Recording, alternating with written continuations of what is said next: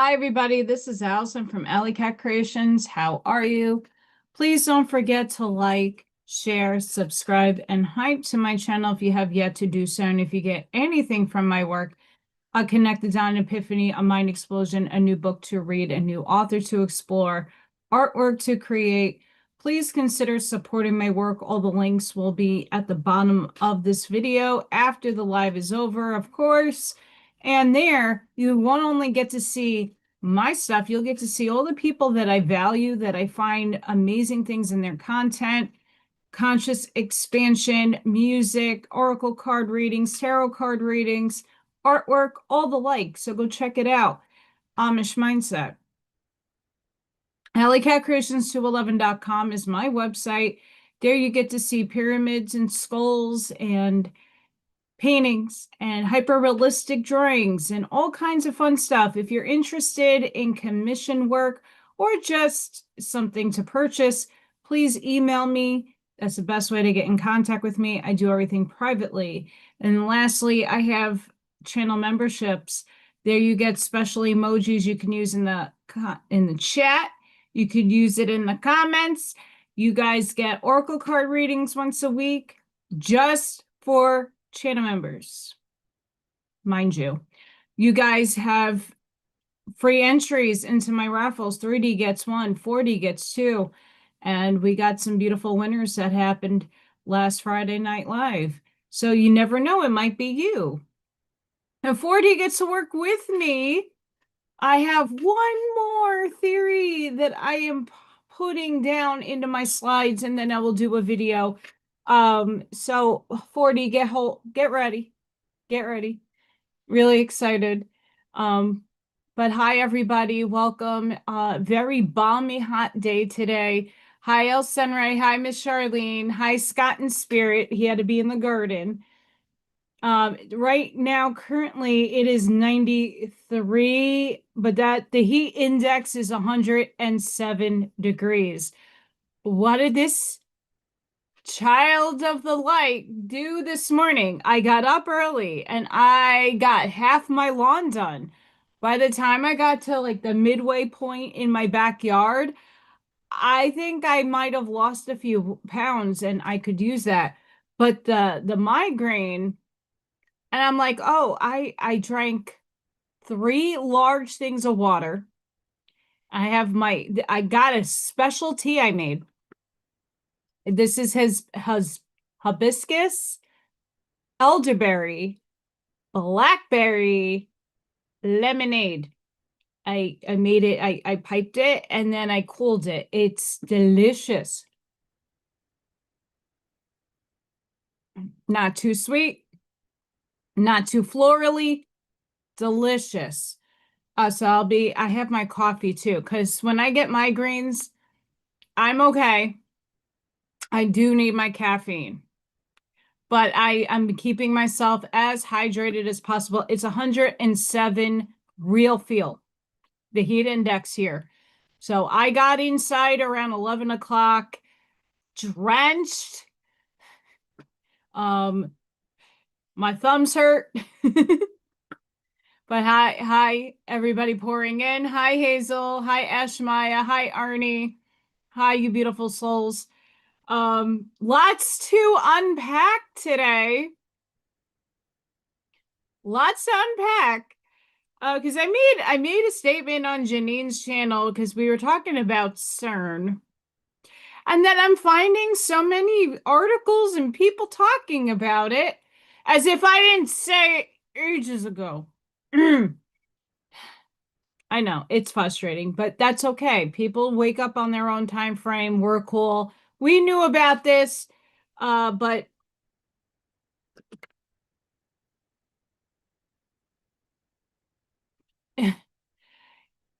I don't I used to be a lifeguard. I used to work in this heat, but I was able to go into a pool. Obviously, I don't have that accessory anymore. I can't go into chlorine. I will die. And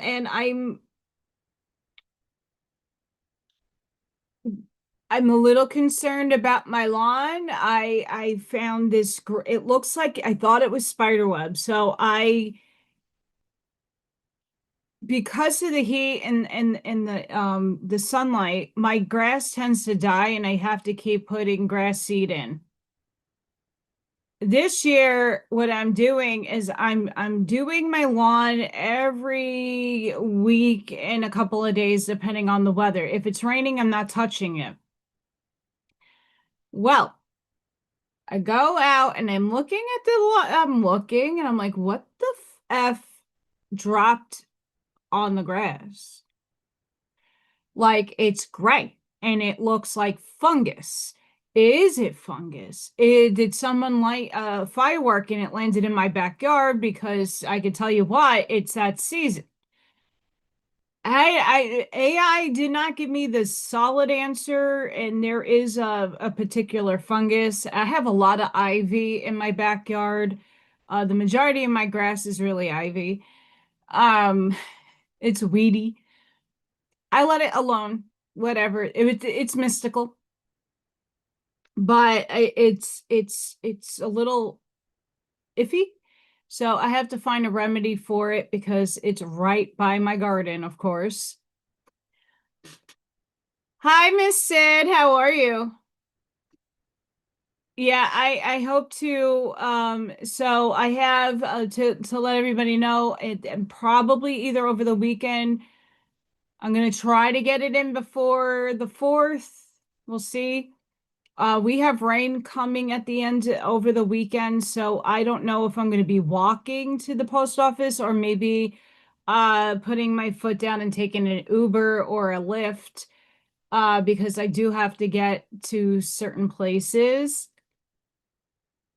You know, no car, you can't go too many places, and it's too hot to be walking. So we'll see what happens. But just to let you know, things will be shipped out as soon as possible, weather permitting. Because I don't need another one. But see, I don't know where this migraine came from because I usually just get headaches. How's everybody's energy going? Are you feeling it too? Are you feeling it? Are you feeling it? Let's go check it out.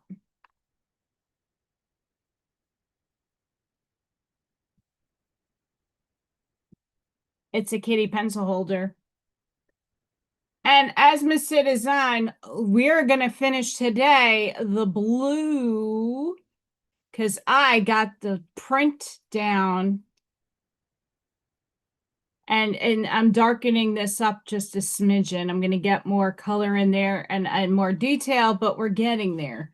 So that's today's crafty craft. But I took out the because my Prisma colors are over there. Oh, and meet AllyKat. That's AllyKat. I tried picking AllyKat up. AllyKat doesn't like to be still. It breaks. Because you know, Legos do that, but that's a pretty damn large Lego cat. It's huge. It's AllyKat. It's built. And it looks like my Morgan cat, but the face looks like Freya. I'm curious if Lego has green eyes like Mama over here. But the Schumann residence is kind of chilling out. It chilled out. We did have some spikes and now we're integrating the shit. So it's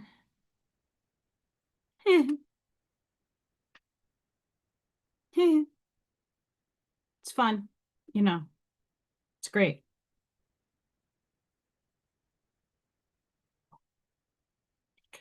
The sun is doing some funk.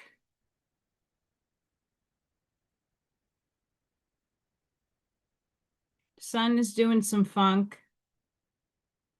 Again, the motherships are out and about in the sun's atmosphere. Why, thank you. Let me tell you that there's a lot on Allison's mind. We're unpacking today when I'm drawing. We're not being quiet today. I draw, and this is not like me, and this is like old me, but I broke. I broke today. Mr. Exopolitic, I'm not going to name his name, but we know who he is. He writes books. He's prominent on the galactic scale. Him finally starts talking about the emissary.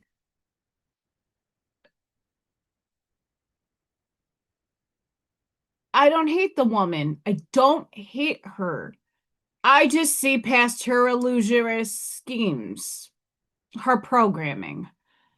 Do I deny she has powers? Absolutely not. I know she does. I'm not questioning that. I question what she gets. Now, if you watched my Curtis book reading the other day, letters from the teacher, a lot of those letters were based off of this book and its Realms of the Living Dead. This is an amazing book.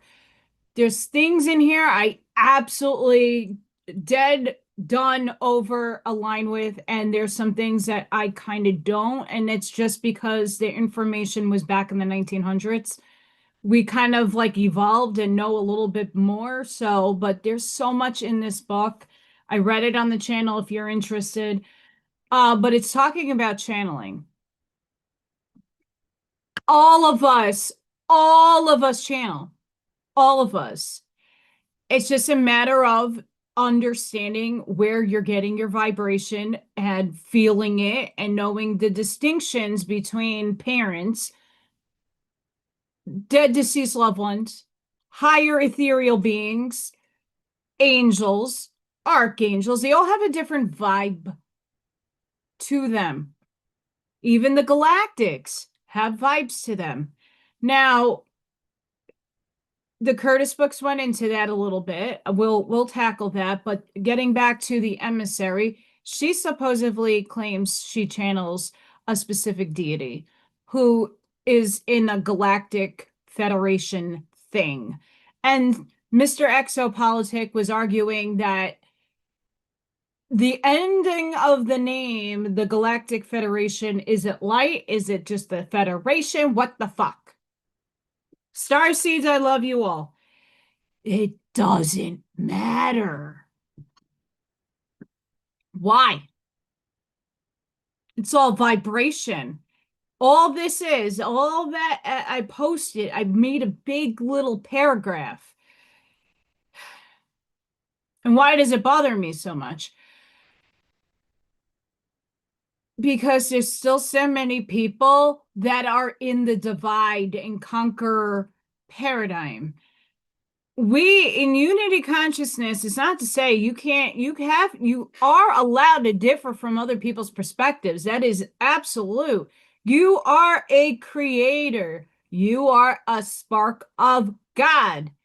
All of us are. We're all going to see the world, perceive it, feel it, and experience it differently. That doesn't make anybody bigger, better over you.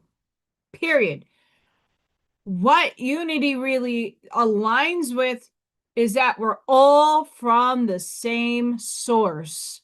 We make up the ocean of the molecules and the little guys that make up water. We're those atoms and those molecules that make up the totality, but yet expressed differently.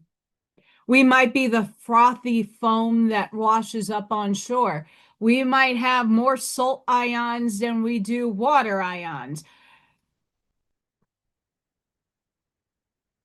We all are one, individuated with amazing personalities for experience purposes only. Why is it so hard to grasp? Because when you talk to these galactic people, oh my goodness, the comments, I had to put my foot down and say, hi, if let's go into 47 saying we're going into the quantum realm. A lot of us knew this already. No, he didn't have to say shit. I'm here trying to help you guys figure out the quantum language in layman's terms, right? What I see in my brain is kind of hard to articulate. But your thoughts create things. And we all know when we're talking about Flat Earth Dave and we're talking about globe people, we're talking about toroidal people, it all exists because in the multiverse, your thoughts create a thing. It might not show up in the branching of reality that you are conscious in, but it might be right next to you. And we vibrate, so you might actually get perception of that globe, the firmament. You might have a little whoo over here, but then you come back. What kind of jellyfish? Jellyfish are magical. Hi, Joshua. I'm going to give you guys this tea recipe. Holy shit, it's good. Um, I'm shocked. I just literally went off my cup to do that. Um, the argument in this post was that someone's aggrandizing everybody. I saw the illusion ages ago with Ishmael. Remember him? And Enki Enlil. It's all about the Anunnaki. Yay. Yay. Cheerleading right there. I'm sorry.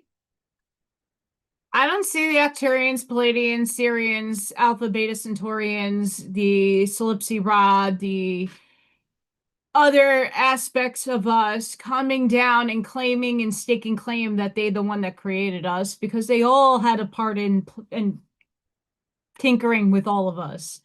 That's not anything ruled out. Why is the Anunnaki our saviors? They're not. Sorry, yeah. What and that was the whole and then there was other people that were there. I'll mention her name, Megan Rose. A lot of us remember her. I have her book. Was someone a little jealous because they all started bullying her and kind of ostracizing her. They did the same thing to James Rink, may he rest in peace, and some other people. Why are they gatekeeping? Same thing with the Dr. and the Billy, that guy. What are they gatekeeping? The truth is within you. You know the truth. You might not remember the damn shit, but it's in there. You know it. Most of us experience different levels of these things in different realities. There's not one emissary to the galactic, and I don't want to say it's a federation. I don't like it. It's the same thing as our effing government that needs to collapse.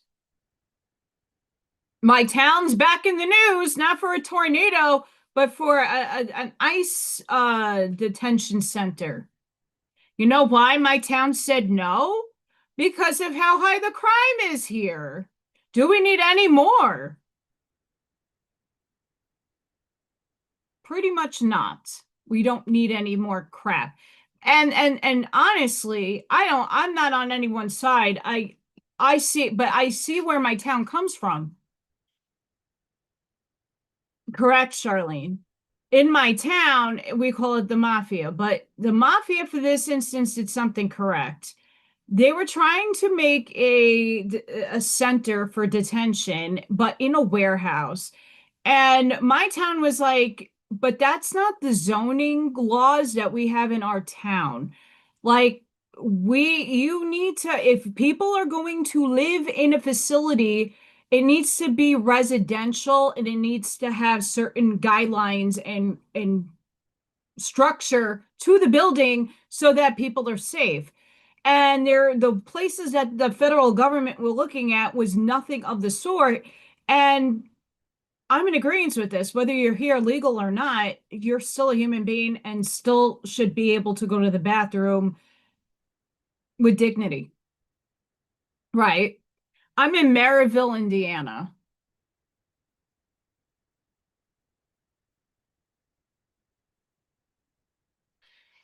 So, I mean, I'm heated up today. Just exopolitic guy was I'm happy he's exposing and I kind of put it in there. Hey, thank you for trying to expose the very person that used to gang stalk other people with and be a part of the bully crowd in the Galactics scene. I have friends who know personally Tony Rodriguez and James Rank and a bunch of the other people in the Galactic community, and they never got seen. And then my question to him is, where is Ashiana Dean in the mix? You all seem to shadow ban and bully her work. At the same time, you don't give it any credence, but you'll give somebody who will tell you not to channel because it's dangerous, that there's she has an implant in her brain. I'm not saying it isn't. I'm not saying she don't. But what I am saying, with the book that I read yesterday, it's telling you got to be super careful what you are bringing in through your body. Even though it is a sense of you are multidimensional, and your multidimensionalness might have a little bit of a evil guy over here and a lovely guy over here. Allison's both. I'm a Cuntosaurus Rex in the light. See, today's shirt is I'm on a first name basis with the afterlife. I do want to create a shirt because I haven't seen it out there. Some of us are higher spiritually ranked. Know your role, know your place, human. Um, I lived in Staten Island for 39 years. I lived in New York for 39 years. And then I just recently moved out here. What a damn mistake. Mm-mm. Okay, I needed that coffee. My tea is on ice, so we're good. Oh, that's good. But the disclosure that everybody's seeking and yearning for, they're going to Exopolitik, they're going to Emissary, and they're going to the many others in that branch. The clique. There's a clique. And I got out of that clique once I saw it. I'm sorry, you're not gatekeeping information because you think that's how you're gonna monetize your channel and write all these crazy books. And I'm not saying don't make money, but you're breaching. There's breaching there of energy that a lot of these things might be lies. There might be some gate. It's the same thing with David Wilcock. We don't know who got to him. We don't know who was steering and puppeteering some of these people. Where's the money? I like Indiana. Don't get me wrong. I like it here. I actually prefer it here.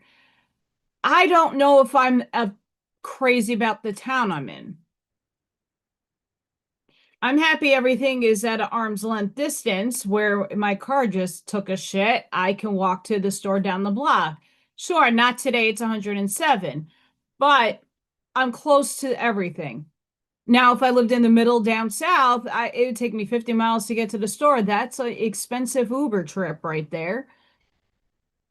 So, I don't like how close I am to Chicago, and I'm right underneath Gary. Not to say Gary's all that bad. It isn't. It's an illusion. But there is some not okay parts that are a little too close for comfort. But I mean, I lived in New York, so South Bronx. Yeah. I got up early this morning. I couldn't sleep once again. How many of you did not get to sleep yet last night? I did not. Why I'm bringing all of this up in mishmashing and jumping is there's reasons for it. Cern shut down. And as it's turning its little fuckery off, a lot of us felt wonky.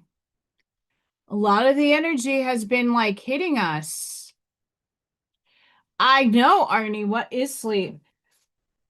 But I love my little slinky because it's a good visualization for us. So the last couple of days, this is me. This is my soul, my soul, my soul. And I think many of you have this feeling like you're getting pulled apart. Pulled and then you come back. You're pulled and you're coming back. Pulled back.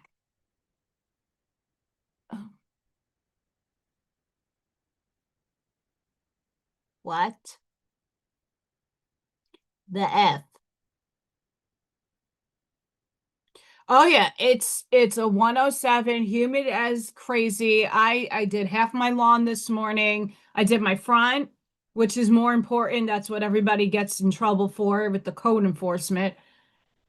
What my front's really not terrible. I do need to fix it up, but lawn wise, grass wise, it's cut. The back here only got halfway, and then I literally was dripping. I drank more water than I have drank in years, buckets of it. And my good water, by the way, regular water, whatever. Um, but I took a shower and I ate and my head started pounding and I'm like, oh,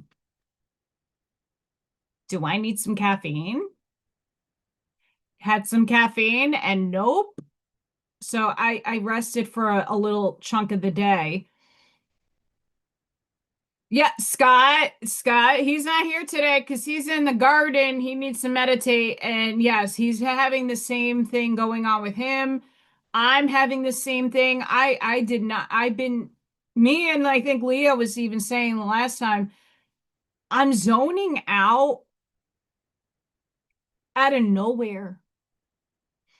Like I was sitting and drinking my water and I'm not in this spot. I'm not in my body. I'm nowhere to be found. Nowhere. I don't know where I was. Nowhere. I don't know. But I can tell you what.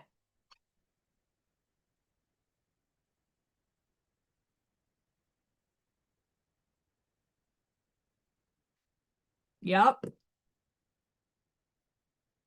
I don't know. And see, like with all the energy going on with the new moon, the full moon, Mercury in the microwave, Cern shutting down. I mean, it's all like not by accident. Hear me out. Ashtiana Dean's work I listened to in college. I was in college in the early 2000s. I graduated 05. So I also read some of the Law of One in college. Did I understand what I was reading? Somewhat. Could I apply it to anything? No. Okay. Come back. Get right with myself.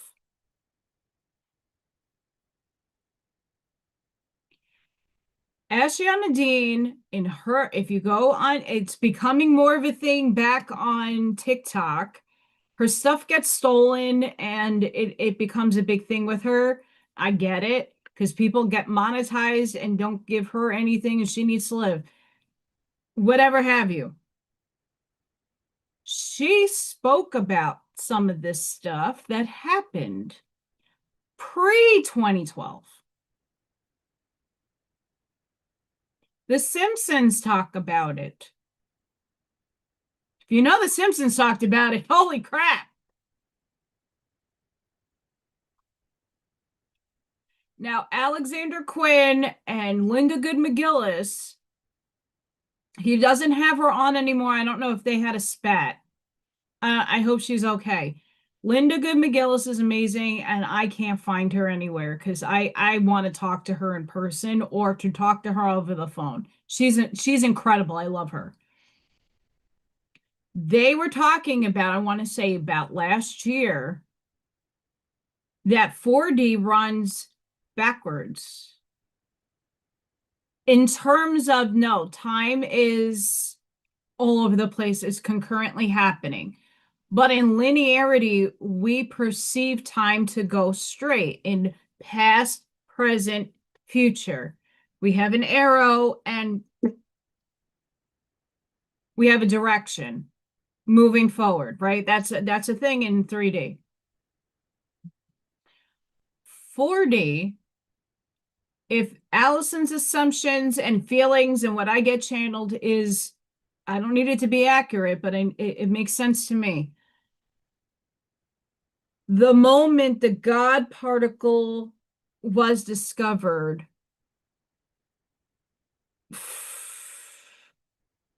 two possible timelines happened. And I'm saying two for a reason.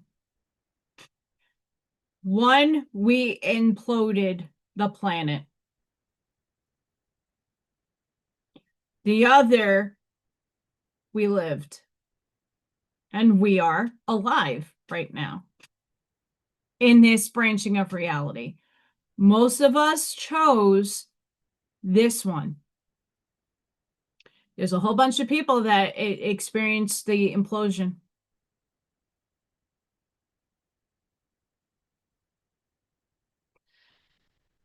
Now, just like on a spiral, you're moving up, but when we're in retrograde, we're moving backwards. So it looks like it's an illusion.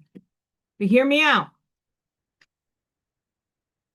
A lot of us felt something the last couple of days, knowing that Cern, whether it's the full moon, the Mercury retrograde, we all been feeling fucking off. I know I have for the past few weeks. I've been saying it, and that's why I talk all the time. I've been feeling off.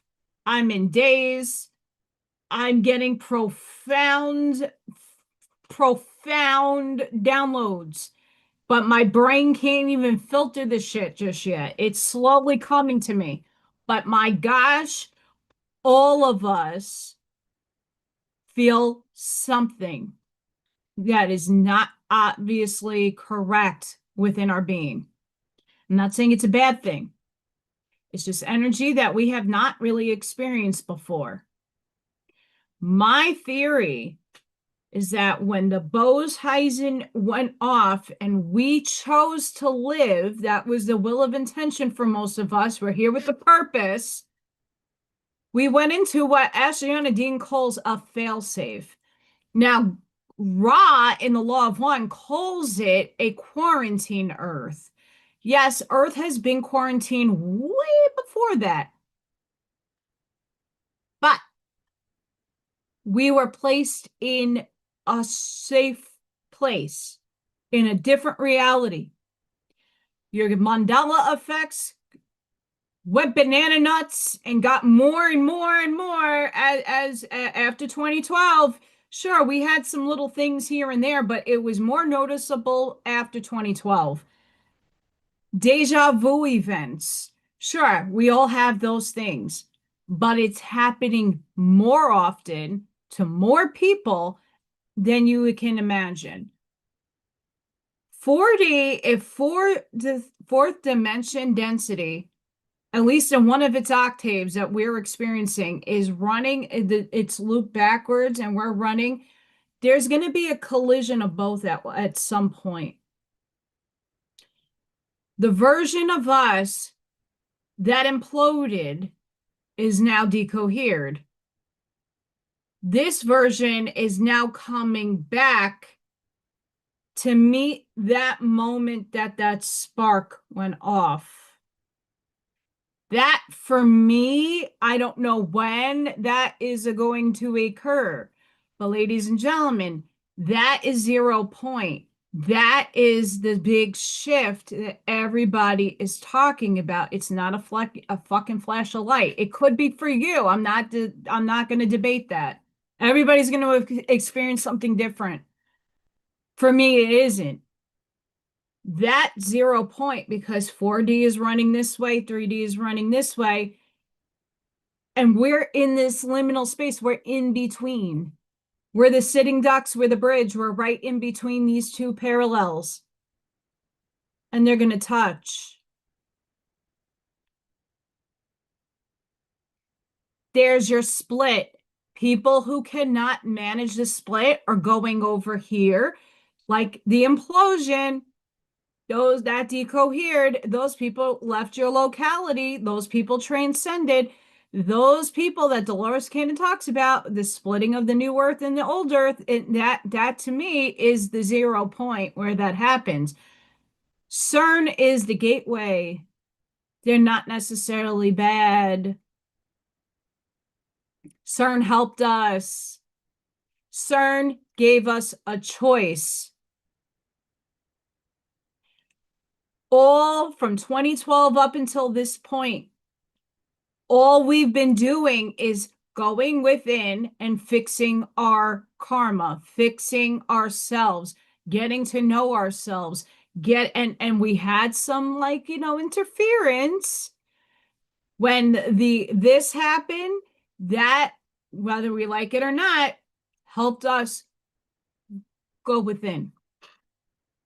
It helped us go within. It helped us. We were able to get out of everybody's auric field. 6 feet deep, 6 feet under, 6 feet apart. That's your freaking electromagnetic field, and it was being interfered with by all these other people. You got to actually sit in your own energy for a long period of time, for some of us at least. Yes, Arnie.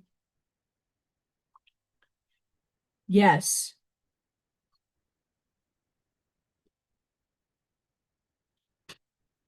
And I'm seeing people. I think I took a screenshot. Hang on. I might have it. I might not. No, that's my grass. Sorry, but we accidentally ended the world in 2012 amidst Cern scientists. Here's the article. You can't see it. It's all funny. Sure. They did. But unbeknownst to them,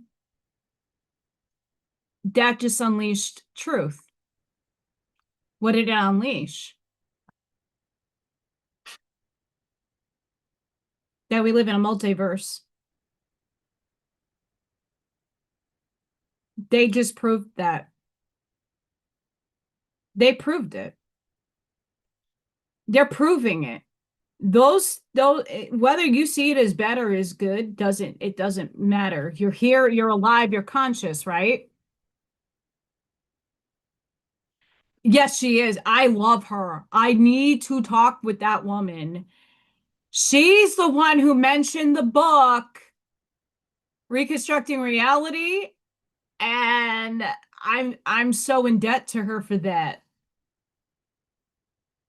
Awesome book.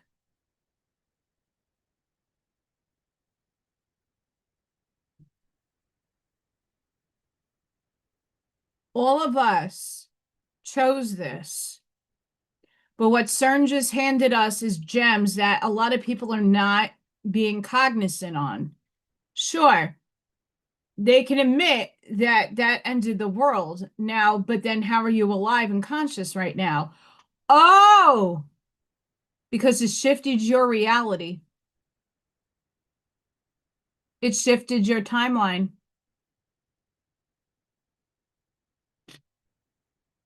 That means there's more than one reality that we can experience. Neville Goddard was right. There is limitations to it though, in my awareness, because you and Source and all of us together now wrote a contract to live a human life, to be in Earth School. And we all have to honor our 3D contract. Sure, certain little things, the intricacies, we can tweak a little bit, but that doesn't get you out of your contract with Source. Can't break it. You're going to live it and experience it in different potentialities. You can't get out of it. So whether you transcend tomorrow or you don't, and you live another 55 million years in a form, cool.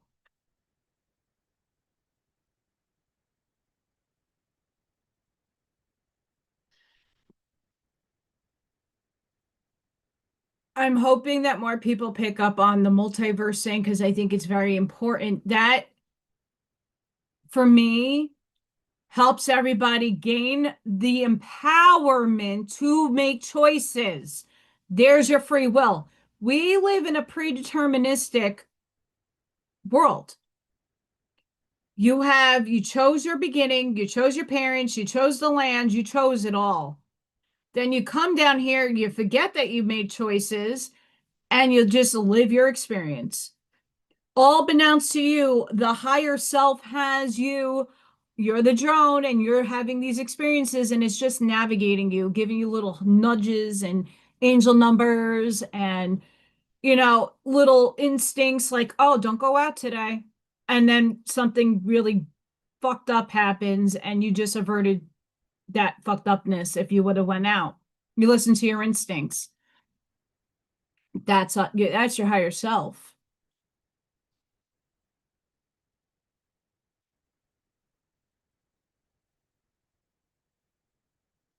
Yes, Arnie, absolutely. Absolutely. And I do believe there is a simulation, a sun. There is technically a copyright of a solar simulator. And I believe that's a lot of what is happening, that it's being used for nefariousness and not the actual solar sun that a lot of us see. Everybody sees different things.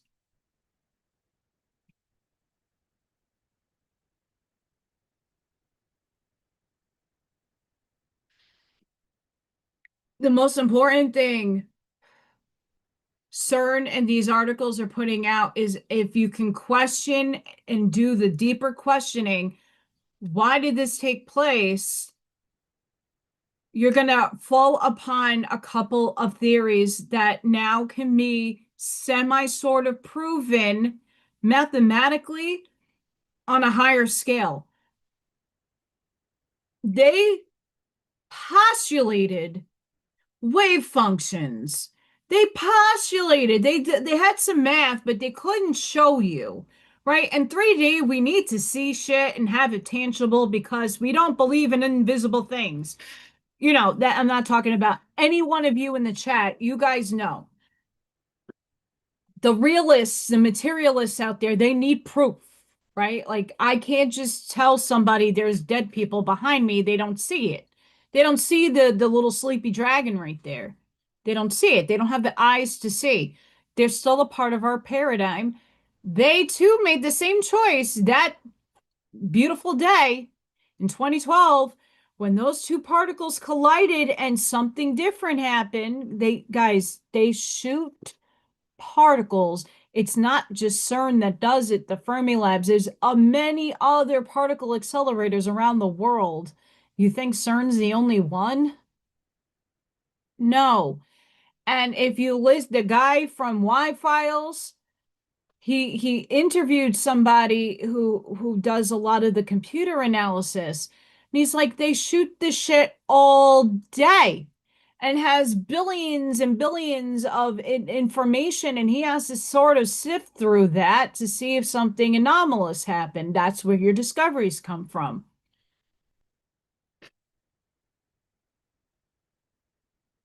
It's only a matter of time. It's only a matter of time.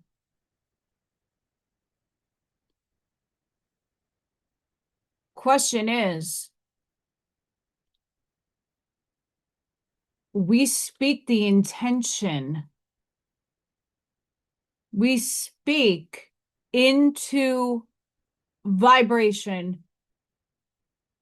Now that we know we live in a multiverse, I mean, most of us knew it, but now more and more people are going to stumble upon this truth that we do live in a multiverse.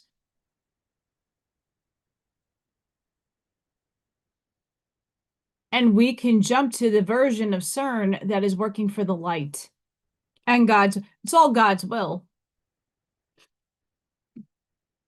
You want disclosure? That's one of the biggest disclosures you can have, because that actually empowers people to actually collapse the life they want to live. Not one that's bound by a program.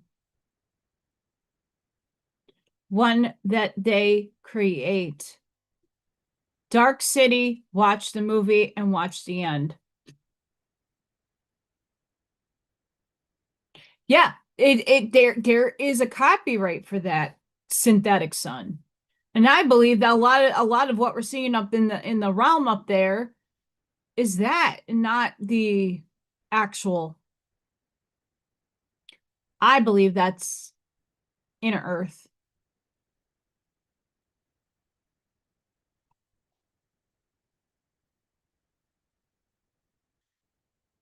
But I mean, the we want disclosure. I know many people are like itchy about it. I'm seeing it all over the place. These things have been here for way before we even became on the scene. We were them in Atlantis, Lemuria. We were these things.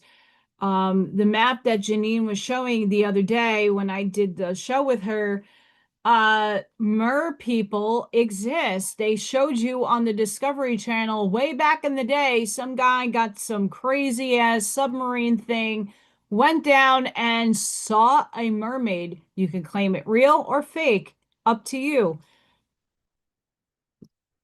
Too many people are seeing Bigfoot. More and more people are seeing Bigfoot. Bigfoot is fourth dimension. Dragons. We were talking about dragons. Fourth dimension. Why not everybody could see the guy right there still sleeping? It's because that's fourth dimension, and some of us have the eyes to see fourth dimension, not just the astral plane where you see your ghosts, your specters, because it's an overlay. If you took everything and put it in a cube, gridded it out, it all overlays. Block Universe Incoming on episode 3. I don't believe we live in a block. I believe in the concept. Concept is fucking spot on. At the same time, it's not just time is simultaneously concurring, but it's not within a fourth, because fourth dimension is time in math and physics. It's much more than that. And it's hard for us human beings to conceptualize any of this stuff. Eventually, we will.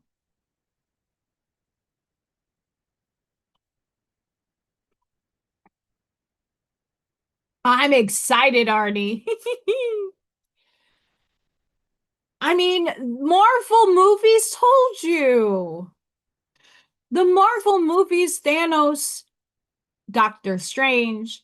If you're into those movies, I love those movies. I like Thor. I've been to Asgard in my etheric body. I've been there. I was Freya. It was great. I got a little glimpse.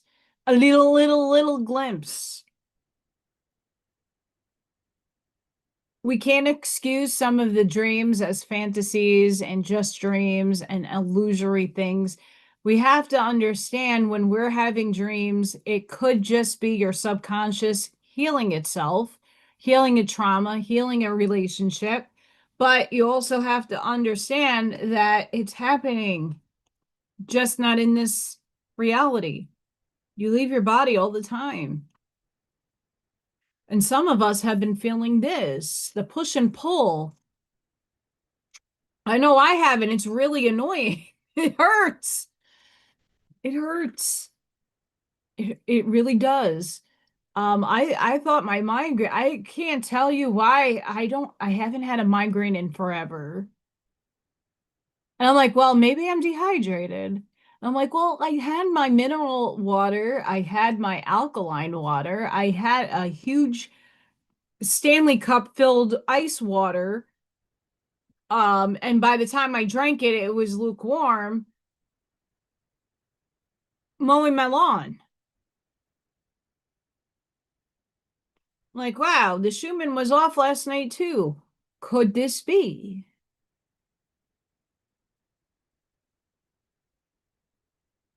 I don't know.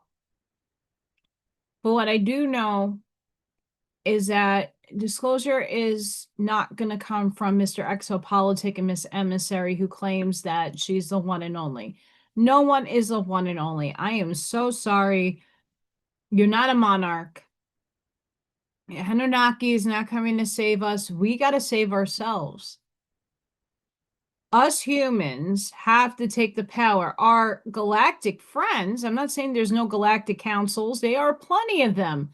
They're helping us. But they still can't infringe on our contracts, which is our free will. They can't impose themselves on us. They can give us some upgrades. They can send us the information. It's your choice to do with the information what you want. She's not alone. There's multiple people that get taken and going and having these experiences. I'm not debating that she doesn't have them.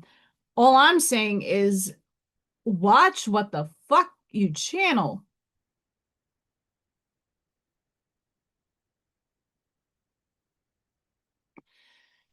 The Arantia book gives you one version of Jesus's life. One of the few books, by the way, that goes through the nitty-gritty of his actual life.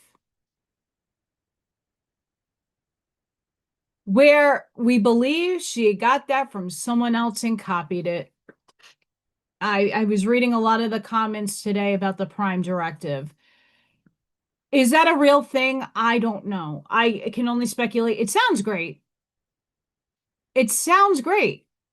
I actually laugh out loud when this happened in New York. I actually sent them the Prime Directive as a religious doctrine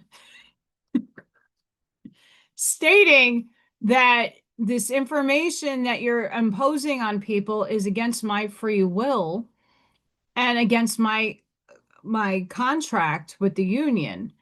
I am vaccinated up to a specific point, and you imposing this on people without having proper research and it being documented, the side effects, I'm not putting something in my body I don't know what's going to do in 10 years. I already had that problem. It's called rheumatoid arthritis and thyroid issues.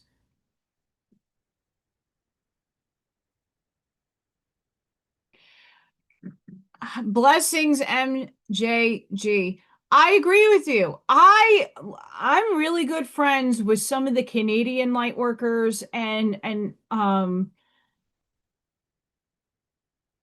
I know people in the movement.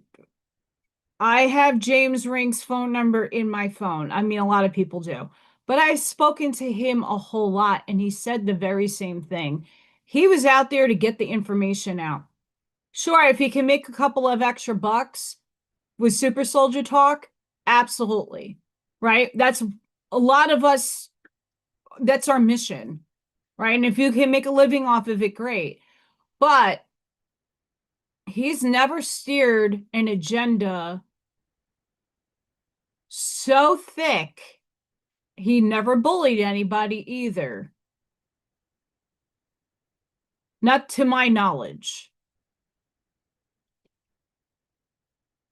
I've had the other people that I know that are not as out there, they used to have channels. They'll go to some of these conferences. Journey to Truth. They have a conference not too far away from here in Illinois. A lot of them used to go down to Florida for these big events. And then Her Highness puts on a big galactic thing, and it was just so many people that went and told me about it were so taken aback. So taken aback. Hi, Mary Jean. Hi, beautiful.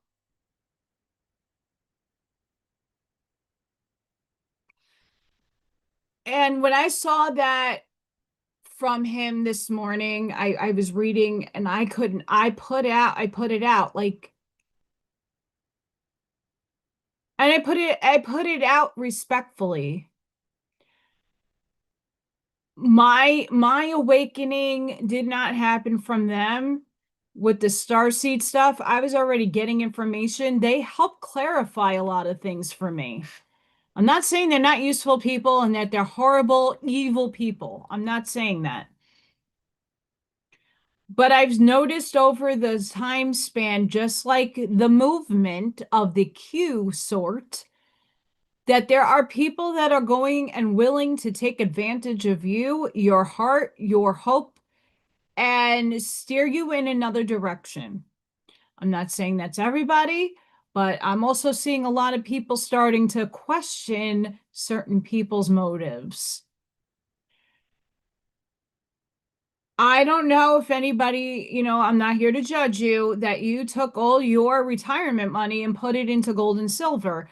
I still can't go to the supermarket and give them a gold bar for the food that I'm receiving. I still don't have that ability. Sure, I can go down to the pawn shop and get some gold or silver coins. Cool.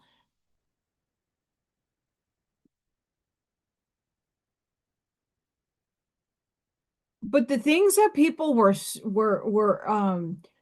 hi Walter. The things that people were alluding to back then was so fear-based. And so even Mr. Fluid Poor Patriot would always say like be prepared, and I said stop saying, I in a private conversation I said that's only eliciting fear. We should all have something, but there are people like myself, and especially back then I was suffering. I had nothing, so where do I get this food from? Everybody, oh, we'll take care of you. Did you in the moment? I was 97 pounds about to die. Or you're hoarding your stuff. Live in the now moment. You never know. Tomorrow is not promised to you. It's not promised to anybody. Many of us know this, losing and people transcending in and out of our lives. Pets, people transcending all the time. Tomorrow's not promised. So why are you hoarding onto things? Sure, everybody needs a retirement. I don't have one, so I don't have to worry. I'll be working the rest of my life. Cool. But at the same time, is that burning in my brain? No, not at all. I'm living in the now. I'm not saying don't put away money and put a little nest egg for yourself away, but don't tell me you're broke and you're sitting on money that you could be using to get yourself out of a bad situation. This is the galactic people. Once they brought in the Anunnaki and the divide happened, the bullying happened, and then Mr. Exopolitic has this guy that's been down in the arcs in the Bermuda Triangle in the military. And then all of a sudden, like his voice changes and now he's out in the public. Like, I don't believe any of that for a minute. I actually would rather believe Transylvania Sunrise and Sunset, Mr. Radu Cinemar, over that guy. Sure. Do I believe there's space arcs and spaceships? Of course I do. Do I believe that the militaries are involved in all this stuff? Absolutely, just like the Stargates all around the world. They're everywhere. Everywhere. It's not just Iran and Iraq. It's not just there that those exist. They exist all over the place. Why the focus there? The jinn are there? Is that really the issue? Nobody talks about the jinn. Patrick, good times. You won my raffle, Patrick. Mr. Patrick, you won my gem skull. You won. You won my gem skull. So we have to get together to get you your prize. You won my raffle, Mr. Patrick.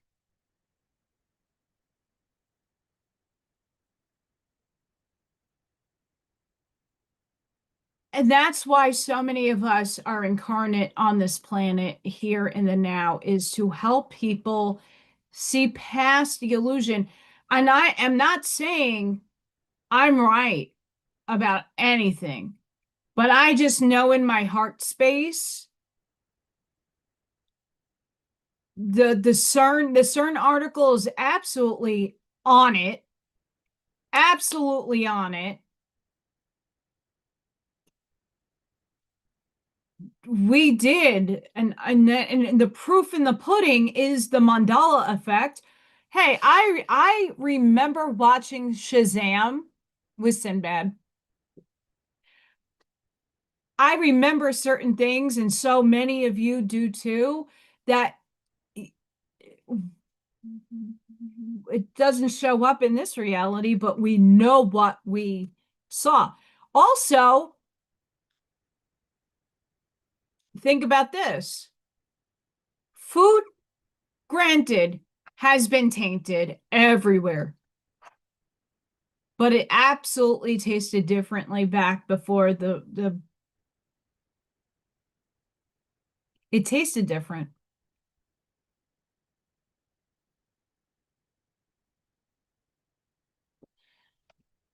They've been doing this stuff for decades. We were zipped into another parallel reality. A lot of our time, our own individual timelines have shifted. I know mine has. The Mandela effect, absolutely, especially all of us that have lived and been born in the 80s. I'm an 80s baby. The harmonic convergence was one to a shift. 1999 was another shift. Y2K! Oh my God, remember that? That was fucking hilarious. 9/11 was another shift. And 2012 was the one that put us in the failsafe. That is why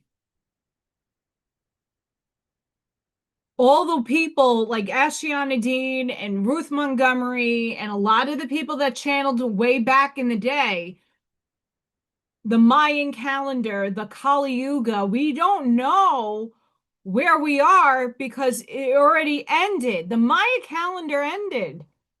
So please explain to me, the theories that people shoot out. It could be plausible, but it ended because it really did end. It ended.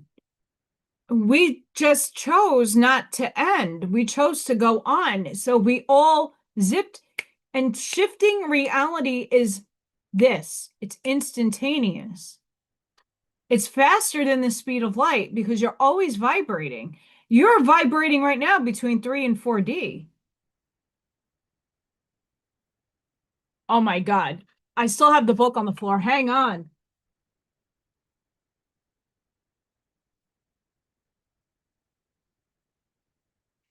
See, Steen, and it's AIN. And this book is my book from home. I believe that this was magically changed.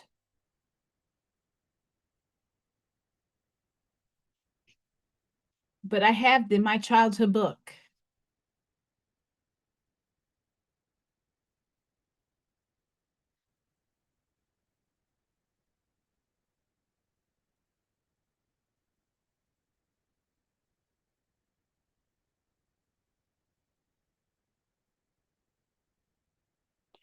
I agree with you, El Sunray, Miss Leah. I agree with you. I don't believe I'm not saying that there's not insiders that do talk to the normal people that don't have a clue. I think a lot of them do. But knowing so many people that were in the military that I personally know and have experience with certain levels of different things, everything is compartmentalized. Everything. It's just like a Masonic order. You don't know until you get to a specific degree what that degree unlocks, right?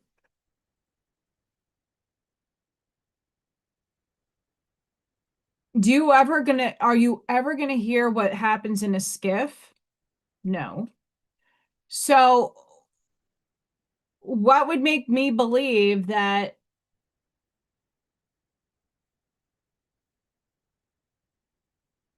oh, we're gonna let you say some stuff?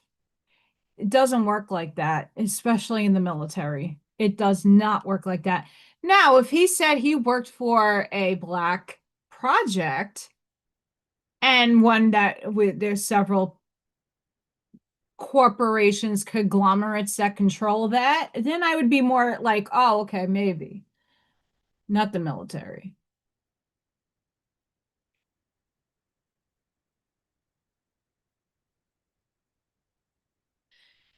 And Laura Eisenhower brings it up. She's doing a show with Exopolitik about the 1950s. The one thing that the government putting out, the beings, the four races, they're not four, there's billions of races amongst us and all different types. There's not just the reptilians that are evil. I don't believe that.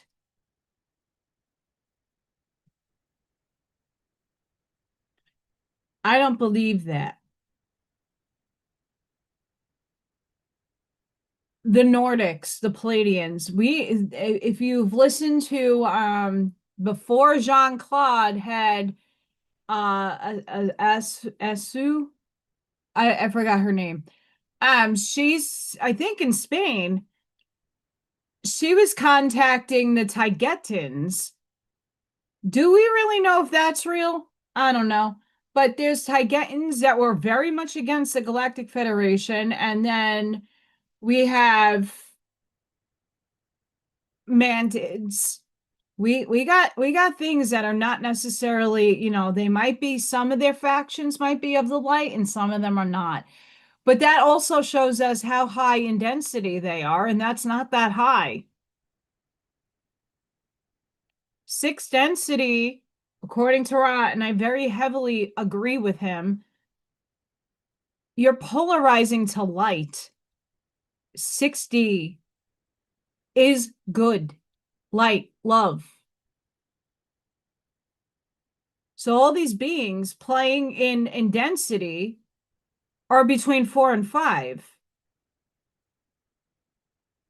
If they're coming down and having egregious, negative, polarized thinking and trying to have power over you, that would equate to a 4 or 5D being. And 5D, you're shedding your polarity. It's not gone all the way. 6 is where it goes.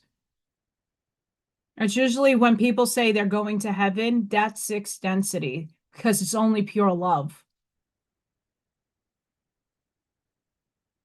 That's all you feel. Ask anybody with an NED, NDE, or an OBE about 6 density. They'll tell you they felt amazing. Near-death experience. Goja, thank you. Mel saved the day. Goja.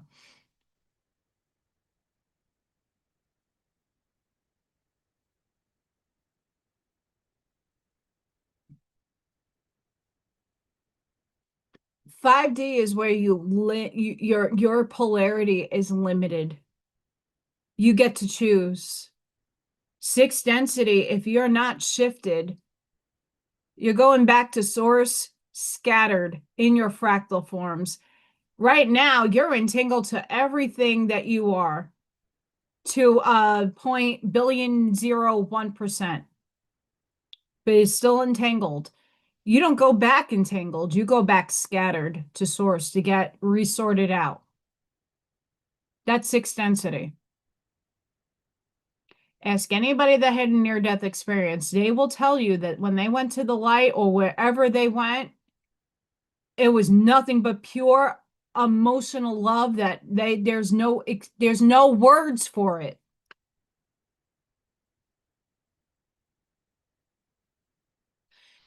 El Sunray, facts, facts, facts. That's why I will not give my spirit guides, my ethereal guides, I will not give them names because they're frequencies. There might be clicks in there. It might sound like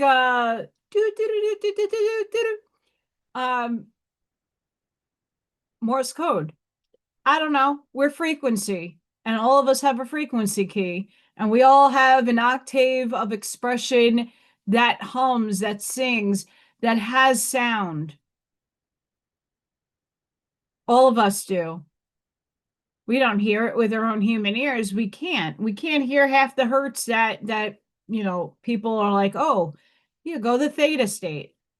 What's 0 hertz? I don't know. Doesn't sound, I don't, it's inaudible to a lot of us. I mean, many of us that are very, very highly connected. I'm from the Raw Collective. I'm from his social memory complex. That's the Council in 9. Many of us are on those councils, have been on those councils, are on those councils a lot. And when I'm saying why a lot of us are, a higher density being can fractalize itself into so many damn forms. We're the lowest on the totem pole, besides the bacteria and the amoebas and parasites and all that.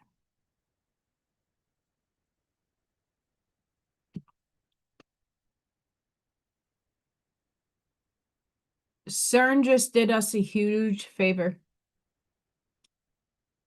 A huge favor. Whether you want to believe in the aliens or not, I don't believe the Anunnaki are coming to save us, and I don't want them to. We, as a human race of angelics, need to save ourselves. We are getting empowerment from the other outside galactic, cosmic, out of the land, out of the dome, whatever you equate those people. We are getting help, but with our free will intact. They're helping us. You don't have to take the downloads. You could say no more. I don't consent. And you'll just live your 3D life, your 9 to 5, and be asleep. Many of us chose, yes, we want them. We need to evolve. It's our time.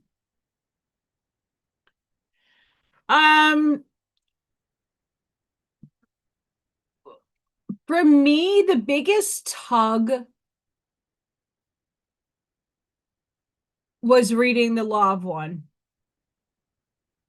And then listening to a lot of people channel the different components to The Law of One. So The Law of One is a book series behind me.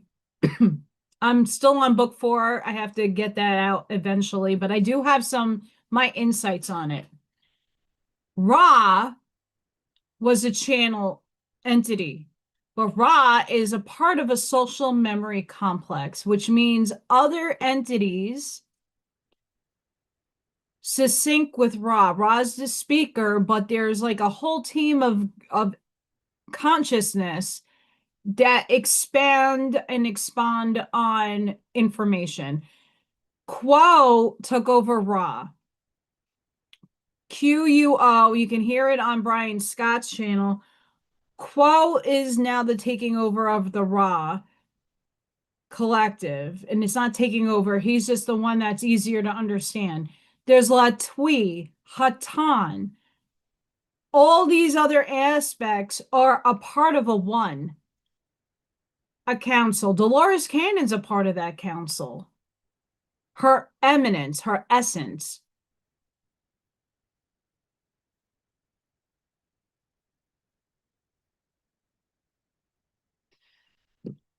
Yes, a lot of us are. That's also the Rock Collective. Ra came down with a lot of so during Atlantis's fall, I was listening to something the other day and zoning out, but what I was managing to get was like Ra is a social memory complex that came after Atlantis for the survivors to help them with the law of one. The Vedics had blue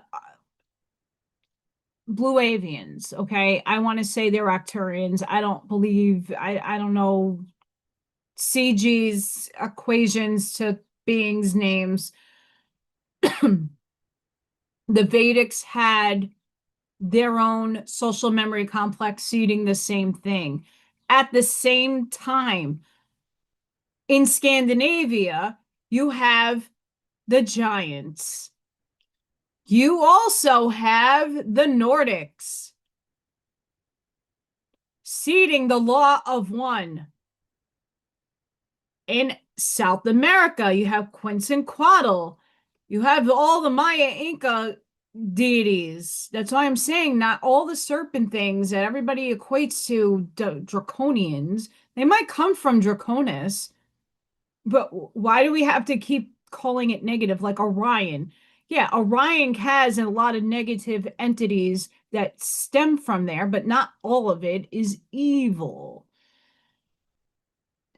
All these, all the, and are, I mean, go read the Voyagers book. There's hybrids of all of these things. And all we are is eminence and essences from all these concurrently gone, played now timelines. We're here consciously to make amends, to heal. The Curtis books the other day. Oh, you were from the Atlantean life. Someone wrote a letter and asking why this is happening to them, and they were like, "Well, you're from Atlantis, and back then you enslaved entities and made them your servants, and now they're just coming back and trying to like ask you to let them go."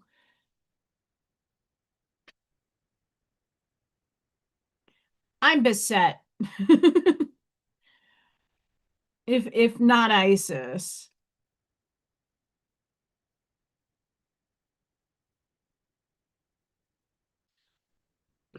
I mean, we gotta look at that major event was also a time rift, a time delineation that shifted us into a parallel. Some of us survived. Now, when I say parallel, get this. When Atlantis fell, some of it seeded itself in 3D and some of it seeded itself in 4. Inner Earth, Telos, Mount Shasta, the Grand Canyon, all of that. 4D, 3D, the ruins that we're experiencing. Easter Island, way older than Atlantis. Early stages of Lemuria. Moo. And we had Independence Day is coming out, and we had a little brain wipe about Tartarian 1800s. That's why I'm shocked the Curtis books are even relevant. They knew if you listen to me read all those books, I have a whole playlist in all of their books about the message of Aquaria, the voice of Isis, and all of those books. They were writing it as if it happened in their time, the ascension, the shifting. Now, my question to my own self that I'm trying to uncover, because the Cern thing for me was like very apparent after my research that, yeah, they killed us, but at the same time, we chose life and we chose to survive.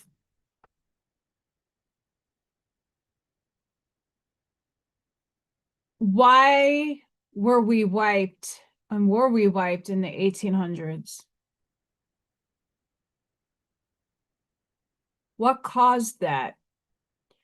Their words feel as if they're writing it in the now moment. Some of those words, some of those things that they write about in the Curtis's books were done in the early 1800s, 1900s.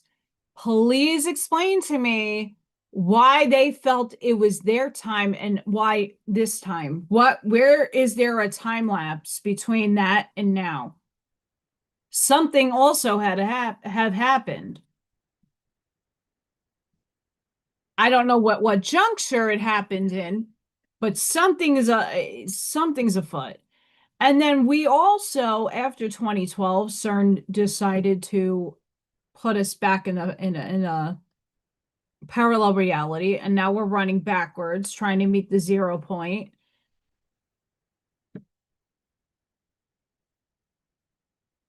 Is there another one? Did we just do it again? Cern did not claim that they discovered anything in the last couple of years since 2012. Little things here and there. You know, discoveries, but nothing profound as the Bose-Hyson God particle.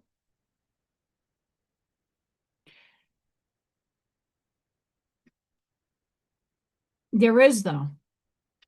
Dark matter.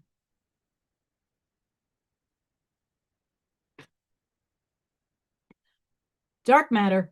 Antimatter. Don't equate it to being evil. Don't do it. Don't do it. Don't do it. Just because it says dark doesn't mean it's evil.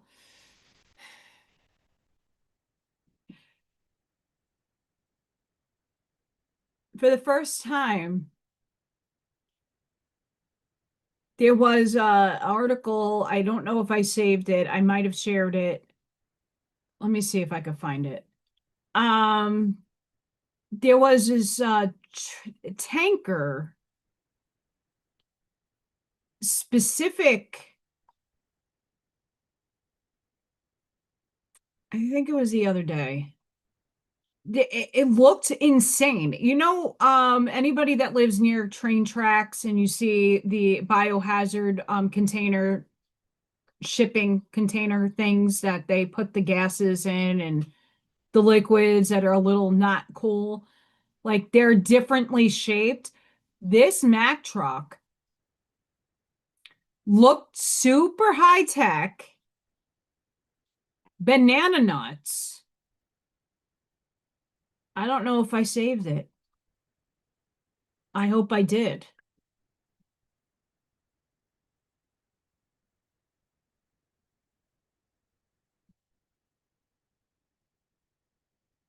I hope I did. This thing looked ridiculous. But they stored antimatter. I want to say it's antimatter in this truck container thing and brought it to Switzerland.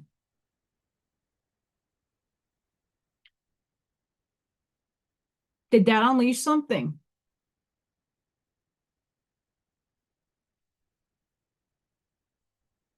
You know, I know for a lot of you, you've been feeling off and wonky in the last month, and that's just a cumulative energy that's been building up for the full moon, Mercury in the microwave.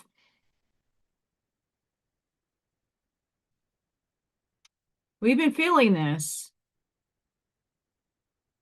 pull, this wonky, wibbly wobbly wonkiness. Could antimatter have something to do with it? And did that shift us into another reality? Antimatter has been out for a very long time, but if we watch, I have the book, The Da Vinci Code.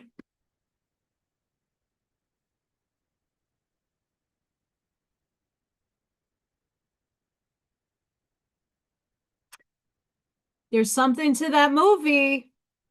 There's something to his books. I know there's a lot of, controversial things that go on in those books, but the antimatter is where we need to take our little focus on.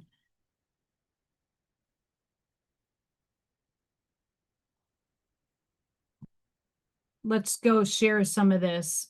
I'm very curious about this. And like I said, whether they are aware of the other dimensions and they're watching us. There's a lot of articles on that. But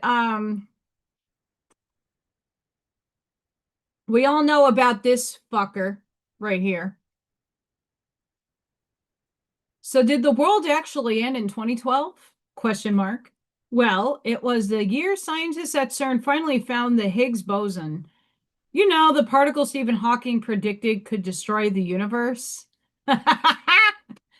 Or in his own words, cause the universe to undergo a catastrophic vacuum decay.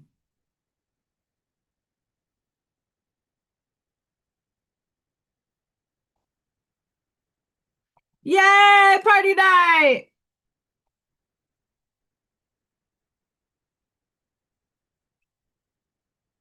We all know who Hawking does and was, smart little whippersnapper on a flight list. And then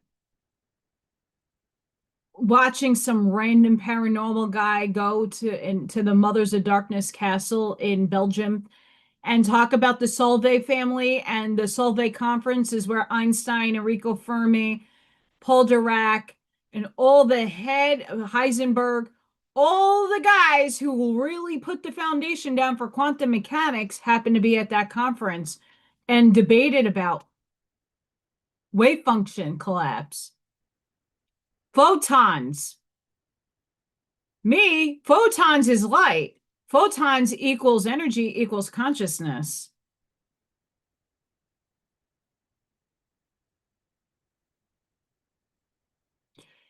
If we equate the mass ejection of whatever sun is up there, and we all get funky around the Schumann resonance when it reflects in the Schumann, and we get these spikes of light that hit us, and then we go, oh, we have an epiphany over here. Oh, I got a download over here. Oh, photons equals energy equals consciousness. I'm still gonna find. I'm out for this. Oh, this is funny. I like this meme.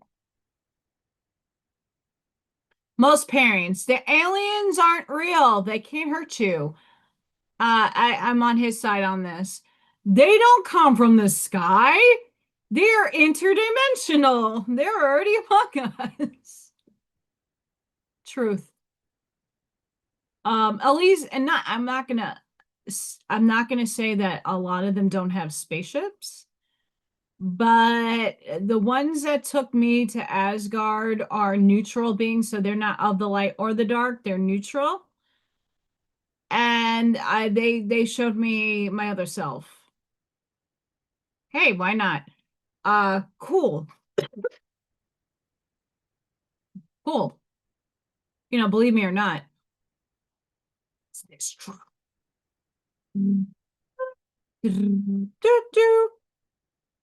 Where is this truck? Because it's freaking amazing. I'm gonna have to write it down. Like type it out and see if I can find it. I don't think.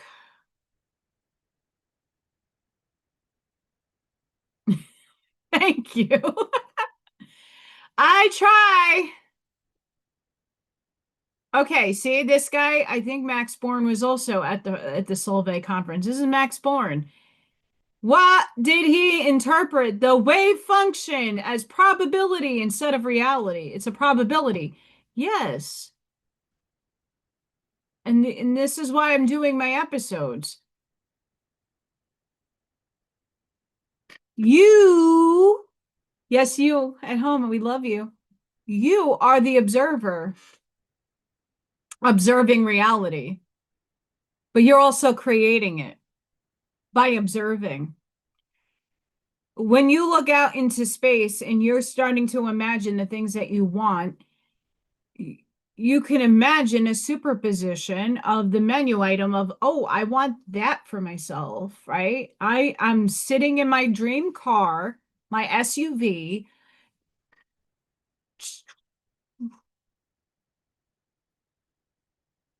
right? And somehow I'm observing this and feeling that I have it already because I do. And that version up, I made the particles do a thing in the quantum field. Now it's observed. Now I'm entangled to that observation I just made about my future or self over there in a higher density.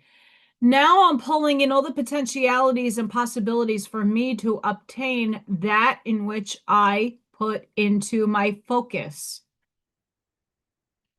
aka manifesting, collapsing the wave function.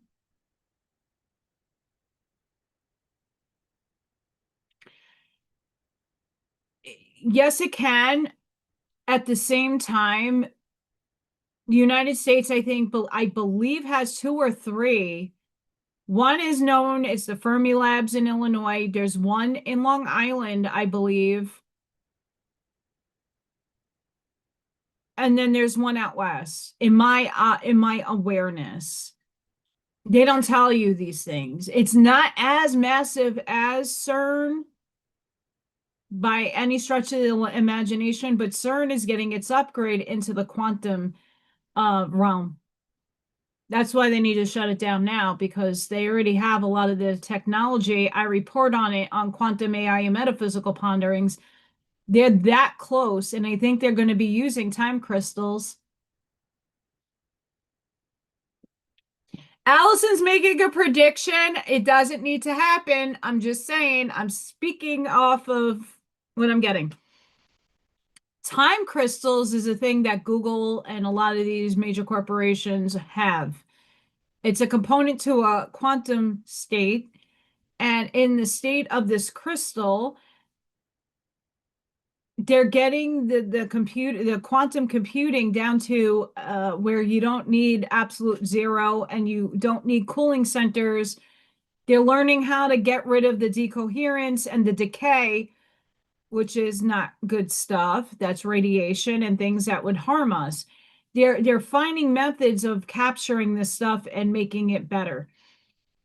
I believe Cern is starting this task and already has this information and is starting to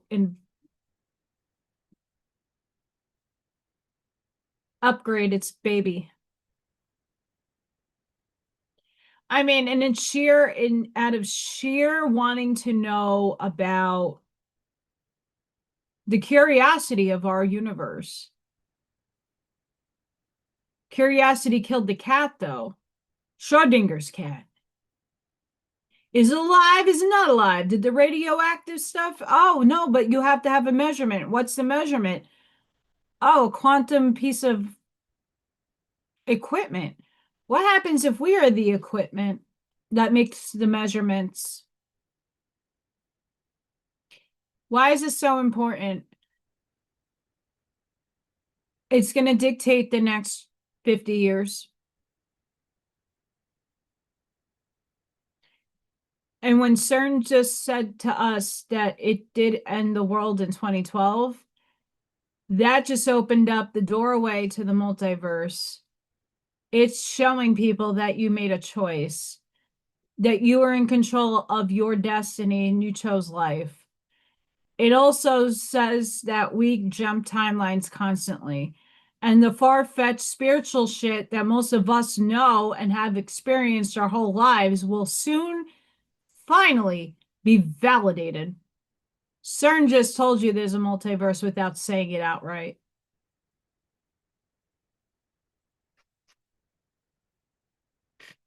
You know, cutie patooties. So I'm going to go to the potty. I have to be right back. I had enough water and tea today. Oh, ladies. But after, we'll see the orbs going on in Ash Maya's party orb house. So get ready. I will be right back. It doesn't take me much to go potty. I don't take 5 hours. But I will be right back.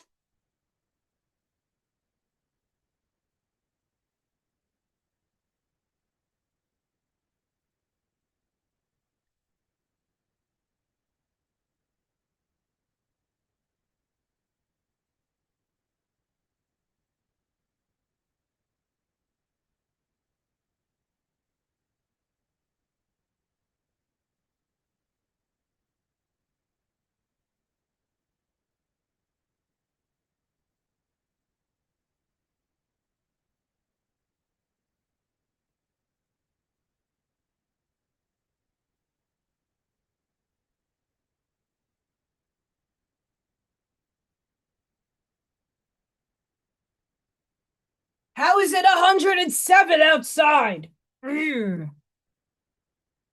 Thankfully, I have a fan on. Thankfully.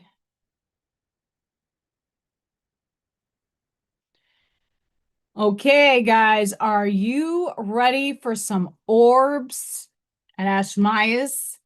I'm going to mute 2 seconds.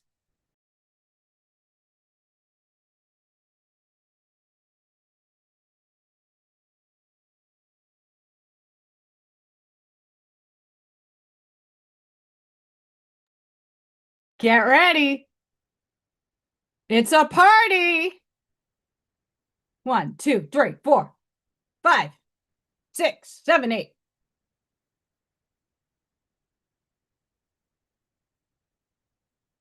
Oh, that one just went like that.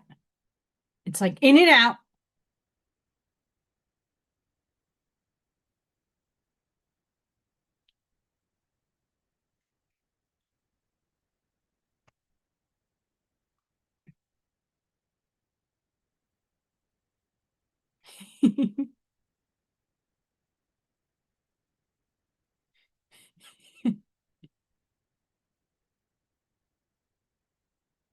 Do you guys see that?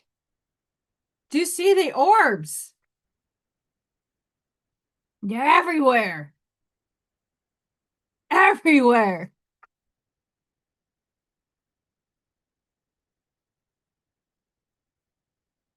I mean, your doggos add the cuteness factor.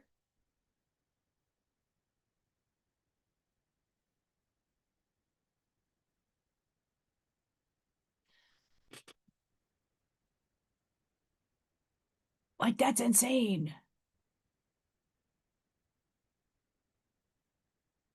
Crazy girl. Crazy.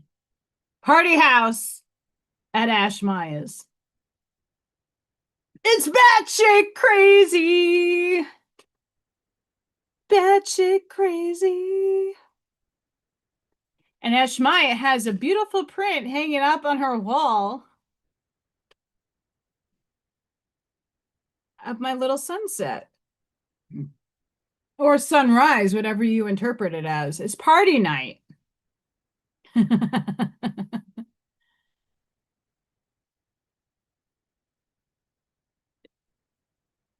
That's awesome.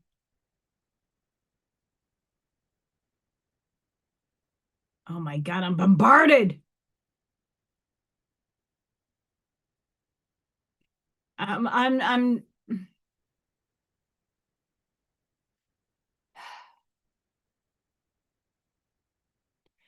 yeah, Friday night's orbs were bananas. Bananas. Oh yeah. It's hard to see in the like I just see that, but like yeah. Yeah.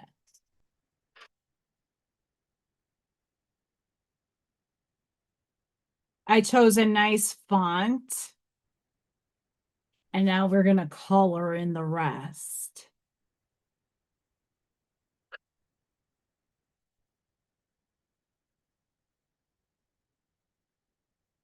See, we're crafting around here.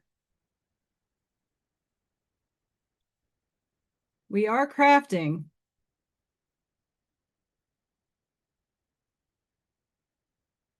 For reals. It is craft and sip. I'm sipping on coffee, but guys, see, I know I don't have the mirror thing, but being a para is a work of heart. I'm a paraprofessional. Has hibiscus and elderberry tea with blackberry lemonade. Holy crap. It is mucho delicioso. In the worst form of Spanish, I would be slapped by half of my friends in New York for the abomination of the Spanish that just came out of my mouth.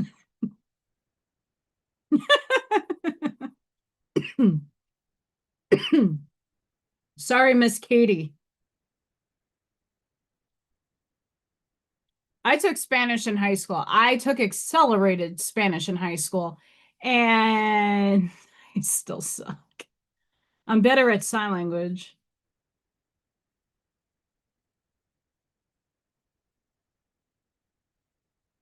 Way better at sign language.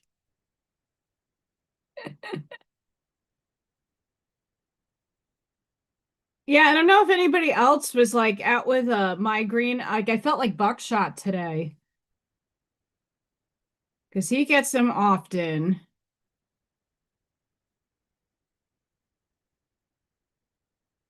I don't know what that's about, but I was not enthused whatsoever.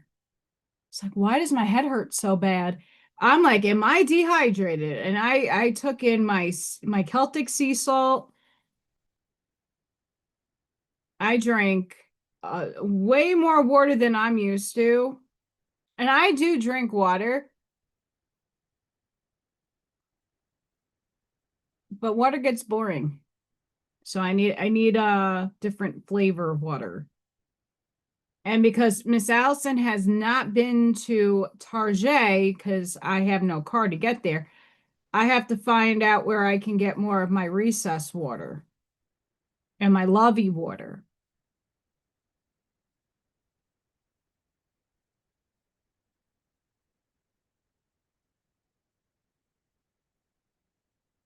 Yeah, I went out to do the lawn early this morning. I finished half the yard is not done. It needs to get mowed again. But it was too hot around like 11 o'clock. I was beyond drenched. So I went to take a shower and clean myself up, and the headache happened like after the third water that I had.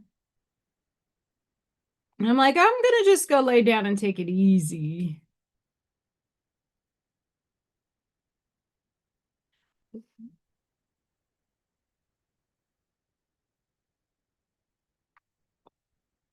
But anybody in the background, please go check out Divine Sunflower Tarot. The ghost stories she does are amazing because she did one with Teddy Ruxpin, and I used to love Teddy Ruxpin.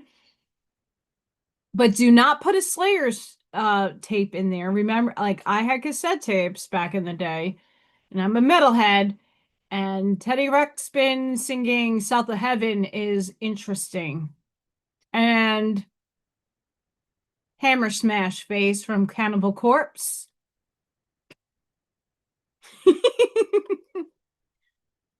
Yep. That's what I did with my Teddy Ruxpin.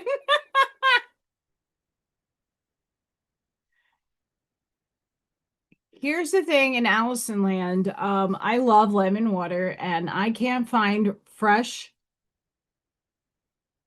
not chemicaled lemons.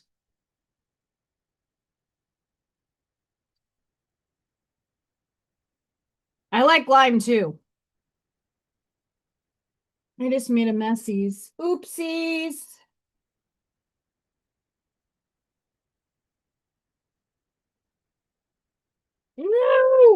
I'm making a mess, guys.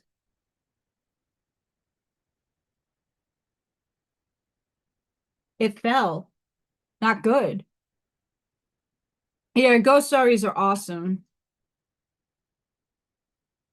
And oddly enough, I didn't share it because I don't know how real it is, but there was these like red lights. I don't know if anybody saw that.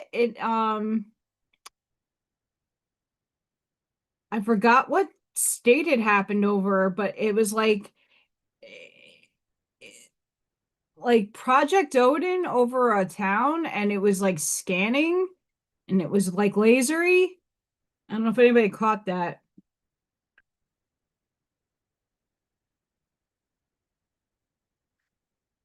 But it reminded me of your laser story.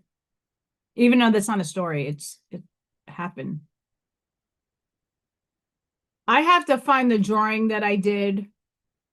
So before I moved here, I was taking a nap and I saw this big robotic bee thing. It was cute, but it like jabbed me and it stung me in the neck. And as soon as it hit me, I felt something and I popped up and like, what the hell? And I literally had to sit there and draw the fucking thing because I would have forgotten about it. I have it somewhere. I have it somewhere. Blessings, Lori. How are you?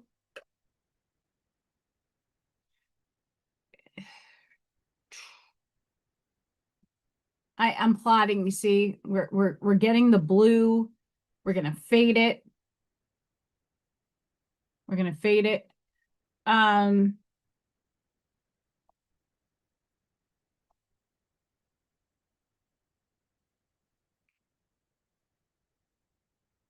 and I don't know if anybody's uh I might as well.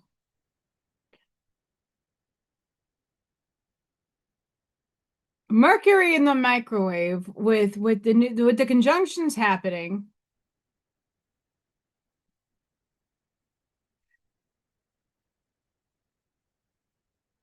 I better have orchestrated something good to happen in the next couple of days, or I'm gonna rip my hair out of my head.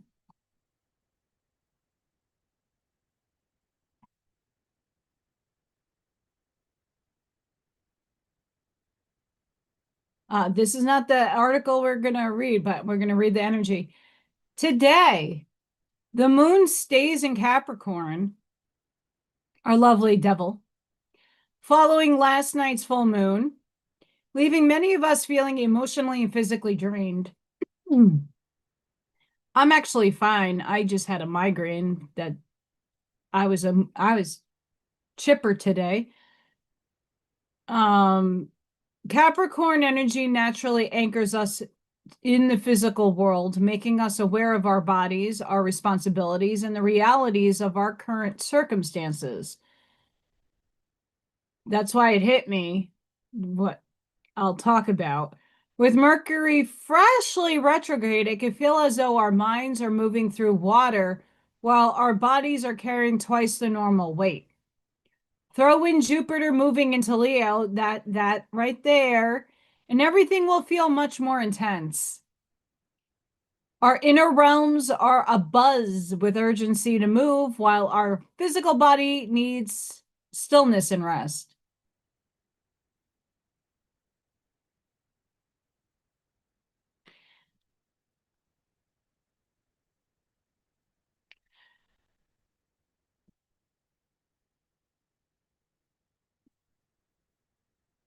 So this chick right here um, has a very odd dynamic happening, and I don't fucking like it. I don't. Mm-mm.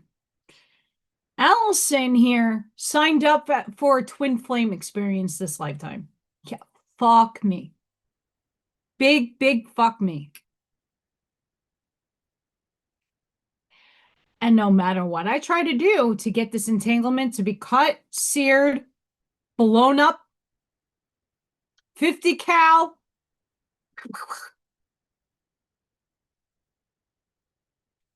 that entanglement doesn't leave because you know what? And I said it to my fucking self like a moron. Why can't I just cut the shit off? It's my soul in another person. That's the twin flame. Can't just cut your soul off, bitch. Can't do it.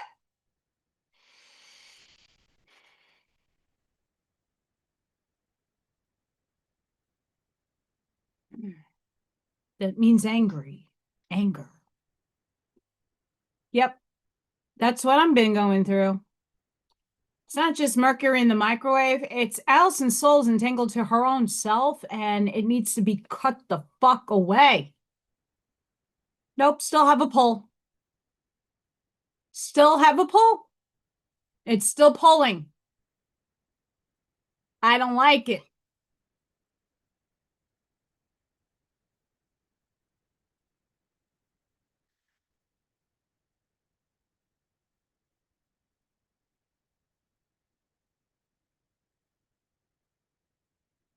So what Allison's trying to do now, because that pull is always going to be there. It's a part of my soul. I can't get rid of it. It's me. It's me and another person playing another aspect and having another different experience. For whatever the lessons and reasons why I chose this dynamic for the last life, fuck me, right? Now I'm trying to call in a soulmate so that I move that energy, I shift the energy, shift it to somebody else that's still a part of my tribe, but does not have an actual part of my soul in them. I'm so trying to do this. Fuck. Hi, AO. How are you? So yeah, if anybody's going through that twin flame bullshit, um, it's not bullshit. It's beautiful, by the way. Learned a lot. I have. I needed those. There's lessons that you can only get from another aspect of your soul. No bones about it. Zero. They're harder lessons. They're deep chord fucking horrible lessons, but I needed them and I'm growing from them. But now to try to call in at my age,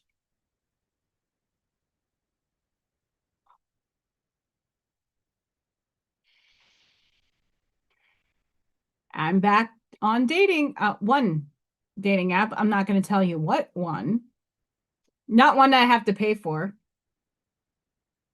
And there's no parameters on this one.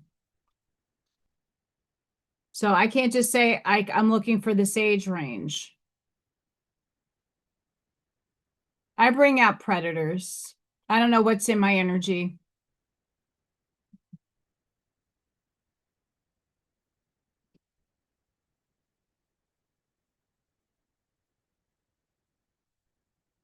That's why I don't really besides here, and I don't expect those people to go watch me.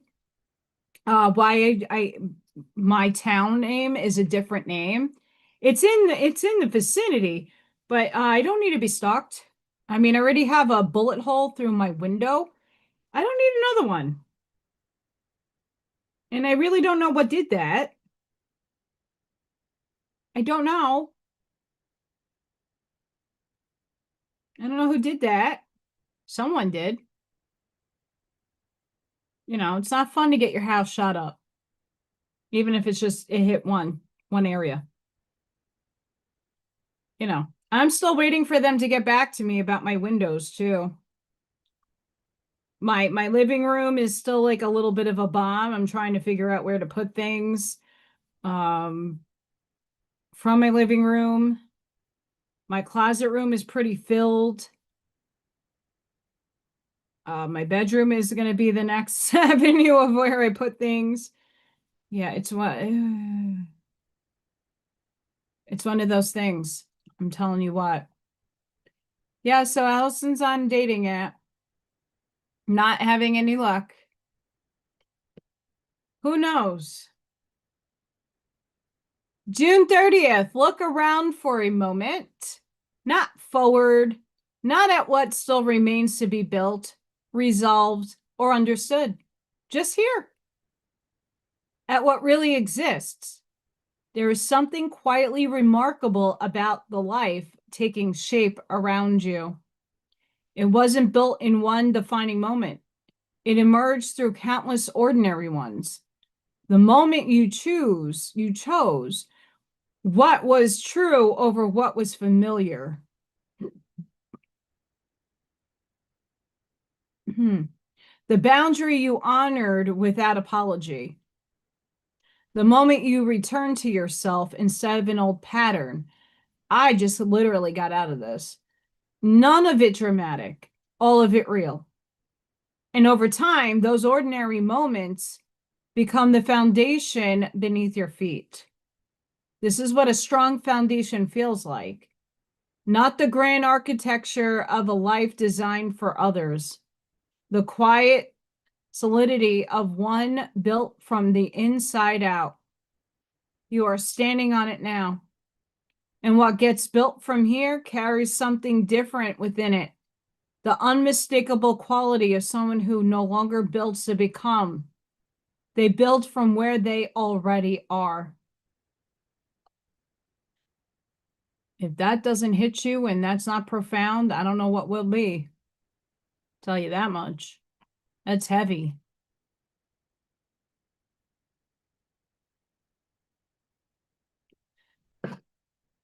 This too. Perspective of the day. Healing begins when you stop explaining yourself. You are not obligated to justify your choices or explain your decision to anyone. Your journey is personal and valid, and healing truly begins when you give yourself permission to move forward without seeking approval or understanding from others. Embrace your truth, trust your instincts, and honor your feelings. When you let go of the need to explain yourself, you create space for self-acceptance and inner peace to flourish. Remember, your worth is not defined by others' opinions. Be kind to yourself and walk the path that resonates with your heart. Healing is a process of self-discovery and self-love, and it starts with honoring your own journey.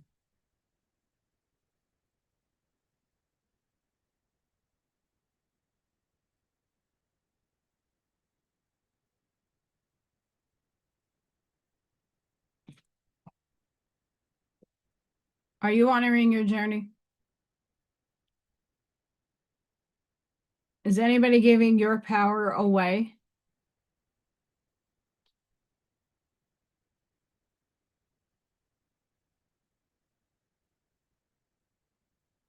Don't give your power away.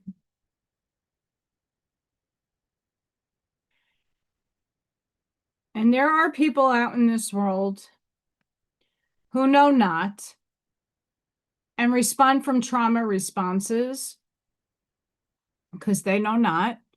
They don't know how to heal. And they have tantrums like a 5-year-old and say some very harsh and damning things. Don't ever let another person's viewpoint for 1 minute take you over. I've had a lot of that in my life that I have had to overcome the verbal onslaught of my parents, of friends, of, you're weird, you talk to the dead, and you're a witch, and blah, blah, blah, blah, blah. Cool. Thank you.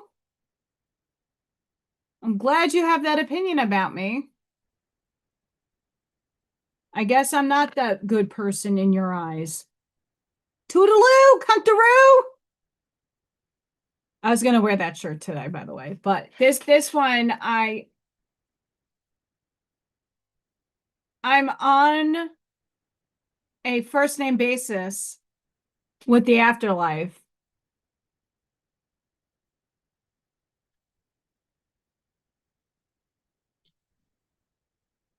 Uh-huh.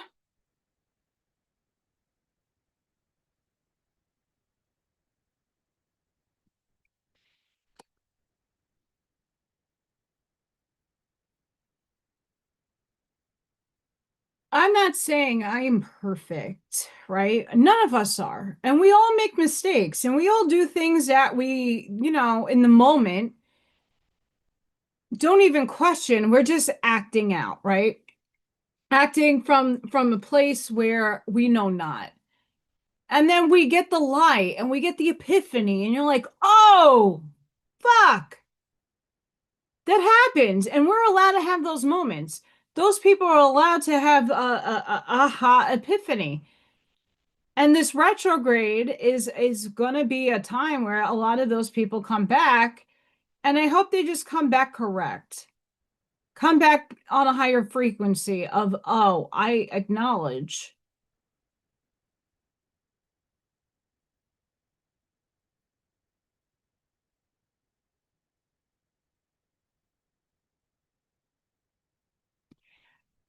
Yes. Arnie,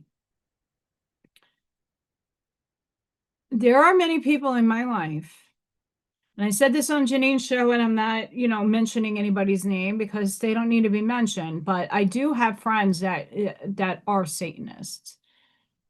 Not like more of acquaintances, but I know a lot of I lived in New York, so there's a plethora of people that you bounce into. These people are good people.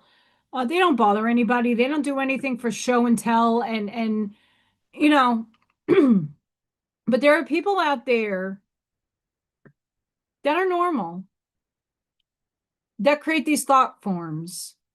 Unbeknownst to them, it's subconsciously done.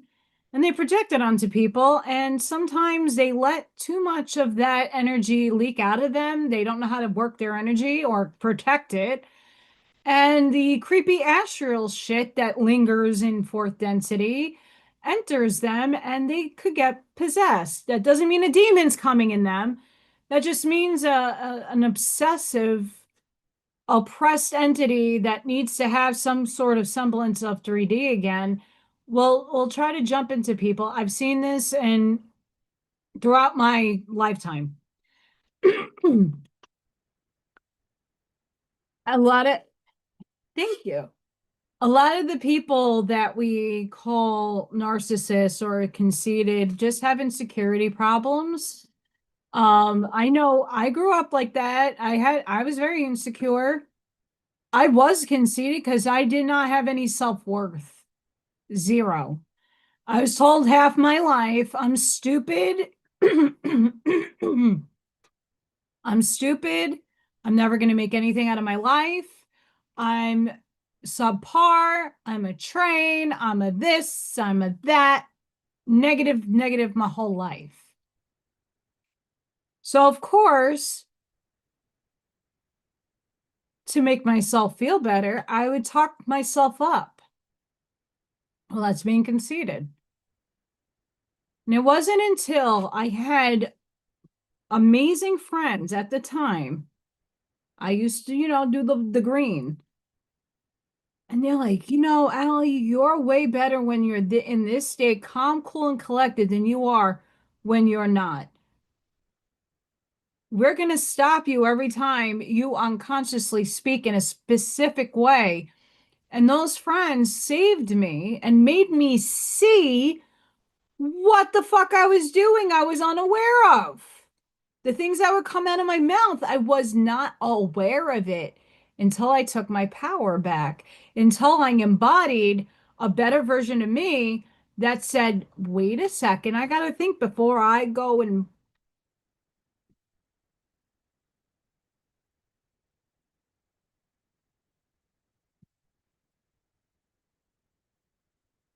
oh yeah, oh yeah, we all grew up in a very hard program. We did. We grew up with a lot of eras of time. And a lot of those eras were in programs impressed upon us as we grew up. And as we learned how to shed the programming and deprogram ourselves from certain things and empower ourselves in a naturally healthy way, taking our power back, but not imposing it on anybody, using it for the good, there's so many people still yet in the dark that use their trauma and their insecurities to spew such insanity. It blows my mind. And I can only hope that those people get the help and the love and the hugs that they need to heal, because my effing goodness. And I have a feeling some of those people might be coming back into my purview via this retrograde. But I hope they come back killed. I do. You know, a lot of people accuse me of things that I really never did. And Aries are very fucking loyal to a dangerous fault. I know I am. And ooh, the accusations and shit. You know, but at least I stand to my truth and I know what my truth is, and no one can, you know, take that away from me.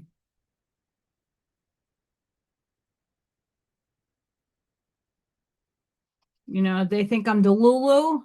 Cool, I'm Delulu.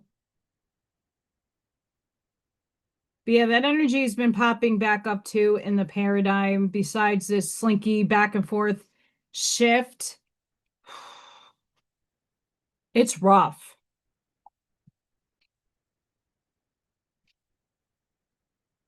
This energy is like exhaustingly unkind, and I don't like it. And I don't know if I can blame it on Cern as much as I can blame it on all this other stuff happening. Today, Jupiter, the planet of luck, abundance, and expansion, enters Leo for the first time in 12 years. If you've been playing small or waiting for permission to shine, that era ends today. And it genuinely has the potential to change everything. Be ready. I am ready to be seen. I release the fear of taking up space and I step boldly into my confidence, my creativity, and my power. I'm done playing small. The spotlight is mine and I am ready to shine. Yes. We're not yet in Leo season, but I know a lot of us fire signs get more fiery and fury in fire signs. Water signs is our detriment. No offense to anybody that's a water sign.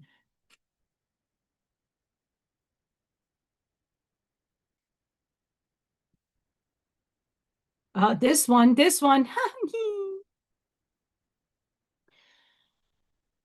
It's a hangover for sure. I had a migraine. Full moons often carry a profound shifting energy.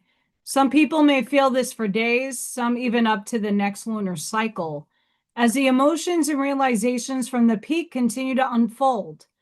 The days after may feel turbulent, spiritually often referred to as a full moon hangover. Right before, during, and after the full moon, people may also experience heightened sensitivity, reflection, or the desire to slow down. During this time, it could be helpful to avoid rushing into new relationships, projects, or major decisions. Give yourself time to process and try not to overreact or make choices from a temporary emotional space. Yesterday's Capricorn full moon at 8 degrees highlighted themes of responsibility, ambition, long-term goals, structure, and foundations we have created. This energy may have illuminated where things felt heavy or out of alignment, especially around commitments, expectations, personal goals, and the demands we often place on ourselves. Capricorn energy invites you to reflect on what you are carrying, what you have outgrown, and what to release so that you can create space for renewal, realignment, and a path that honors magic as we get ready to welcome new opportunities of abundance. 1111! Woo! Angel number. I know, I'm funky now. Play that funky music, white girl.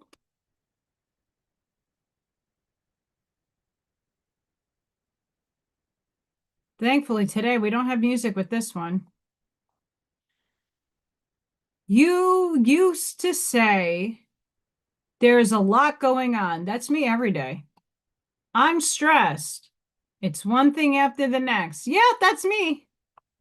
Now you're saying there's so many, there are so many moving parts into my life. Everything that I once prayed for is now asking for my attention. I love that the universe trusts me with a greater responsibility and that I continue to surprise myself by what I am capable of doing. As my world continues to fill up, I will embrace it all, knowing that my requests are being fulfilled.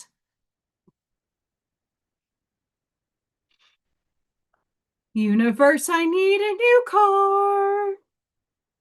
I'll be waiting for you. Please let me have some semblance of it's coming soon. Do do do do do do.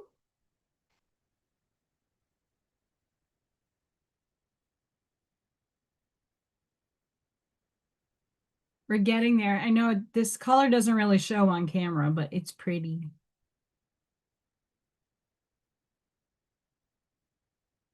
The beautiful thing about Prismacolors is the blending ability that it has.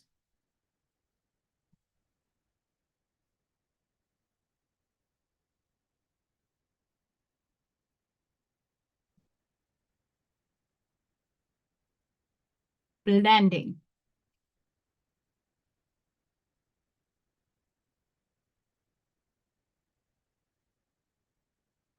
Here comes the sun. Do do do do. And I hope that everybody saw the shirt that I wore the other day. For reals.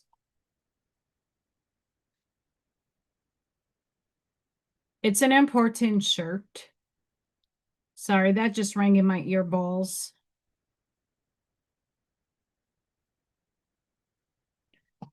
And yes, I do AI myself. Be you. The world will adapt. Be you. Be you. Be you. Don't settle for the norm. AllyKat said so. AllyKat. We have to name AllyKat.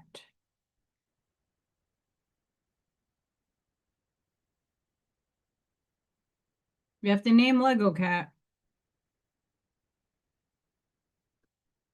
I mean, Tuxie's cute because it is a tuxie. Tuxie's cute. But is it a boy or a girl? That is the question. Chicken! Buck, buck! See, there it goes. Chicken works. So if anybody needs to know, Yee Life, he pew-pewed reams of paper, and pretty much If you hold 2 or 3 reams in front of you, it could be a good shield. Until you get to a 225 that did some damage, a 50, it did some damage. But reams of paper stop pew-pews. Yep. So if you're ever in crosshairs and you have a stack of paper, they protect you, just like the boxing bag. Yep.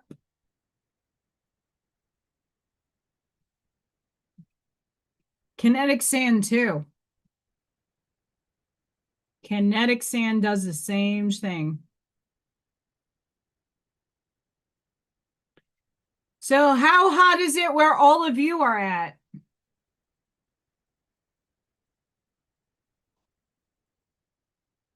So as it's getting darker right now, the real feel is 100. It's 100 outside. It's almost 8 o'clock here Central Time.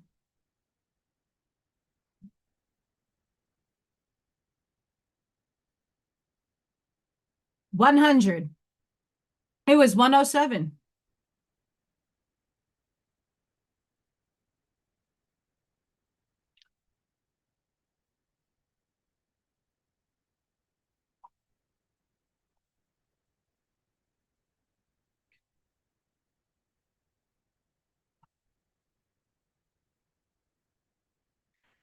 That's crazy.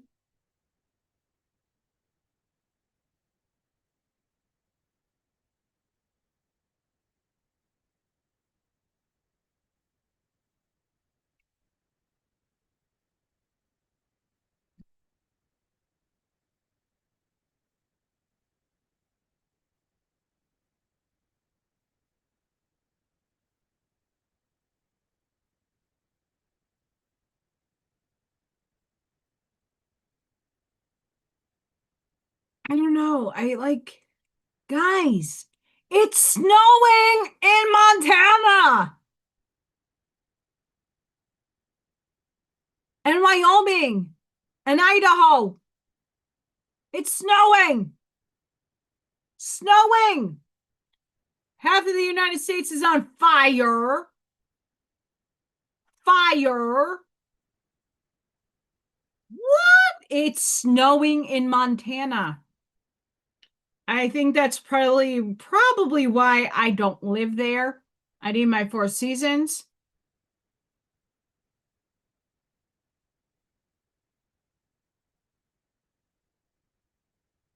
I like my 4 seasons.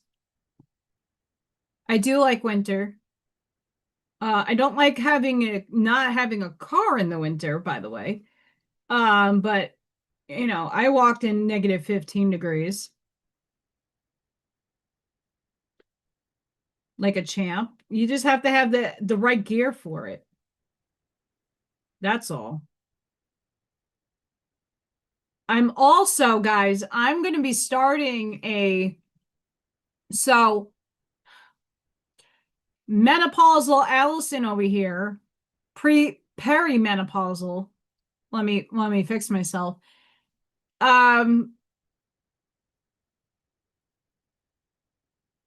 Has been trying beef organ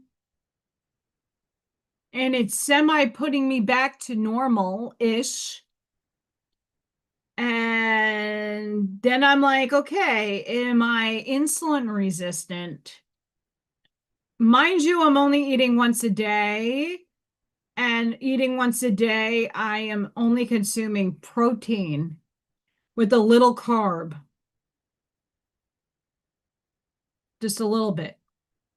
Nothing crazy. And I've been trying to detox, but then I've been reading a lot of different opinions, entertainment purposes only YouTube, about different detoxes.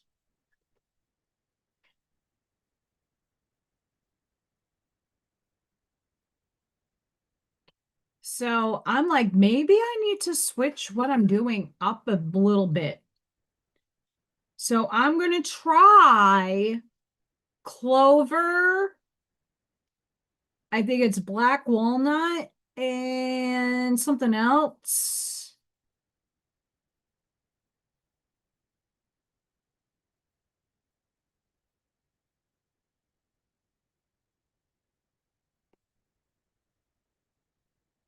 I'll tell you in a sec.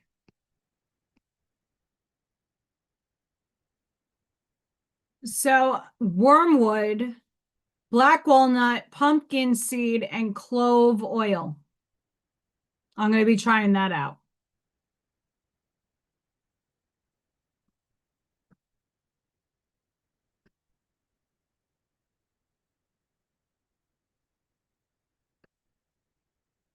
And one of my car parts that I ordered.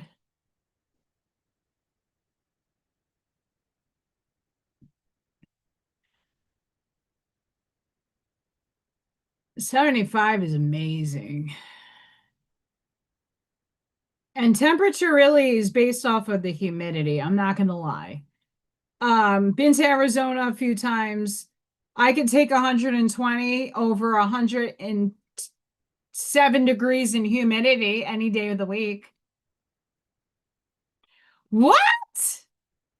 All right, hang on, guys. I gotta get Patrick. He's outside. I gotta get Patrick his present. So give me a second, guys. Patrick is here. Yay! Be right back.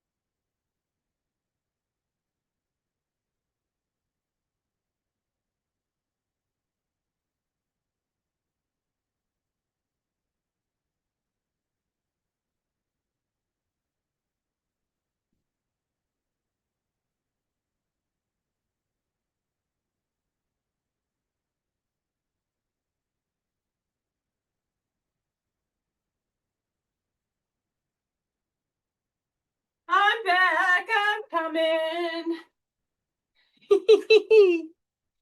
Yay! Patrick got his prize. Woo! Yay! Hey Patrick, it didn't cost me anything to send it to you. You just came up and picked it up. That's awesome.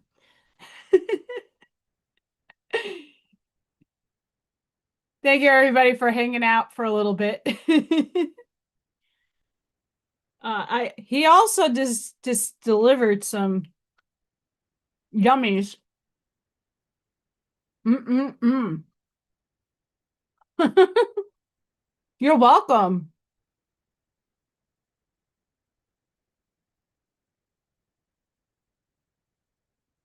That tea is amazing.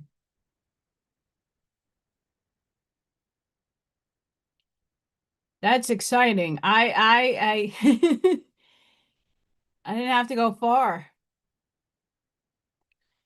But don't worry, all the people that did win, and I have a few other things that I had to send out. I'm gonna wait for it to get a little cooler out before I walk to the post office.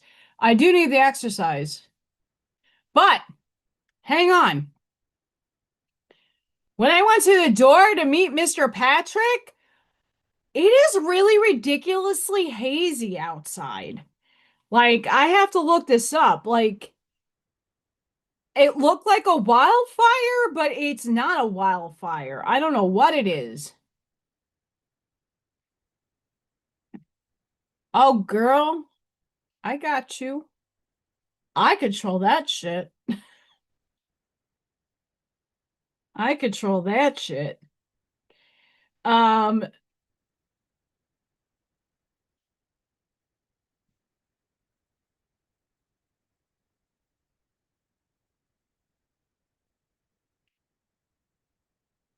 just for everybody, so we know. So I get inspired to do like raffles and stuff. Anybody in the background, I have a community tab and I did turn on, I don't know how it works, guys, but there's like it you could talk on there, I think.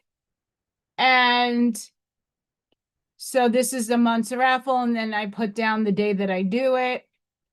Um,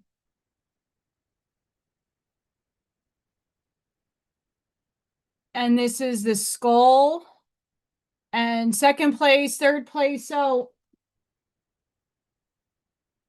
oh, where's this shirt? I gave 2 candles away, and then we have this t-shirt. I think Ivy claimed the t-shirt. She's really wanting it, so I'm gonna give it to her. But I do draw from when spirit just tells me what to do. So every time I do a raffle, it's a little different. But you can go to my community tab, and then I do from my memberships. I have all the people, and then people usually um it's like a $5 entry, and then I put your name down there. But if like Patrick, who drops me off like pizza, he gets entered. Because she doesn't have to do that, you know. But Patrick is awesome. And why not? So I put people in. And then I'll do a wheel. So I give everybody a number, and then I put it on the number wheel. And then I press the little clicky thing, and it gives me a number. And whoever gets it wins. Yep. Yep. So that's how that goes. That's how that goes. And every month Spirit chooses sometimes it's a painting, and people get to choose. I have some paintings I will give away. I do signs, pyramids. I was supposed to get information from Mr. Fluid Pour Patriot about, I have a whole box of pyramids to be sent down, but I didn't get information because I need to make sure they're home. And it's a very heavy box.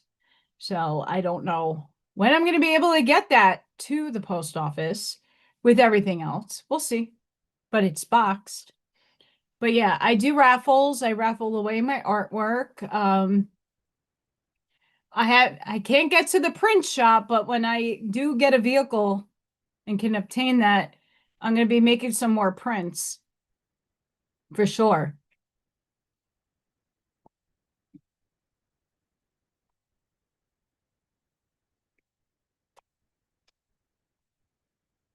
It's good because I don't have breakfast today. For real.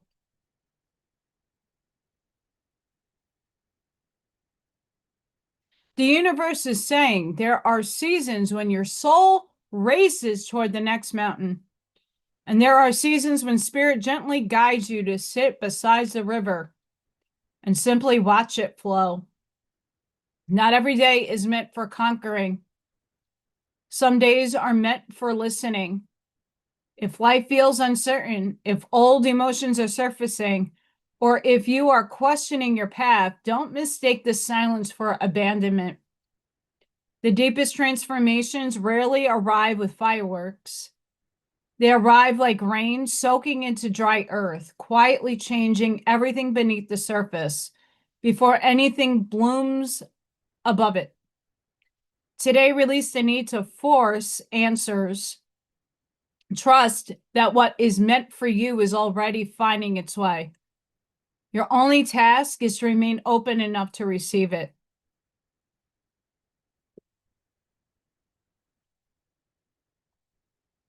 Oh, thank you, Lori's. My job in this world is to put a smile on your face and to make you think expandedly. That's my mission. So I share little Freya. She's been wanting to be groomed so bad. Little Thor. Oh, my little outdoor kitties and squirrels and chipmunks. That they're there to put a smile on your face. And my singing might be shit. But a lot of people admit to me that they sing to their animals too. Crazy shit. Mind you. But I'm here to put a smile on your face. Do you want to see me in first grade?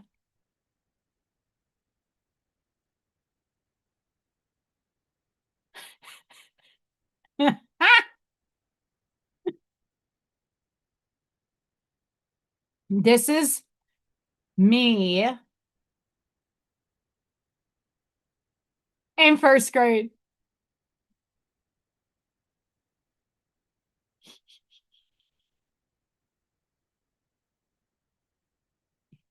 I had dark black hair. It's brownish. And my little freckles, they're still here. And look how messed up my teeth were. Still, they still like that underneath. Yep. That was little Allie back in the day. What the fuck happened? And people are like, you look cute. I take after my dad.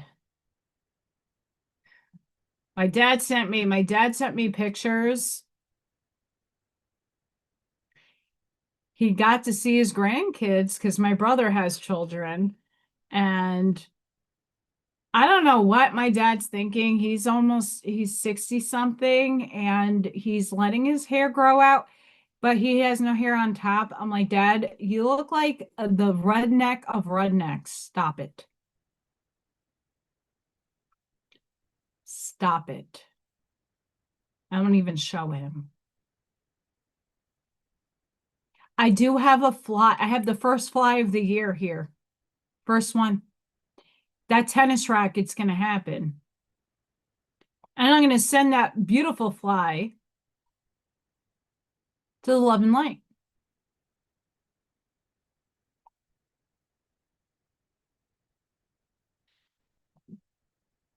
On Craft and Sip Tuesday, let's remind ourselves the universe is saying to you today, you've outgrown old frequencies, old fears, old limitations. An energetic upgrade is taking place. Get ready to think bigger, dream deeper, and move differently. What once fit you can no longer contain you. What once fit you can no longer contain you.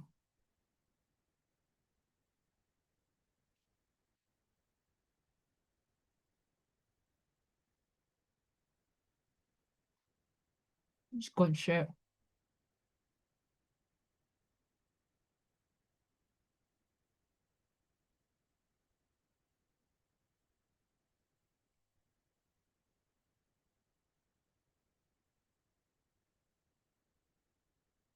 The final page of June is closing today. Where the fuck have time gone? One last page, one last breath of this chapter before life turns the calendar and asks your spirit to walk forward again. June carried happiness. June carried tears. June carried disappointments sharp enough to change the way you see people forever. June exposed hidden truths, hidden intentions, hidden energies. It revealed what was secretly weakening your spirit while pretending to belong beside you. Some things must end here. Release what drains your energy. Release what repeatedly brings pain into your spirit. Release the tears that belong to this month because they were never meant to follow your soul into the next chapter. Let June keep its heaviness. You are not entering July chained to old wounds, old fears, old attachments, and old sadness, pretending to still deserve space inside your spirit. Cleanse yourself, purify your energy, become whole again. Let today become the page where you finally burn what cannot walk through the next door opening in your life. The next chapter does not need a broken version of you. It needs the healed one, the awakened one, the fearless one, the version of you that finally understands not every ending is loss. Not everything is a loss. Give yourself permission to begin again without shame attached to your name.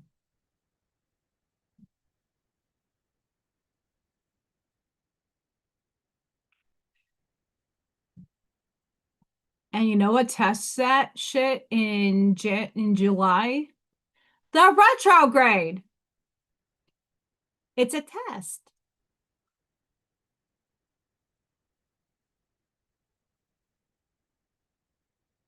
It's a test.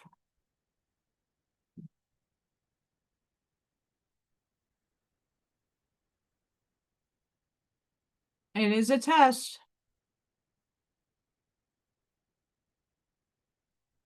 I like this quote by Walter Russell.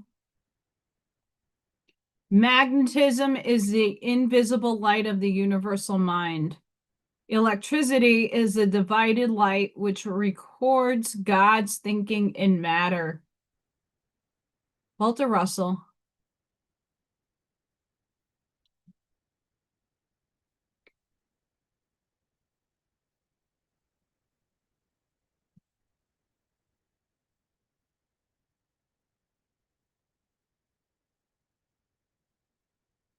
I don't think I could show this, but if you go to my Facebook, there's a lady who puts Epsom salt on a tray and stands on it for her like night routine before she goes to sleep. I'm going to try that. I know someone in here also mentioned doing that, standing on salt.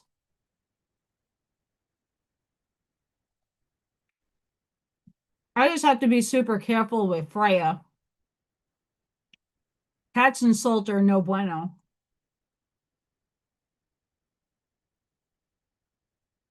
No bueno.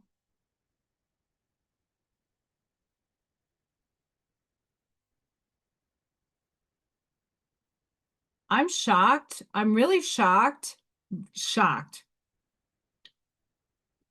Shocked that I have not received a rebuttal on Dr. Exopolitics channel. Usually I get those rebuttals.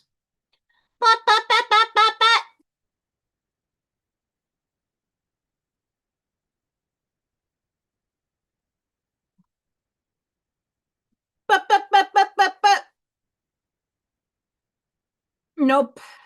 Oh, there we go. I was looking for this one.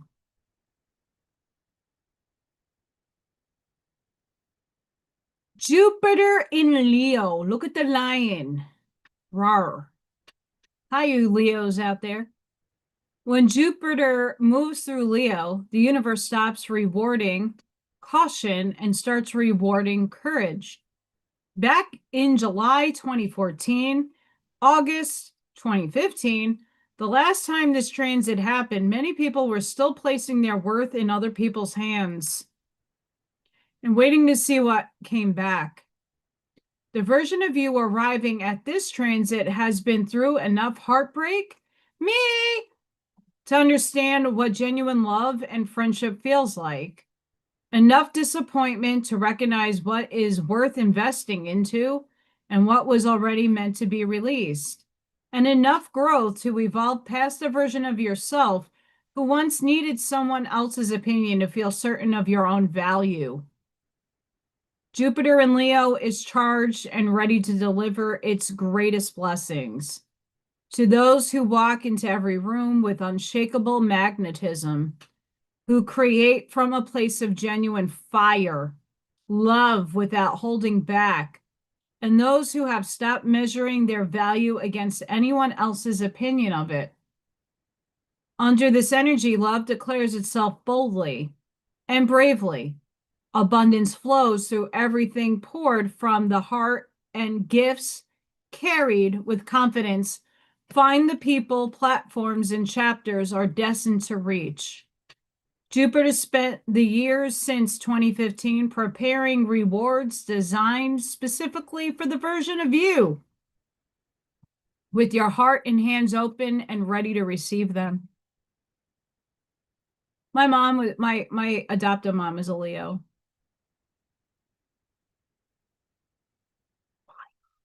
Two fire elements. And my dad,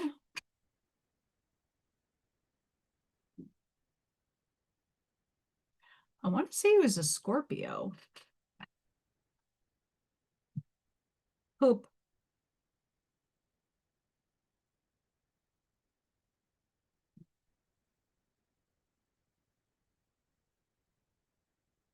Scorpio. My dad was a Scorpio. I knew it. I thought so.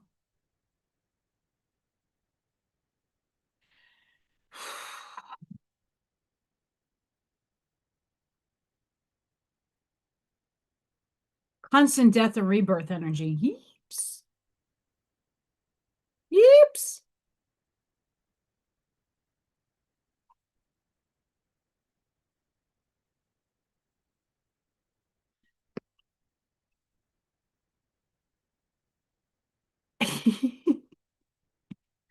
Arnie, if you're still on, I got to share your post. I have to.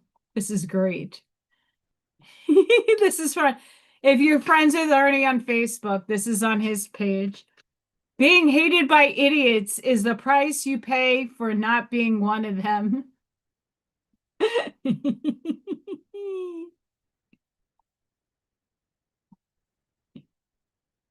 Genius.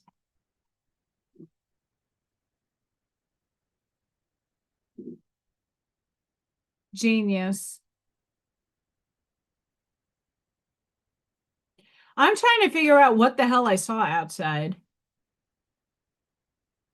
It was like, it's not wildfires. Like New York and even here, I experienced the wildfire air. And yes, it was 107 and in the Rust Belt. I want to say it might be the sub-Saharan desert.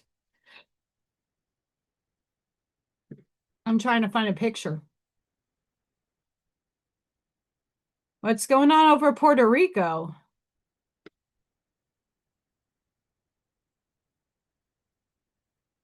Oh, I love this. Guys, if you haven't watched the Celestine Prophecy, it's one of my favorites out there besides Powder. The Celestine Prophecy. Remember to stop as often as necessary to reconnect your energy.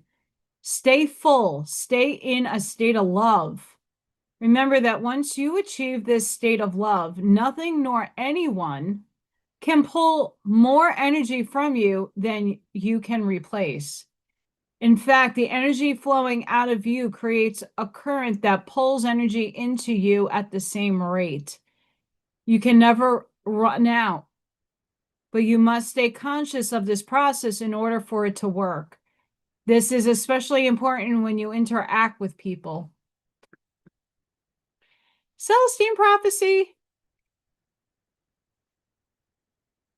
I also have some of his other books.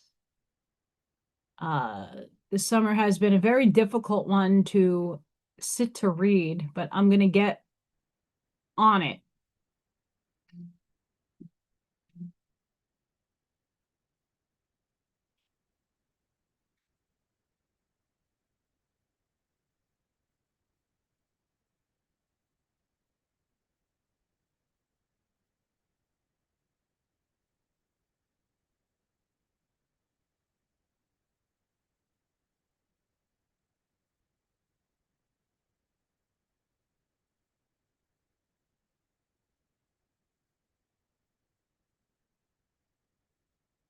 Don't think this. Don't do it. Don't do it. I mean, mercury in the right microwave. Here we are. Allison's car is not working.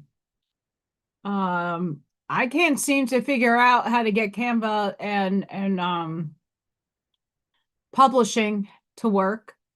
I'm there. I don't have family to have issues, thank goodness. I'm not in a relationship. I'm just solo with my little Freya cat. Only the strong will survive. Good luck. Yep. I think all of us are strong enough to survive, but yes. Um, yeah, so if you're going through any of that, you'll be fine. And don't stop living your life because it's Mercury retrograde. You can't stop your life. And certain things you cannot postpone. Like you're not supposed to sign documents, you're not supposed to start new things until after. And I say, well, no, if you're meant to do something, it doesn't matter what astrological placement. It's just a tool for you to understand what could or what can or what is occurring. It doesn't mean it has to occur. There's plenty of things I did during a retrograde that it didn't affect because it was supposed to be divinely orchestrated.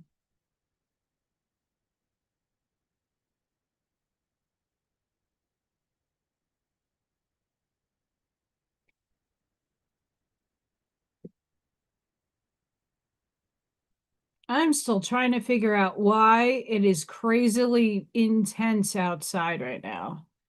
Like I opened up my door to like give Mr. Patrick his winnings.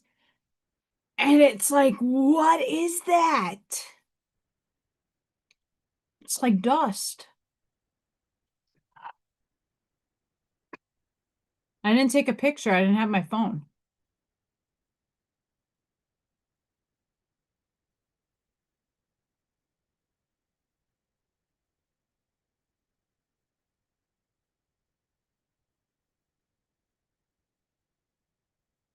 AI is thinking. I asked it, what's up with the sky over Northwest Indiana?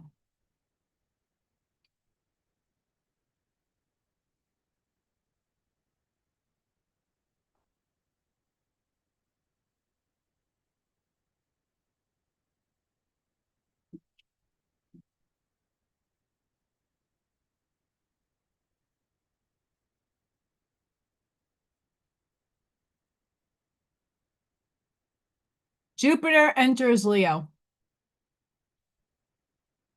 A powerful new cycle of expansion, abundance, courage, love, and heart-led destiny has officially begun.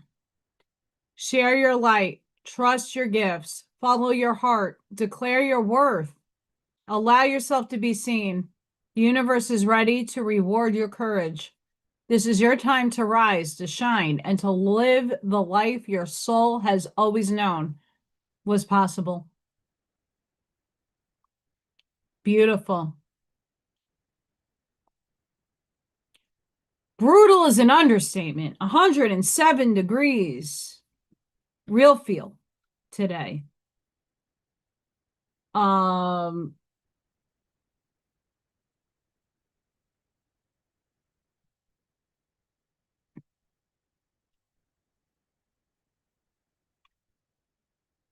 Sub-Saharan dust is over my area.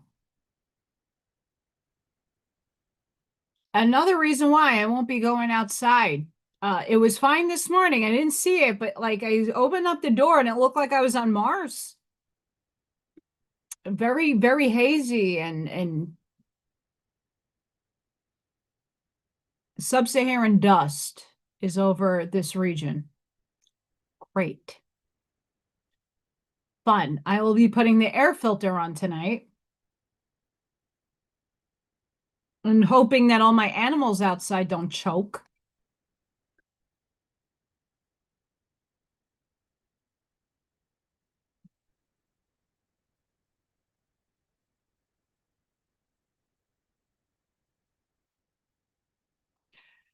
The jet stream, I'm assuming the jet stream. I'm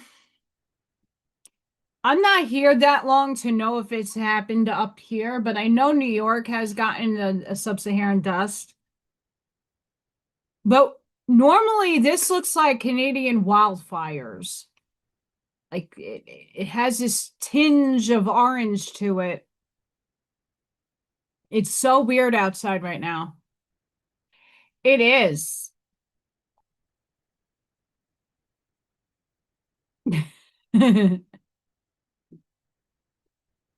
How far west? Are you in central, northern, or southern? I'm in northwest. It is a long way to go. And I'm not 100% like sold on it. I mean, this area, Illinois, highest tornado count ever for a state that's supposedly not in Tornado Alley. What? Indiana too. Highest total, and it's not even over. This season's not over. What are they trying to do to this area? I don't know. I'm not happy. Oh, okay, so you're Southern. I'm not happy. I don't know how you do it down there, Miss Lori. I don't know. And you better have a storm shelter, girl. Nope. Nope. Allison will have to readjust her figuring out where to go next. Where I'm at, right behind my computer is a window. Window, window, window, window. My whole house is windows. I don't have a basement.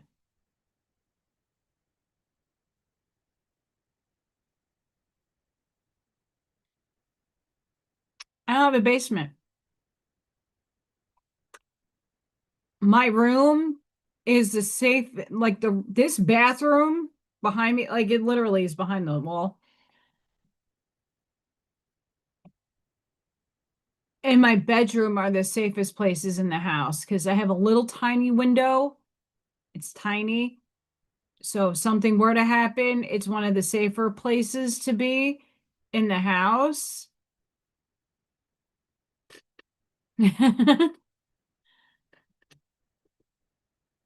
Mm. Allison wants a storm shelter. If I can find my forever mate, I'm not calling it a soul or a twin. If I can find a forever mate, this girl wants a container house, and I want an underground bunker. I want an underground bunker, half food, half shelter, being one, and then the other one I want a gun range. Yep.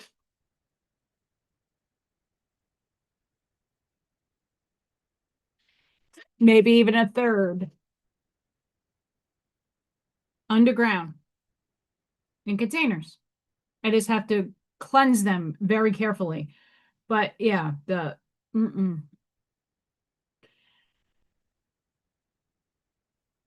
I am a very big weather weenie. I watch weather, I watch radar, I do all of that. I'm like, I could be a storm chaser if I really wanted to.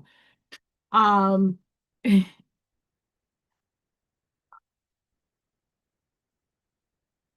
I've seen my throughout my lifetime, I saw Joplin and El Reno and all these places that got torn the fuck off, its whole foundation, town wiped out, gone, done. No, thank you. And what just happened up the block from me? Yeah, no, thank you. Uh-uh. And I know I probably died in a tornado at one point in one of my lives. That makes me fascinated by them. Fascinated. I did a 30-foot tornado out of yarn for my senior year installation. Yep. I made a tornado out of yarn. 30 foot. Hung it from the ceiling. Yep. I did that. Yep. Tornado. I did one. It was my installation piece. Not here in Northwest Indiana. So my house is an interesting dynamic. It looks like a ranch from the street level. It looks like it's one level because my house like there's like a little bit of a hilly thing going on, and my house is like in between a hill. So upstairs, the first floor, it looks like a ranch, but then there's down here which flush goes out to my backyard to the creek. So they like maneuvered my house in a weird way.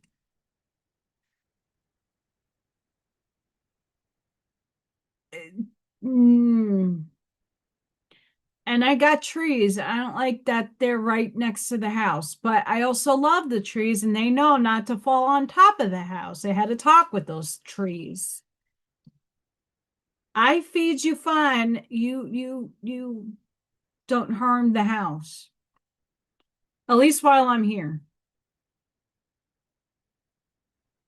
Too many uprooted trees around here. It's been crazy.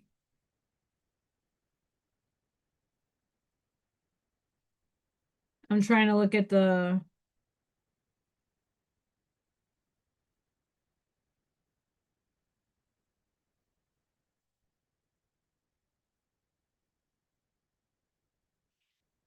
hmm.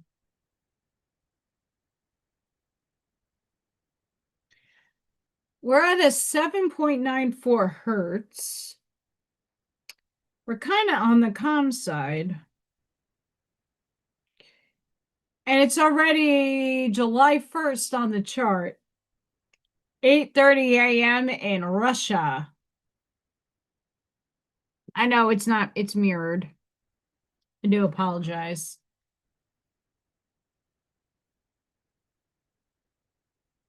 Yeah, crazy, crazy, crazy, crazy, crazy. One little slice of pizza left. Patrick is the best.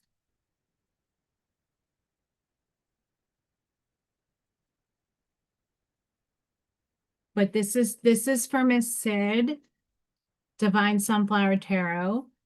Inspiration. Inspiration. She gifted me something, and this is my gift back to her. Energy exchange is always needed.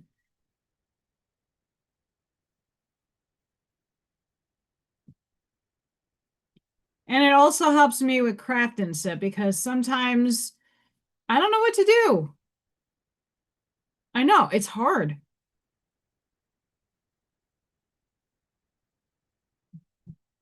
I do have some stuff in my brain that is permeating. Have a good night, Miss Mel. Thank you for coming. I hope it cools down in Spain.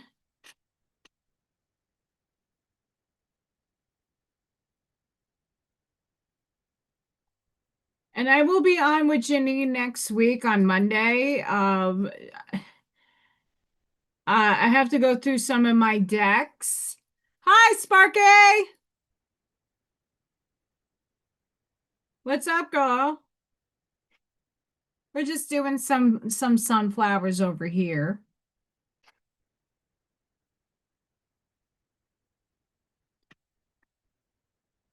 I have to go and find more of the articles about Cern. I'm not done with that topic. I'm not done.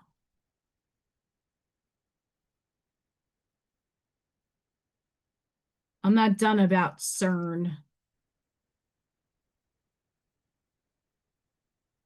And I'm curious if Dr. Exopolitic puts out any videos about his claims about his emissary.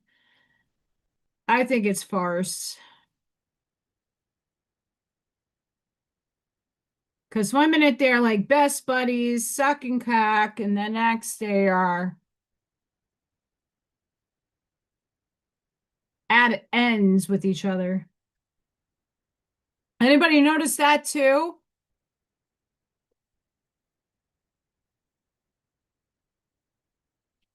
And there was a moment in time, guys, I don't know, that Mr. Exopolitic himself like shifted. Like there were pictures of him. It was like the Carrie Cassidy swap. I don't know if anybody else noticed that. I definitely have. I noticed that. I'm like, wait a second, that's not him. Wait a second, that's not her. And then here they are again. I mean, look, I don't ask AI to filter my face. I'm just like, can you just clean me up a little bit? Not filter out things, but you know. I'm at a touch and go point in my hormones. I'm not at the 100% point. So when I'm putting my stuff out, we're not done, but we're halfway there. You know, I want to look presentable. Yay! Oh,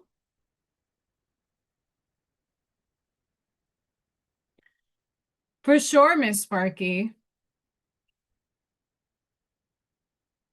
I hope you take pictures of all the animal. Are you going to go see all the animals?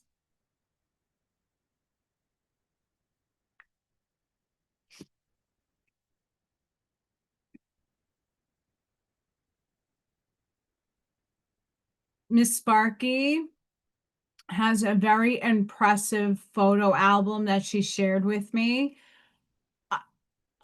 And all of her little pictures she sends me, like, give me warm and fuzzies of animals. I love them.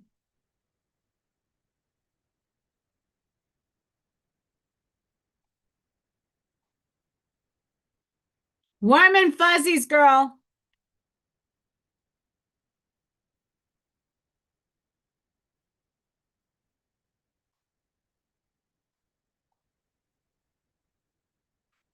I'm trying to see if I have another article about Cerns because I want to.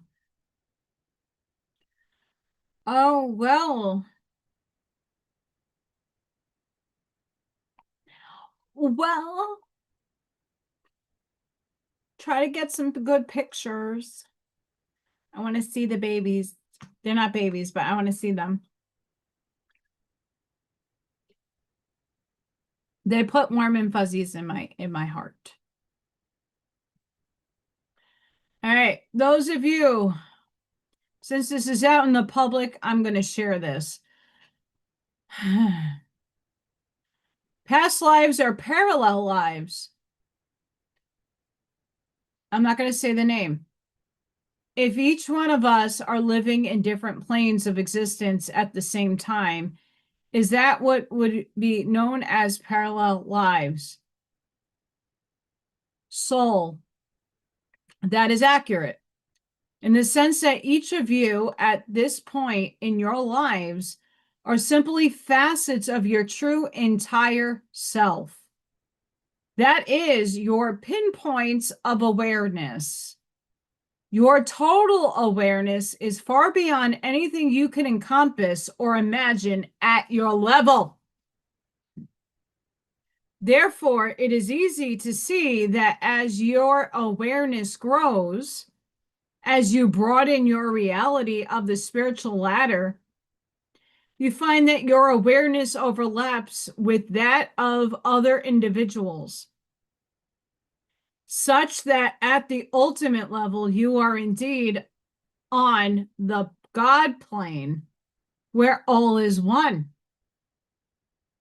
Your awareness on your level is simply a drawn out or focused pinpoint of the total spiritual awareness. And so it could be seen that at various levels, your awareness would indeed overlap with others, such that ultimately all is one. Therefore, all lives ultimately are concurrent. The Convoluted Universe, book 3. That is a humongous series, and I highly recommend the Convoluted Universe series. I only have 1 or 2 of the convoluted books. 3 Waves of Volunteers is still my favorite of hers, and it's my go-to to help people understand. The convoluted stuff is a little bit more dense.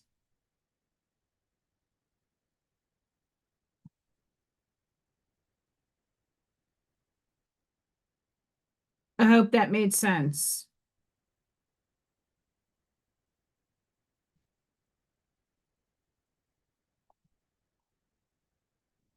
I don't know if I shared this, but it serves to do it again. As this month comes to an end, I choose gratitude over regret. I release unrealistic expectations that prevent me from noticing my progress. Every lesson I experienced has added wisdom to my journey. I acknowledge the courage it took to keep moving forward. Even difficult moments contributed to my growth in meaningful ways. I leave this month carrying lessons instead of emotional weight. I trust that everything ending creates room for something beautiful to begin. My heart is lighter because I choose appreciation over perfection. Tonight, I rest feeling thankful, peaceful, and ready for a new chapter. With this mindset, I embrace the possibilities that this upcoming month holds.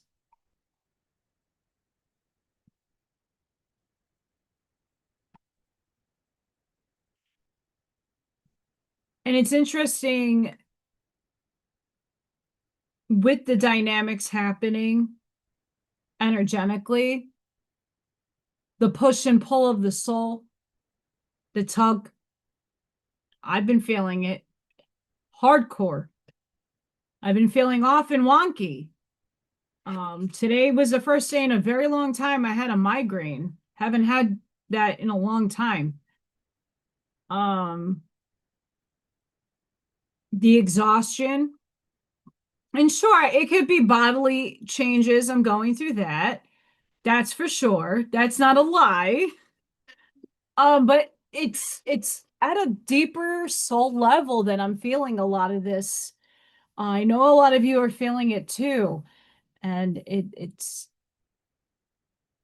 we got to hold these. You don't have to repeat the effort. Go in your heart to know what to repeat and what to feel, for sure. But this is definitely something that hit me when I saw it.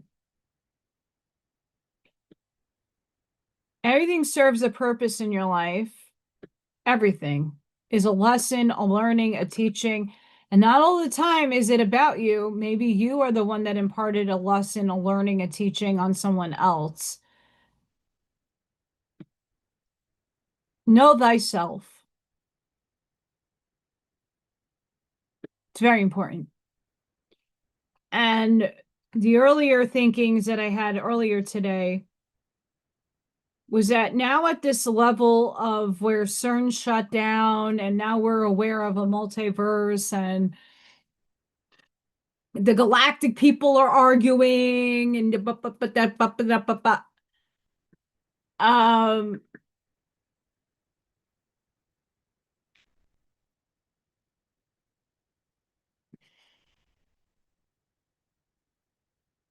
I asked myself earlier when I was taking a water break if I'm awakening to a deeper level of self. Right. I question a lot of this stuff. I know thyself up to the level of perception where I'm vibrating at. Right? When we open up and we evolve, we're always expanding and we're always finding something new about ourselves. And I asked my higher self, am I going through another type of awakening? Not necessarily a awakening that everybody else is experiencing, but a deeper one. What I got told was like yes and no, that I already have the truth and the knowledge within me. It's a matter of when my soul is ready to reveal it to me. The right circumstances, the right time frames, like everything is unfolded as it needs to. When the information is important for you to know. And I think a lot of us right now, understanding what just happened with Cern, the feeling that we're all having, a lot of us are having differently, but very similar, is that the next level of why questions are going to start coming through to you. It's not why am I here? It's why did I choose to experience this? And that this could be a million different things. Why did I, experience XYZ? Why did I have to learn it that way? Like more in depth, more specific questions we're going to start asking ourselves. Hi, Miss Ivy.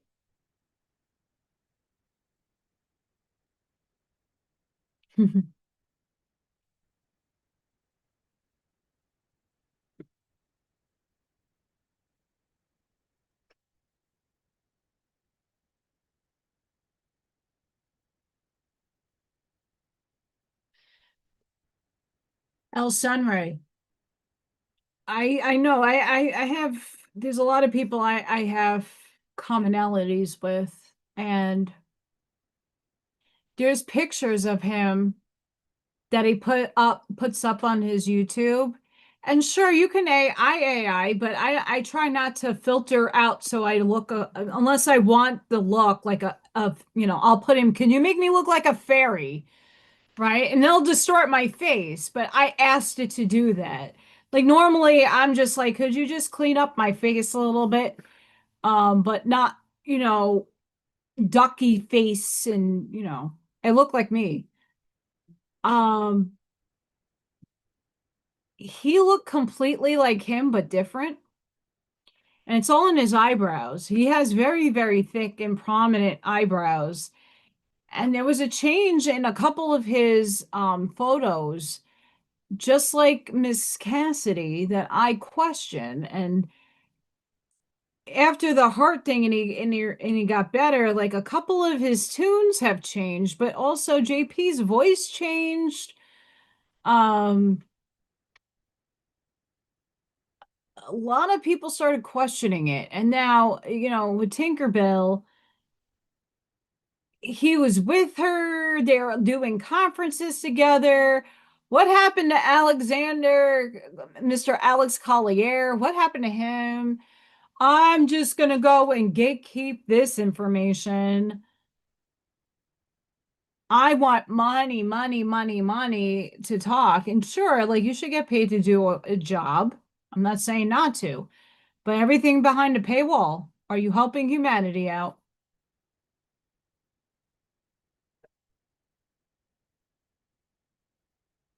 Who's paying him?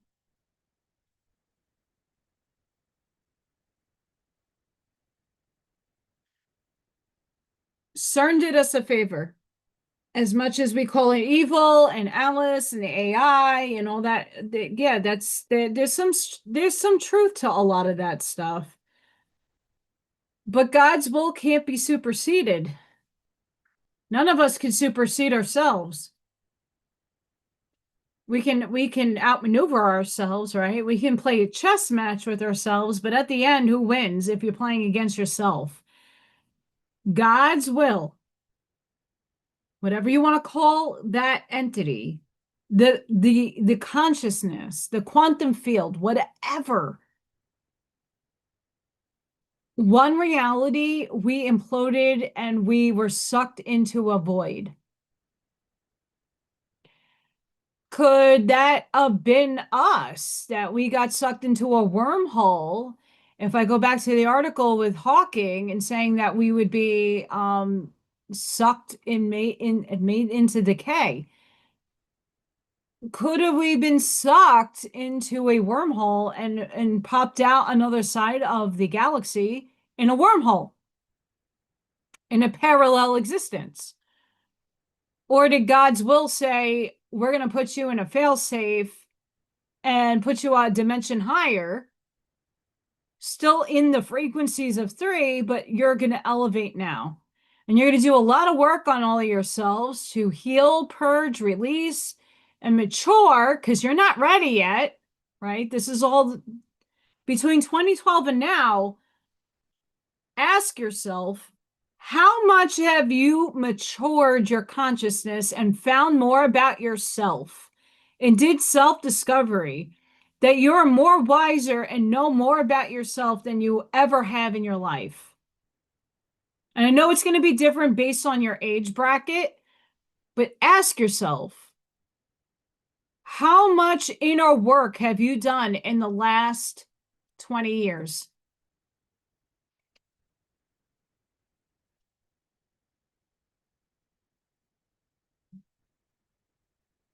Because I bet you all of you are going to say how much evolved you have become since 2012. This girl right here was young. But I can tell you now, in the last 10 years, spiritually, I've always been spiritual. My knowledge, my conscious expansion, last 10 years, skyrocketed out of this planet. Skyrocketed. The interests, the books I've read, the information and where it leads me, all leads me back to self because I always question myself. Whether Cern did a bad oopsie or it did us a big favor, it's still divine. It has a purpose. It serves a purpose. And do we really know what actually took place? No.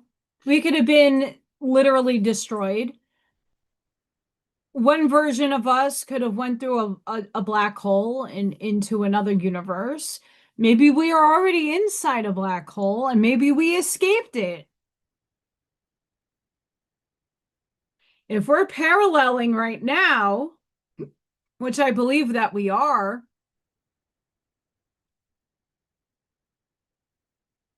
your thoughts create things. It might not be experiencing this branching of reality, but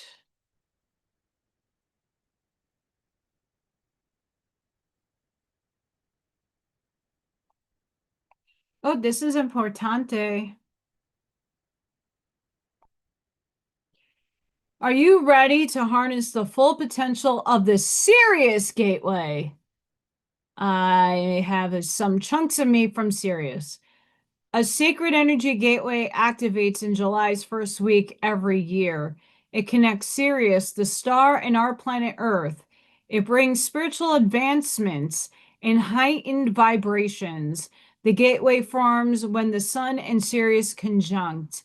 The Sirius Gateway 2026 isn't about escaping your life. It's about awakening to the version of yourself that has been patiently waiting beneath fear, doubt, and all limitations.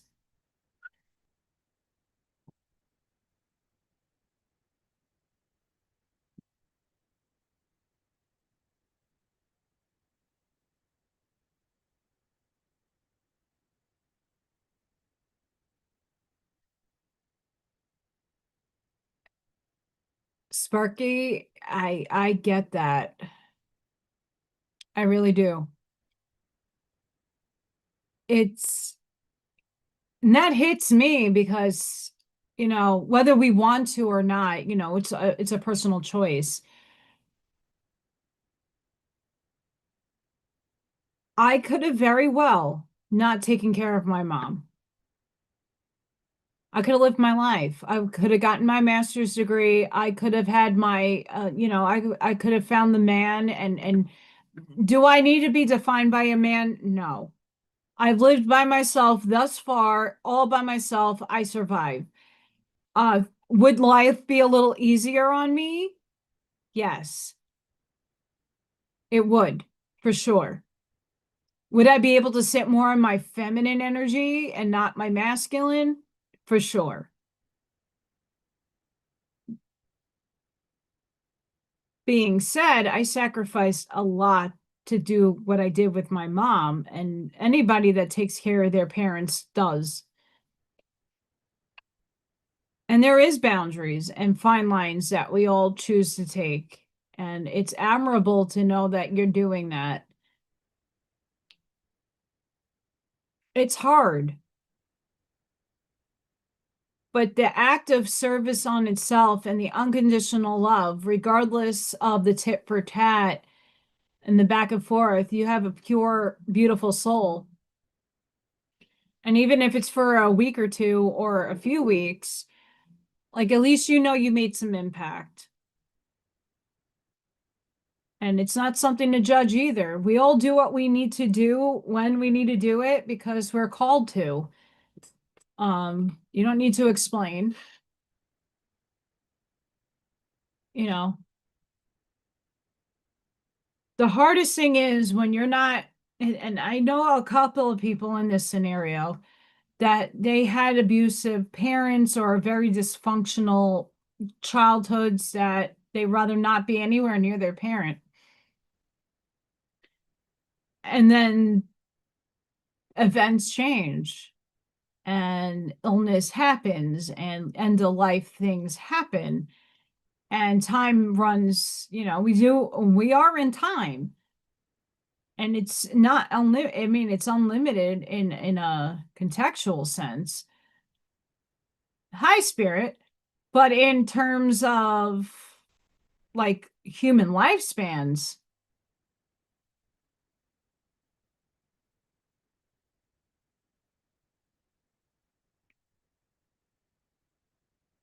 So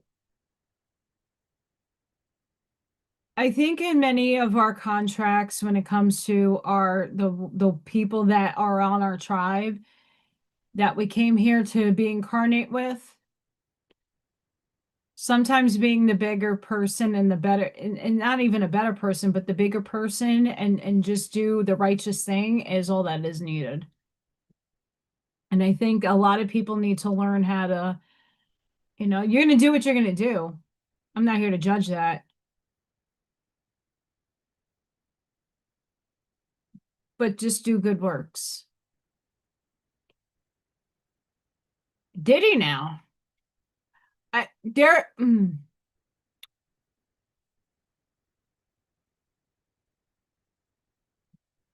I'm on no one's payroll. I'm on God's payroll. How's that?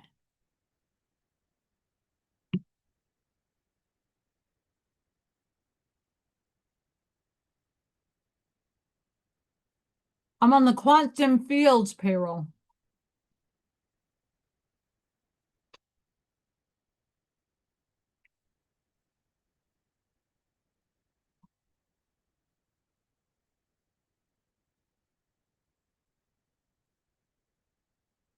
Oh, I can't wait for new windows when I have screens and all these little buzzy fuzzies around me are dead.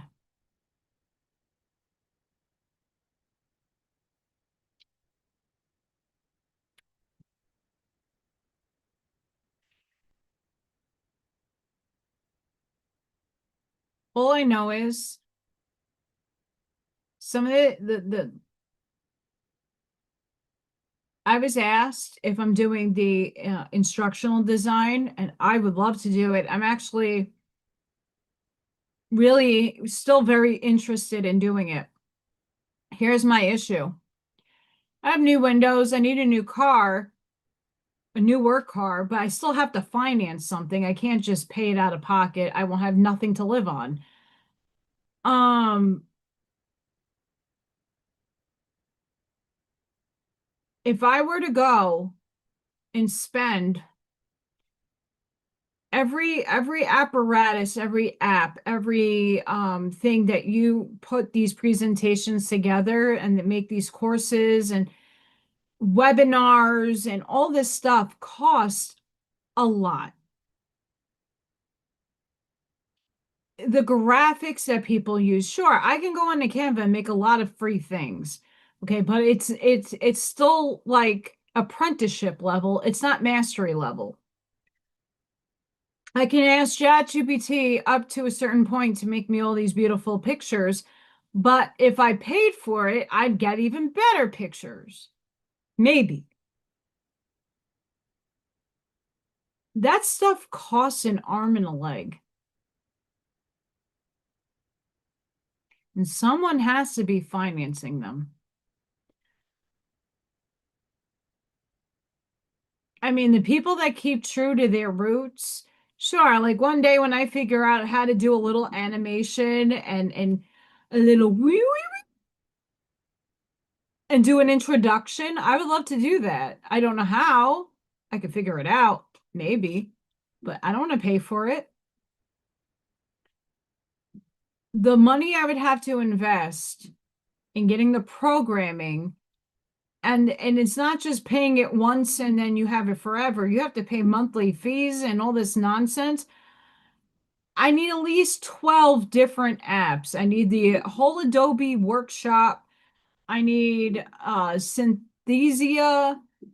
And then there's like 5 other ones that I need to make courses and actually be able to put them on other platforms. That also costs money. So it'd be great if I can get a job and the company pays for all of that, wouldn't it? Yeah. But I don't have that ability right now. You know, I can learn about it and I'm happy learning, love learning. But these things cost, and I would love to know whose payroll they're on because hey, hook this girl up. But nothing changes. As I take a little bite out of the pizza Patrick gave me. Thank you, Patrick.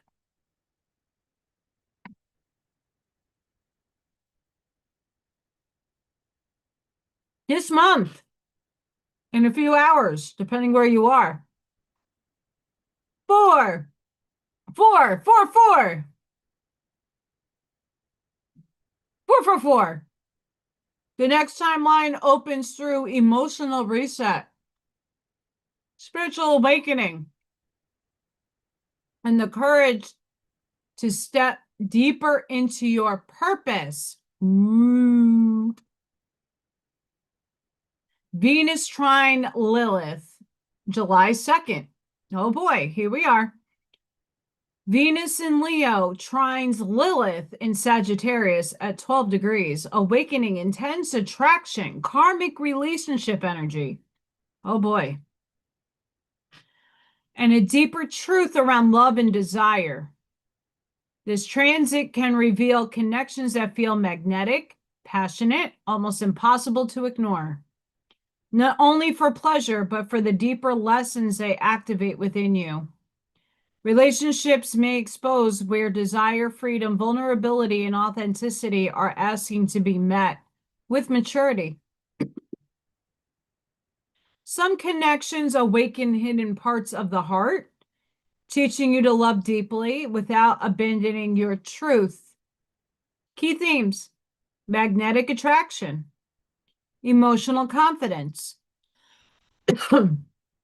passion and desire, authentic self-expression, karmic relationship lessons, awakening deeper love.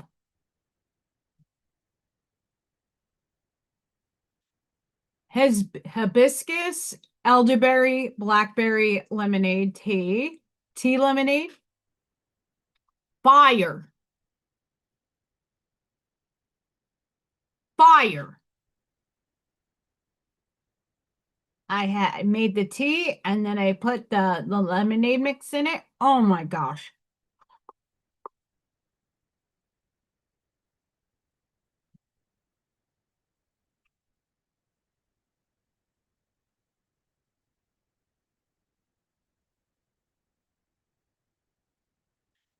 Sparky, that's my question because I had to go do it's 107 degrees, the heat index.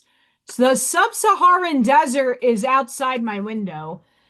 And I did half my lawn mowing.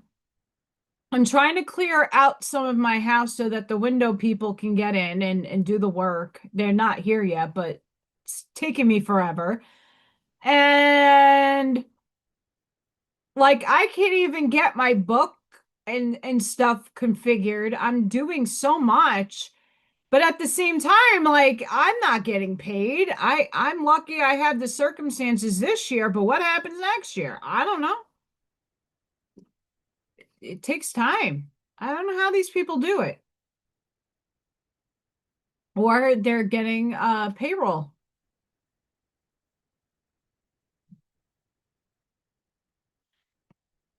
I mean, I don't have those fancy mics and the fancy cameras and the 7 screens. Like I don't have any of that. It'd be nice. My laptop is 10 years old. My car is 16. I got a new phone for my birthday. Yay. But that was because the other phone dropped dead. Anywho, I can go off on that. Mars conjunct Uranus, July 3rd. Mars conjuncts Uranus in Gemini at 3 degrees, igniting sudden movement, unexpected conversations, and powerful breakthroughs that can direct your entire path.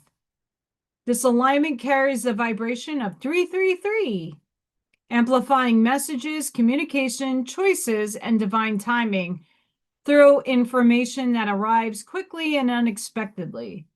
The mind awakens with new ideas, sharp realizations, and the course to break free from old patterns that once limited your freedom.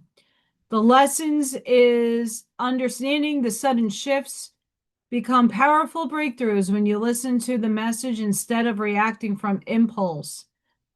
Sudden breakthroughs, unexpected messages, 333 activation, fast moving changes, breaking old patterns.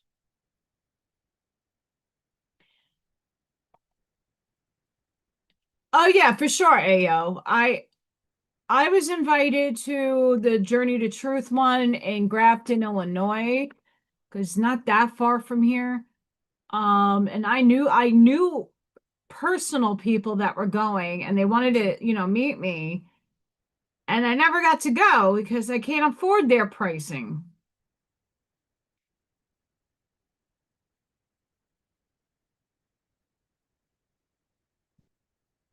Oh, I today this is literally coffee number one.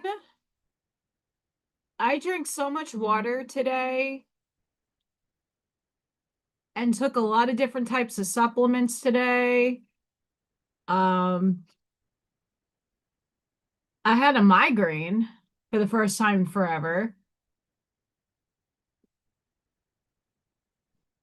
I gotta make more of that tea. I hope I can get to the store to buy more or find it online and order it. Mars trine Pluto, July 5th. Up, so nothing on July 4th, folks. Oh, shucks. Mars in Gemini trines Pluto in Aquarius at 4 degrees, igniting powerful mental strength, decisive action, and the courage to transform the direction of your future.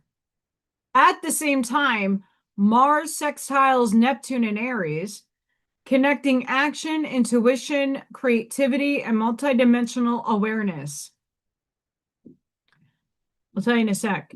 This energy supports strategic movement, inspired choices, the power to act from your deepest truth rather than fear of hesitation. Conversations, realizations, and sudden insights may carry greater intensity now, revealing what must change and where your energy is being redirected with purpose. I have hibiscus and elderberry tea from Frederick's. I found it at Meyer. It's delicious. And then I have a blackberry lemonade mix. Holy crap.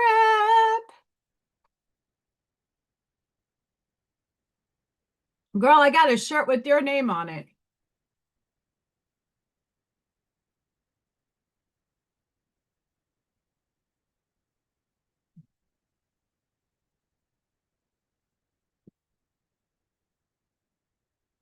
Oh, this is so I made the tea hot and I let it cool down and then I put the lemonade, blackberry, and whoo, fire.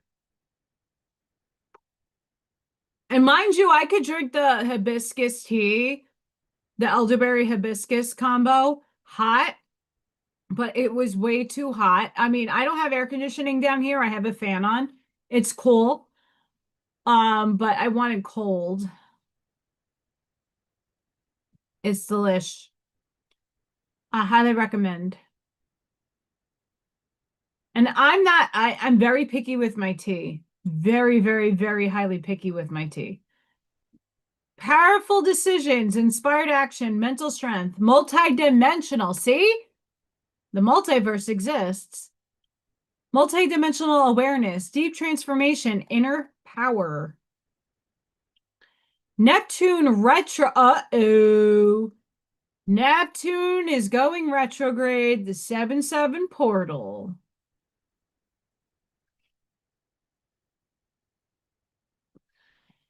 Bum, bum, bum. Neptune stations retrograde in Aries, fuck, at 4 degrees, as the 7-7 portal opens a gateway of intuition, inner wisdom, and soul clarity. This energy turns your vision inward, helping you see where old dreams, identities, or timelines need to dissolve so a truer version of your path can rise. Aries lends the courage to face illusions around the self, while Neptune retrograde reveals what was guided by faith and what was shaped by fantasy. This portal grounds higher guidance into the choices that reconnect you with your becoming. Spiritual downloads, intuition and inner wisdom, dissolving illusions, soul clarity, higher guidance grounded into action. Venus conjunct South Node, July 10th. Venus in Virgo, oh great, my rising sign, conjuncts the South Node at 0 degrees, opening a karmic portal around love, healing, and unfinished soulmate connections. As Venus simultaneously trines Chiron in Taurus, healer, soulmates, past life bonds, and emotionally meaningful relationships may return to mend what was left unresolved. This energy draws old relationship patterns back into awareness, not to repeat the cycle, but to heal the wound, complete the lesson, and let love rise in a more mature form. Sacred connections reveal where forgiveness, devotion, and growth continue from a higher place. Karmic soulmate connections. Healer soulmates.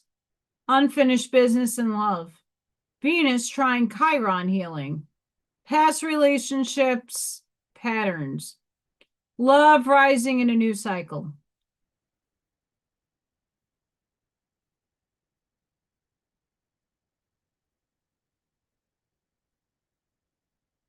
Girl, I don't know. Don't have a heart attack.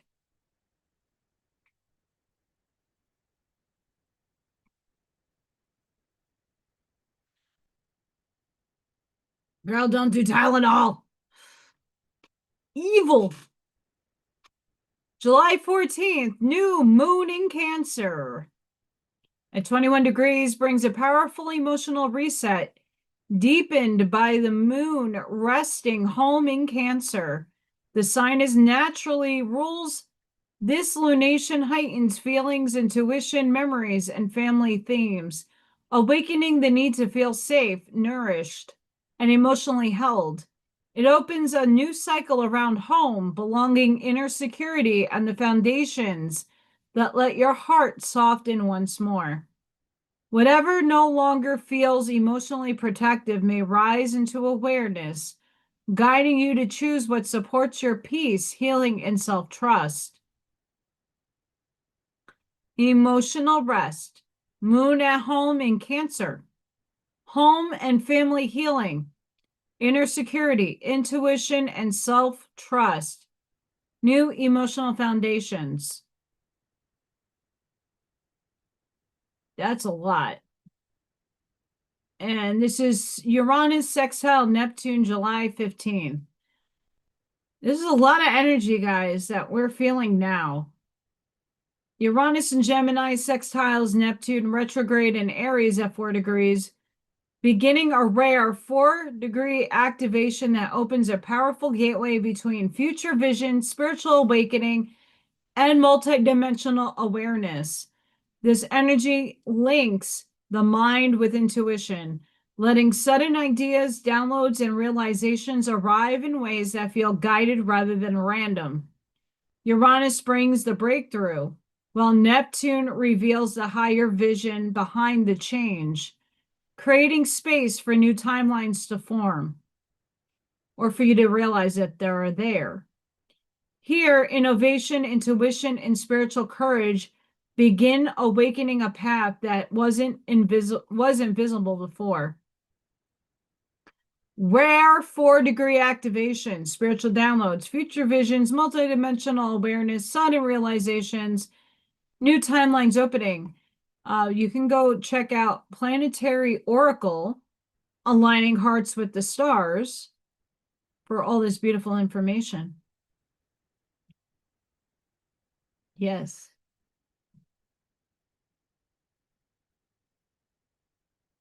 I'm on a first name basis with the afterlife.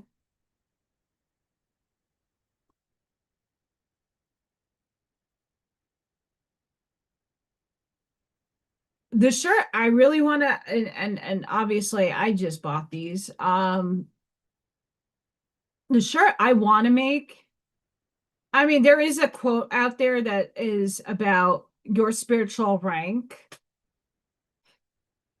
and to really know that just because you think you're mighty and powerful in the 3D world doesn't mean your rank in the spirit is any higher. Sucks to be the ego. It's a Freya bomb with Lego Cat. Hi, Mama. It's a Freya bomb. Yay.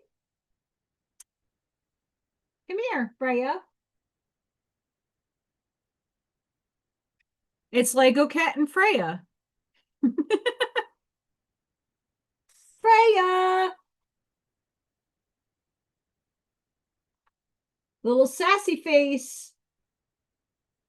She's sassy. Yeah, that's Lego Cat. I want her to sit next to AllyKat so we can get a comparison of size.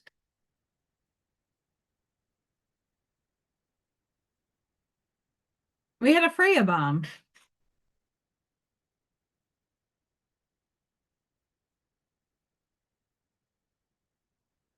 Freya bomb.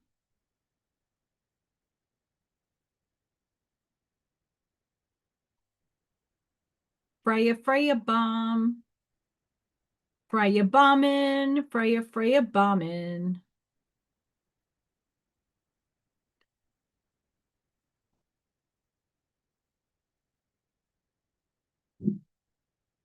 Up and there goes the fireworks.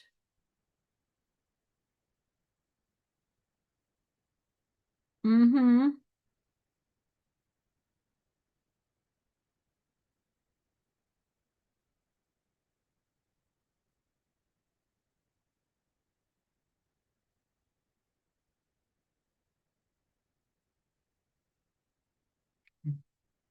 Freya bomb. And I got to name AllyKat. I don't know if I want to call it Lego Morgan because my Tuxie. I'm just gonna say Toxie. I'm sold on Toxie. Toxie the AllyKat. That took me 3 days to put together. Legos are no freaking joke. And I had to have that, and it was on sale.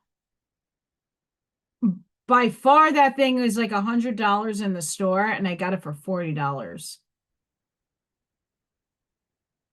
Could not pass that up because I got a Lego cat and I put it together myself. And I got flamingo and dragon and unicorn. So next, well, tomorrow I'm going to be doing oracle cards for everybody. And I kind of like the way I did it with Janine, where I'm not pulling like every one of my decks out, but I will have, I don't know, those that were there with Janine, do we like the 3 decks that I had?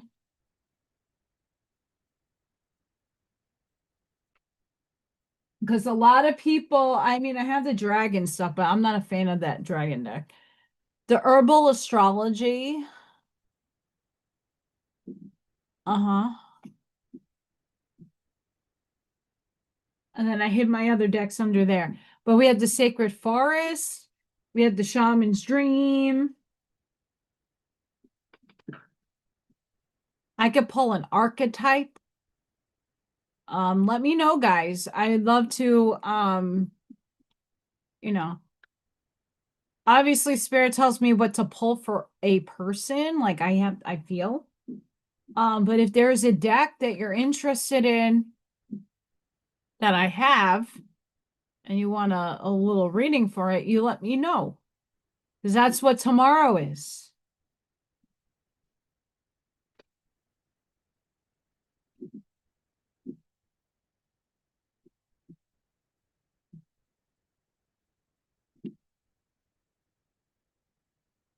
Fireworks.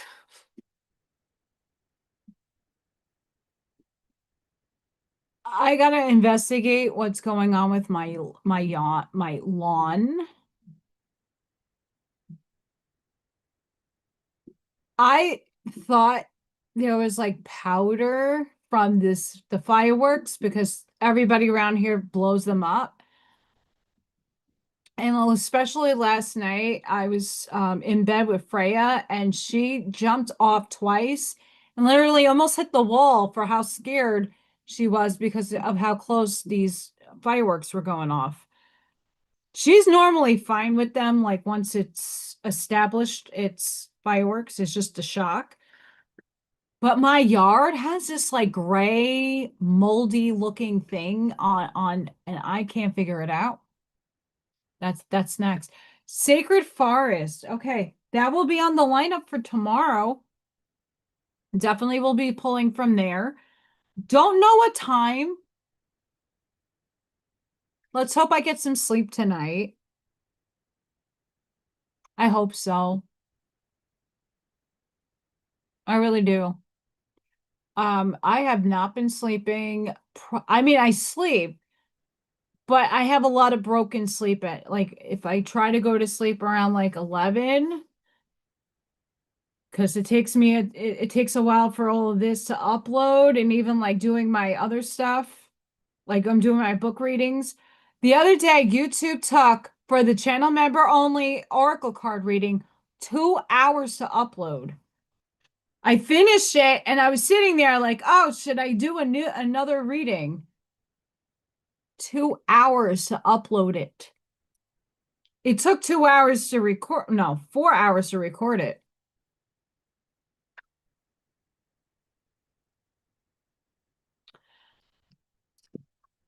I will try that. It's a it's on my lawn. And I did and so I'm mowing my lawn and it looks like from afar, it looks like spider webs, which I do have too. Like the spider guys, I saw my first black widow spider today. I was in awe of like how gorgeous it was, but like get the fuck away from me. It was on my lawnmower.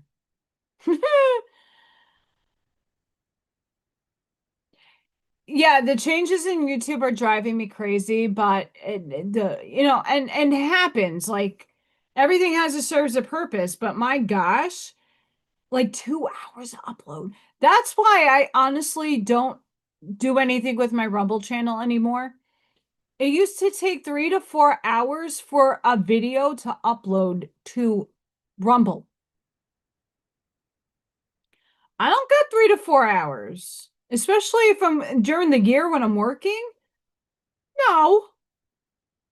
And you can't just let it sit idle either. You have to like make sure it's like going. This might be hard to see, but you see all that ookie gookie stuff on the leaves, and that's ivy. It's like gray, whitish.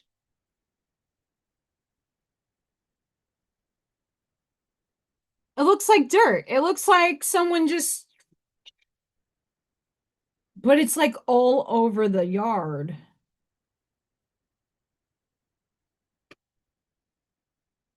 I know that's hard to see, but and it's really, I mean, I took it in the light. Do we see that? Is that a better representation? Like that's my backyard and that's like everything there. And I'm like, what is that? Uh I need a lot of the diatomaceous earth. Like a lot. This is half my yard. It's so it could be a fungus because my trees have a fungus, but I had that last year. There's like black brown spots on the leaves.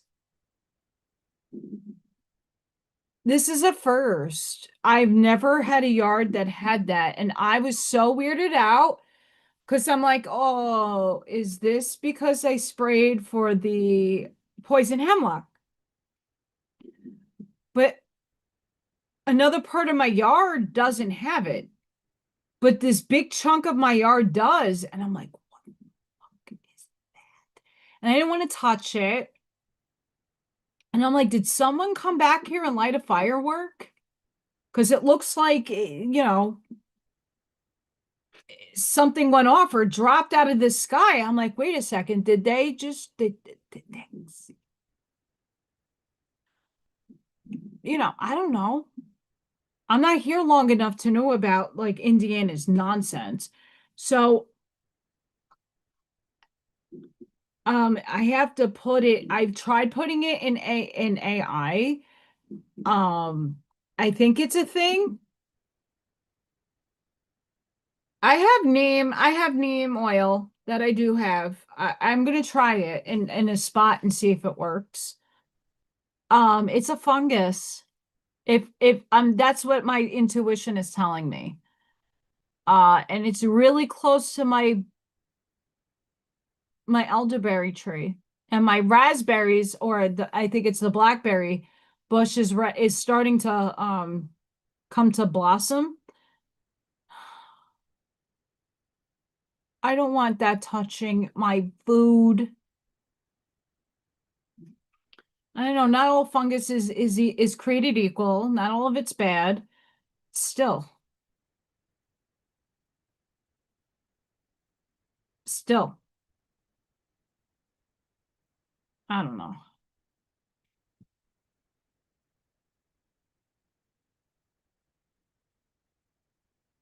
Still, not kosher for sure.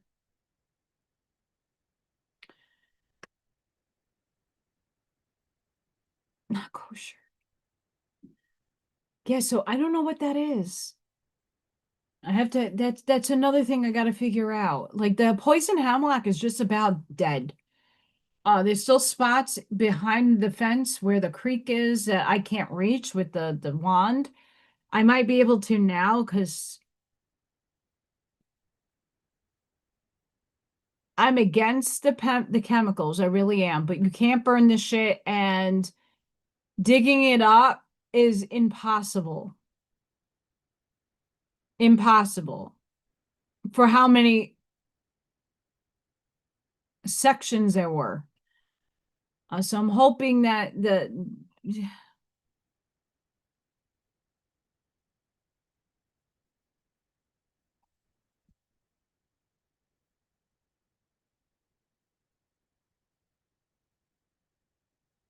I have to see now that I don't have a car, I have to see if it can be delivered to the house. And I don't know how expensive that is. Um, and no, I know Ivy is not far from me, and she offers a lot of herself. Um, but she is not my car service. Copper fungi spray. I will look into that. Thank you guys. I don't know, like this is my first time seeing that, and I was like a little dumbstruck. I'm like, okay, Saharan desert sand is outside right now. You can barely when Patrick came to my door to pick up his raffle winning, it was like New York and the fire Canadian fire stuff. No, this was Saharan desert over this area. And yeah, I'm gonna try a couple of those things because I don't have the funds to re-sod my grass, and I don't want the animals to get sick. The hemlock I did for the animals because every time the deer runs behind the fence by the creek, they probably brush up against the hemlock and it probably goes and gets spread. That's probably how it's spread anyway. There's raccoons back there, birds and baby peas and all kinds of animals that are back there that I don't want them getting sick or hurt or spreading the shit.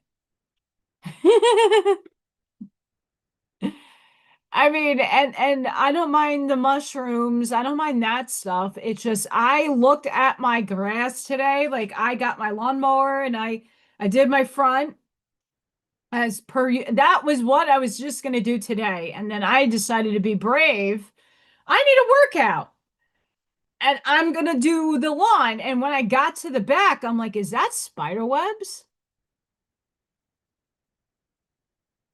And I got closer. I'm like, what is on these leaves? And I didn't have gloves on. Like I usually mow with gloves on, and I didn't put my gloves on. It was too hot today. I'm like, I'm not touching that. I will mow it. But then I covered myself up when I dumped the grass, and I'm like, what the? Can I get sick from this? And then when I got back inside and showered and everything, I literally was so more interested in making sure I didn't have ticks on me. I mean, I've been putting my nice essential oils on me, but they airdrop them shits. You never know where they're hanging out. Yes, they airdrop them from Canada.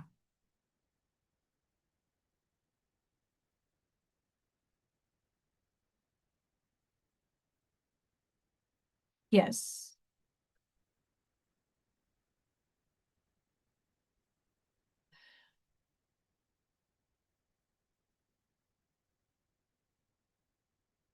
Hi, Michael.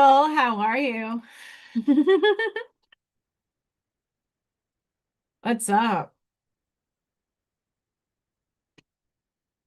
Oh, we were talking about Cern, and I'm looking for the I can't find it.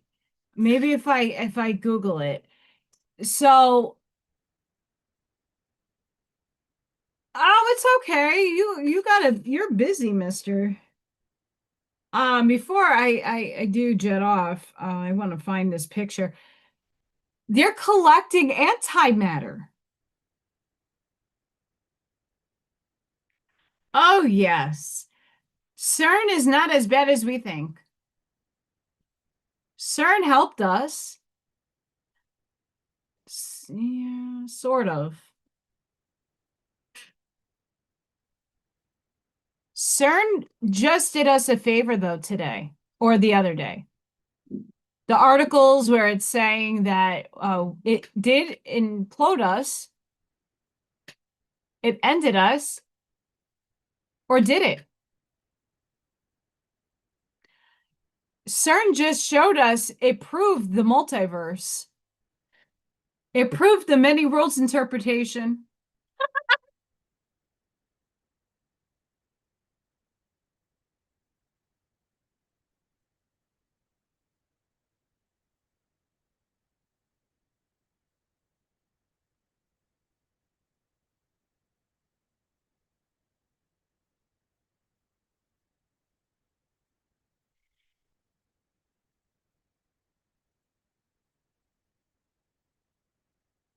I found it.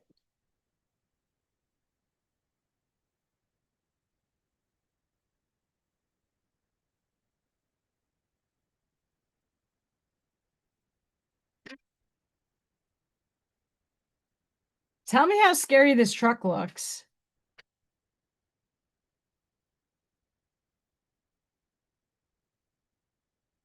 That right there is a whole truck filled with antimatter.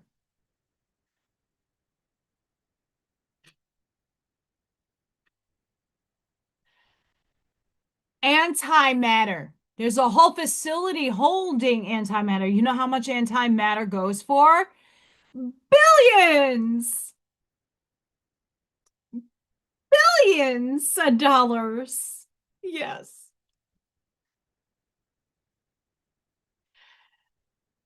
Yes, and this is the time period. A lot of you, and including myself, Arnie, Scott, I know Leah, and a lot of us, Ash Maya, we're all feeling wonky, off, and weird. I equate it to my slinky, my perfect representation. Like my soul is doing a jiggle, wiggle, wonky wiggle. It's expanding and contracting. It's expanding and contracting. The entanglement I have to other people, places, and things is bananas. Um,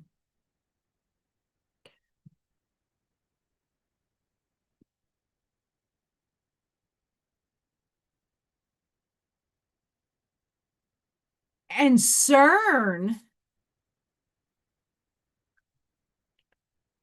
on some networks, sorry, but we accidentally ended the world in 2012. Amid Cern scientists, here's the article. I don't know WWN for the life of me, but this is not the only news network source that has expressed this. There was experiments done in the lab that is showing that they opened up a portal of a parallel universe that is observing us. Obviously, that's showing you the multiverse exists. But them and put that is now more out in the news than it has been. And I've been reading these articles for a long time. Finally, it's telling you what I've been saying forever. It's proving Dolores Cannon. It's proving her right. One choice, we all decided to end it. And the other choice that we all consciously chose was to live. We were zipped into another parallel dimensional space.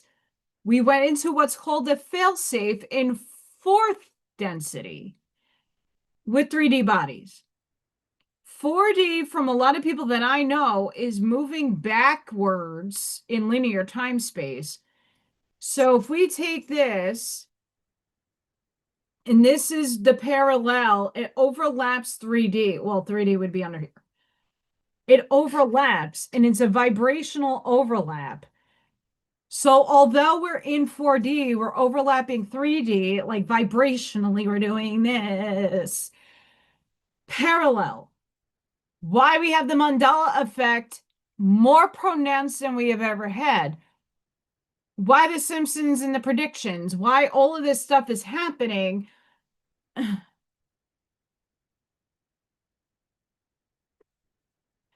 The Mayan calendar. There's so many calendars that ended in 2012 or right before it. Why? Because they saw the end. But that's not necessarily God's will in the end of the quantum field. What happened in 2012, those two sparks of source met, and the shock wave created two realities. One that no longer exists, that entropied and decayed out, and that was our demise. And the one that we all together now chose. We chose this. We chose to continue. We chose this. It was an end of a false cycle.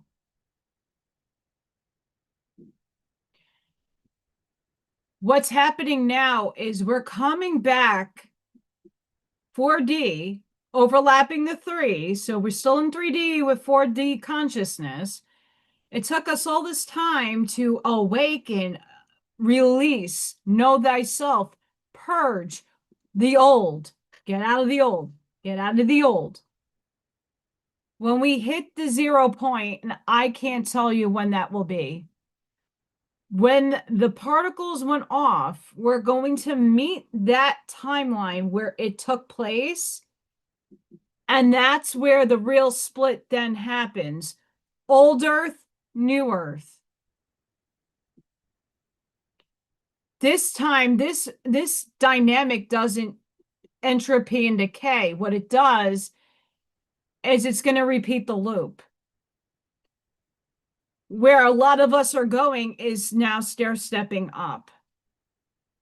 We will be officially in 4, no longer overlapping 3.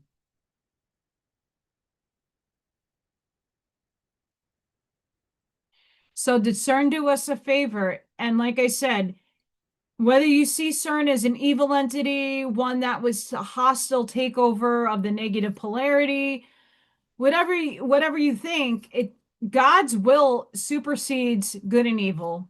End of the story. Whatever the quantum field wants, it's going to get.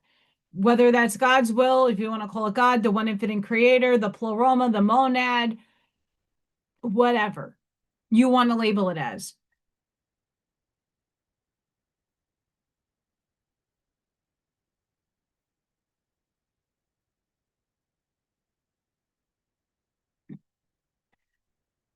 I want to say a lot of our gifts and abilities are coming online more pronounced now. So for me, I'm seeing more fourth density. I'm seeing more of the beings. I'm seeing more and feeling more. Telepathy, we all have that to a minor extent. Levitation as well. There are people on this planet that can levitate for real. No AI imagination here. For the mass, we have to do a lot of 4D and a lot of learning before we can get to that space. We're still in limitation and separation. We're still in a hate and shame and blame and judge dynamic. And we're going to get there. But I think we have to be humbled as a society. We're already humbled.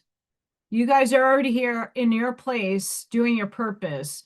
We know we're aware of this, but a lot of this stuff doesn't come until in mass happens. Then most of us will then get the information, the downloads, and be able to do that and then teach it to everybody else. And I'm sure the people that are already doing levitation, that's their ability. We all have different abilities.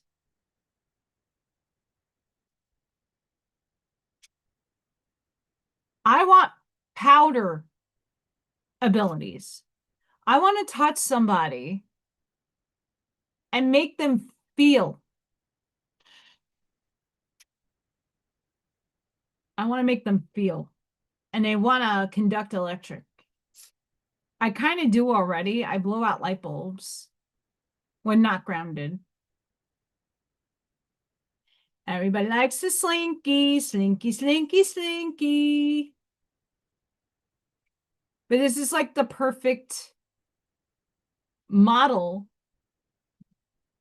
I mean, I don't have a guitar, so obviously I would use a guitar string. But if we bounce this up and down, our soul is going up the spiral. The first string is your first dimensional self, and up here is your infinite self. And there's everything in between that overlap and bounce together. And sometimes it's really expanded, and sometimes it's very condensed. And so I needed a slinky in my life. It's a good example.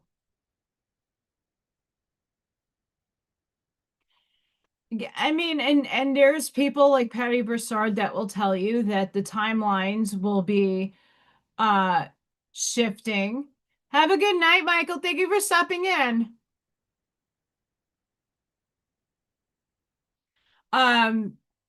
There are timelines where there are going to be people that experience the four horsemen and the apocalypse for real, Sodom and Gomorrah stuff, because that's what their soul chose to experience. The multiverse is now actually being solidified now. We all know it's real to some extent. The proof in the pudding is to actually experience the stuff. We will, and we have in small intervals. The Mandela effect is one of those small intervals. We remember things super clearly, and then we forget. Time moves on, you get older, and all of a sudden, no, I remember it this way. What the hell are you talking about? There was a cornucopia. There was the monocle. There was Shazam. What the hell are you telling me? I'm wrong? What? Look, I am your father. What? No way. That's what I remember, and everybody repeated it for decades. But no, it's not what it is. No, we just zipped to another reality. We went and jumped into another reality, another universe that's parallel to ours. There's millions of them, billions. That's why there's no right or wrong, because your thoughts create things. There's a flat earth as much as there's a globe earth, and there is a this and then there's a that. It all exists because we think of it and we create it. We are creators. Your thoughts create things, and we're very powerful beings. And when enough people think of the same thing, that's the program. They want you to think on the same lines. So that reality is created and it actually solidifies and collapses. Predictive programming, that's what that is. If enough people consent by watching something and it's showing you, and enough in mass think about it and consent to it, it densifies, it materializes, it happens. And 98% of the time, it's subconscious.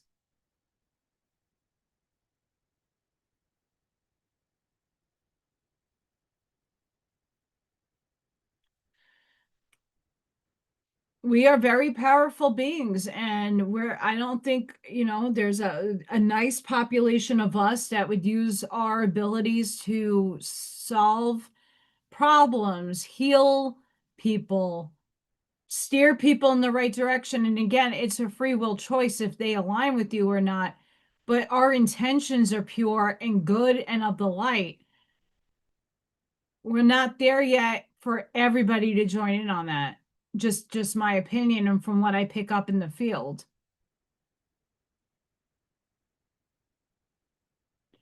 Right. And that's the truth. You are the active observer of your creation.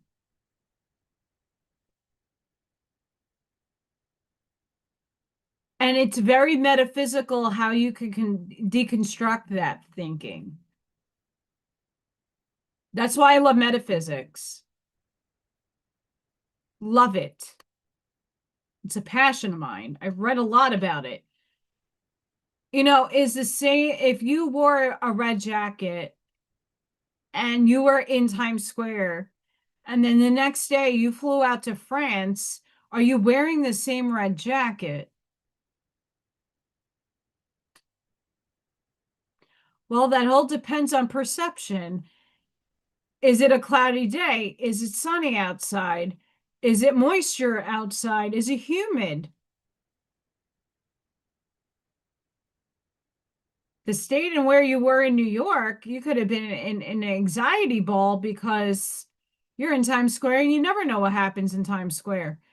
But you go to France and you're just out, on the a pavilion somewhere. Does the jacket actually change? Not necessarily, but molecularly it can. Is it hot? Or is contraction and moisture that changes the molecules within the fibers? It's crazy to think about the deepest nookie cranny thing, but it's there.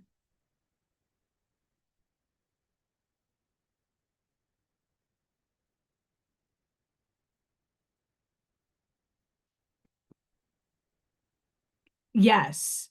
And that's kind of the reason why I'm doing what I'm doing with the episodes is kind of the next thing the last experiment theory that I'm working on for this episode is a quantum eraser that time collapses on itself. And it's one that's not the easiest to write. I do have AI help in terms of the different variations of wording and what's been out there already.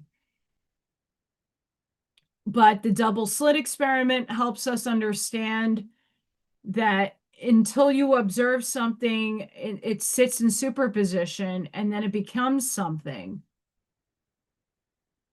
So when I'm actively in superposition in my mind, looking at what I want in my life and saying, well, I already have it and I can't doubt it.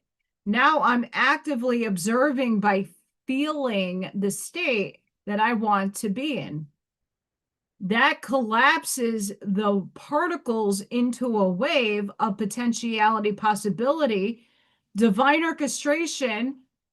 the intention of my timeline starts working in miraculous ways where people, places, and things start presenting themselves. I'm still waiting, but let's just say I showed you guys with getting my car fixed in the winter that unexpectedly, unbeknown to myself, that I was going to get help like that. But I called it in. Oh, I love the Magic School Bus.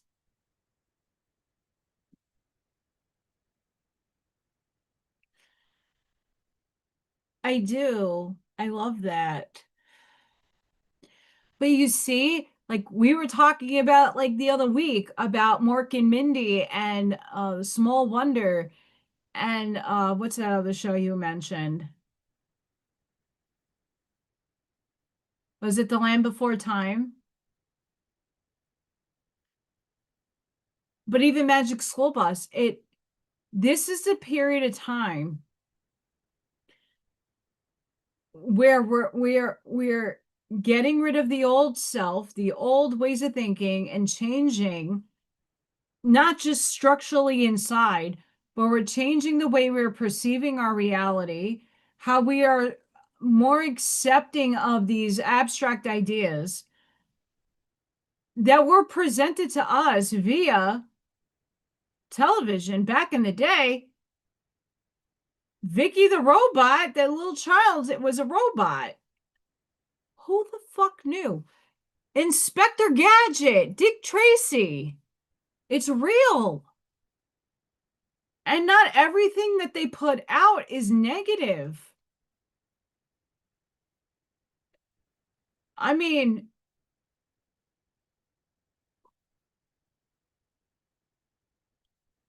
we get to choose. We get to empower ourselves to know what we want in our reality, and we get to choose that. And when enough people choose something similar, it collapses. That's why the blanket statement of love, harmony, prosperity, abundance, that could look, that could billions of ways that can present itself. But those are key ideas that if everybody were to focus on, all of us will shift together and receive that stuff. It's a blanketed term, but it is enough commonality of unity. If enough of us think of it, it does collapse. But individualistically, it will collapse in the ways you need it. That's why we're the bridges. We got to think of what we want for humanity. And even though it's not specific, like, sure, I need this, that, and the other thing, but so you need different things. But if I just blanket termed abundance, prosperity, well, that could mean anything.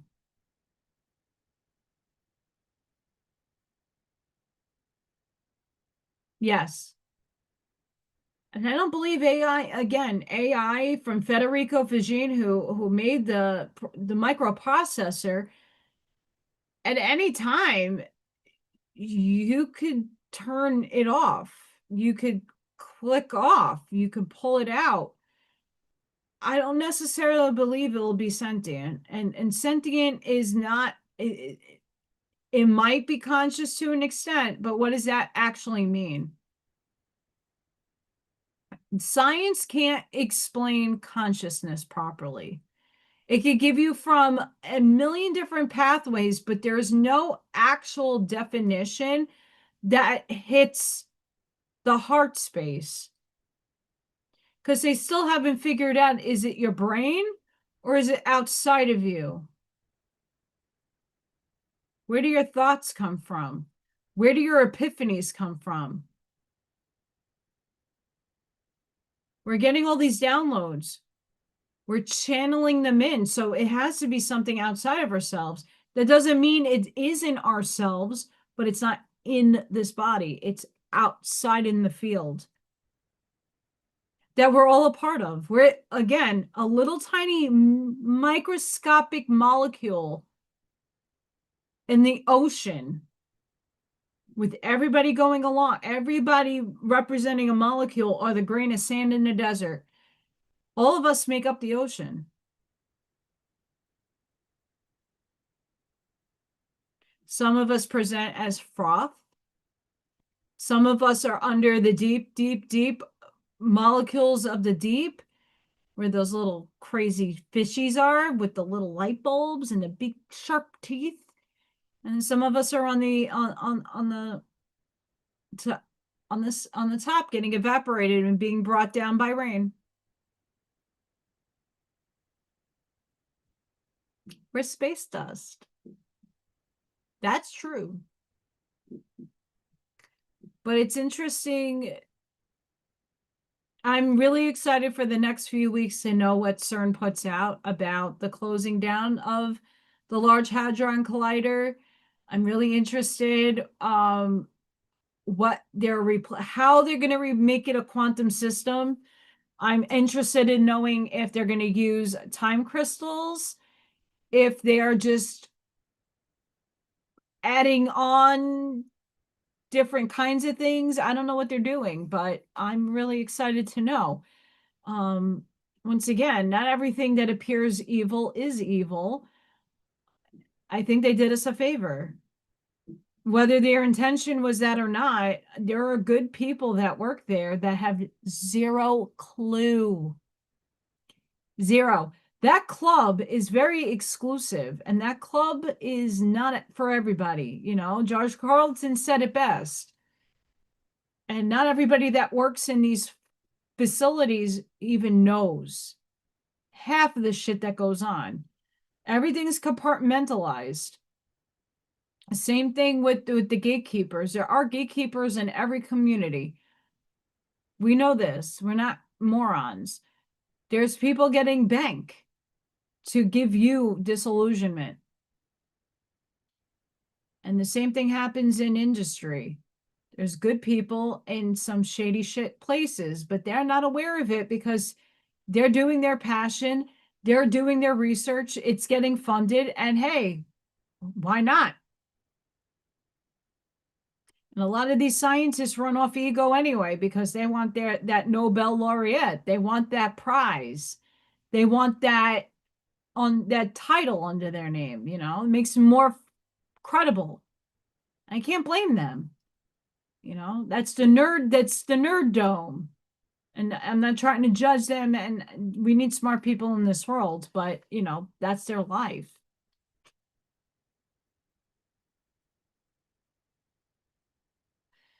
It's insane. Very insane. Tomorrow, guys, I'm going to be doing an oracle card. We're definitely doing the Sacred Forest deck. I'll pick some other decks out and you guys can ask a question. Or just say, pick me and I'll pick you a card. Or you could pick from a deck. It worked really well with Janine, so I'd like to keep it that way when I'm doing it. And I'll obviously add some more cards to it. I just don't know what's going on with my sleep or what time I'll be able to do it. And hopefully I still have power because it was 107 today. Fun times. But I want to thank each and every one of you for showing up and for coming and hanging out with me. Although it looks done, I'm almost done. I want to do some more intricate work in the flower and get some of this evened out. But our sunflower for Miss Sid is hopefully going to be on display. And it doesn't need to. She can put it in a frame and put it on the wall. Doesn't bother me much. I just wanted to do something nice for somebody that's amazing. And, you know, she has given me those one questions on her channel. And I like to help people out when they do readings for me and it's spot on. I will make that claim because that's helping other people know that they're valid. There's so many people out there that read tarot cards that are not valid, or they're, you know, just there for clickbait. she's not, and she has a real ability, and I want to make sure that her, Janine, and other people are highlighted in that way. So this is my way of saying thank you for the free readings, and you know, I do that with the raffles too. I thank all of you for showing up and liking, subscribing, hyping. It does help. And YouTube is wonky right now, and a lot of us are shadow. It's not shadow banned. I don't want to say I'm shadow banned. I want to put that out there. But the algorithm kind of resets and it takes time. I used to get like 12K views for Little Thor and for Freya, and I'm going to tell you right now, I'll tell you right now, Little Thor got 223 views today.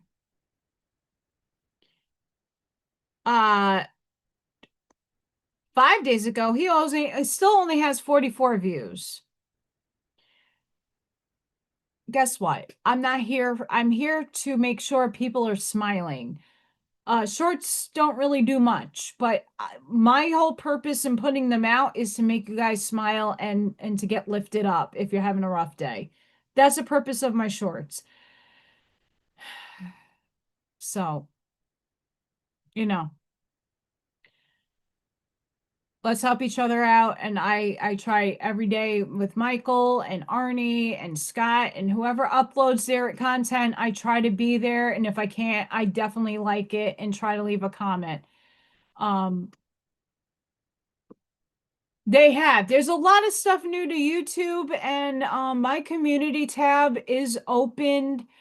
I don't know how that works, guys, but my post section is the community. And what do you want to share with your members today? And we can have a conversation in my posts. I don't know.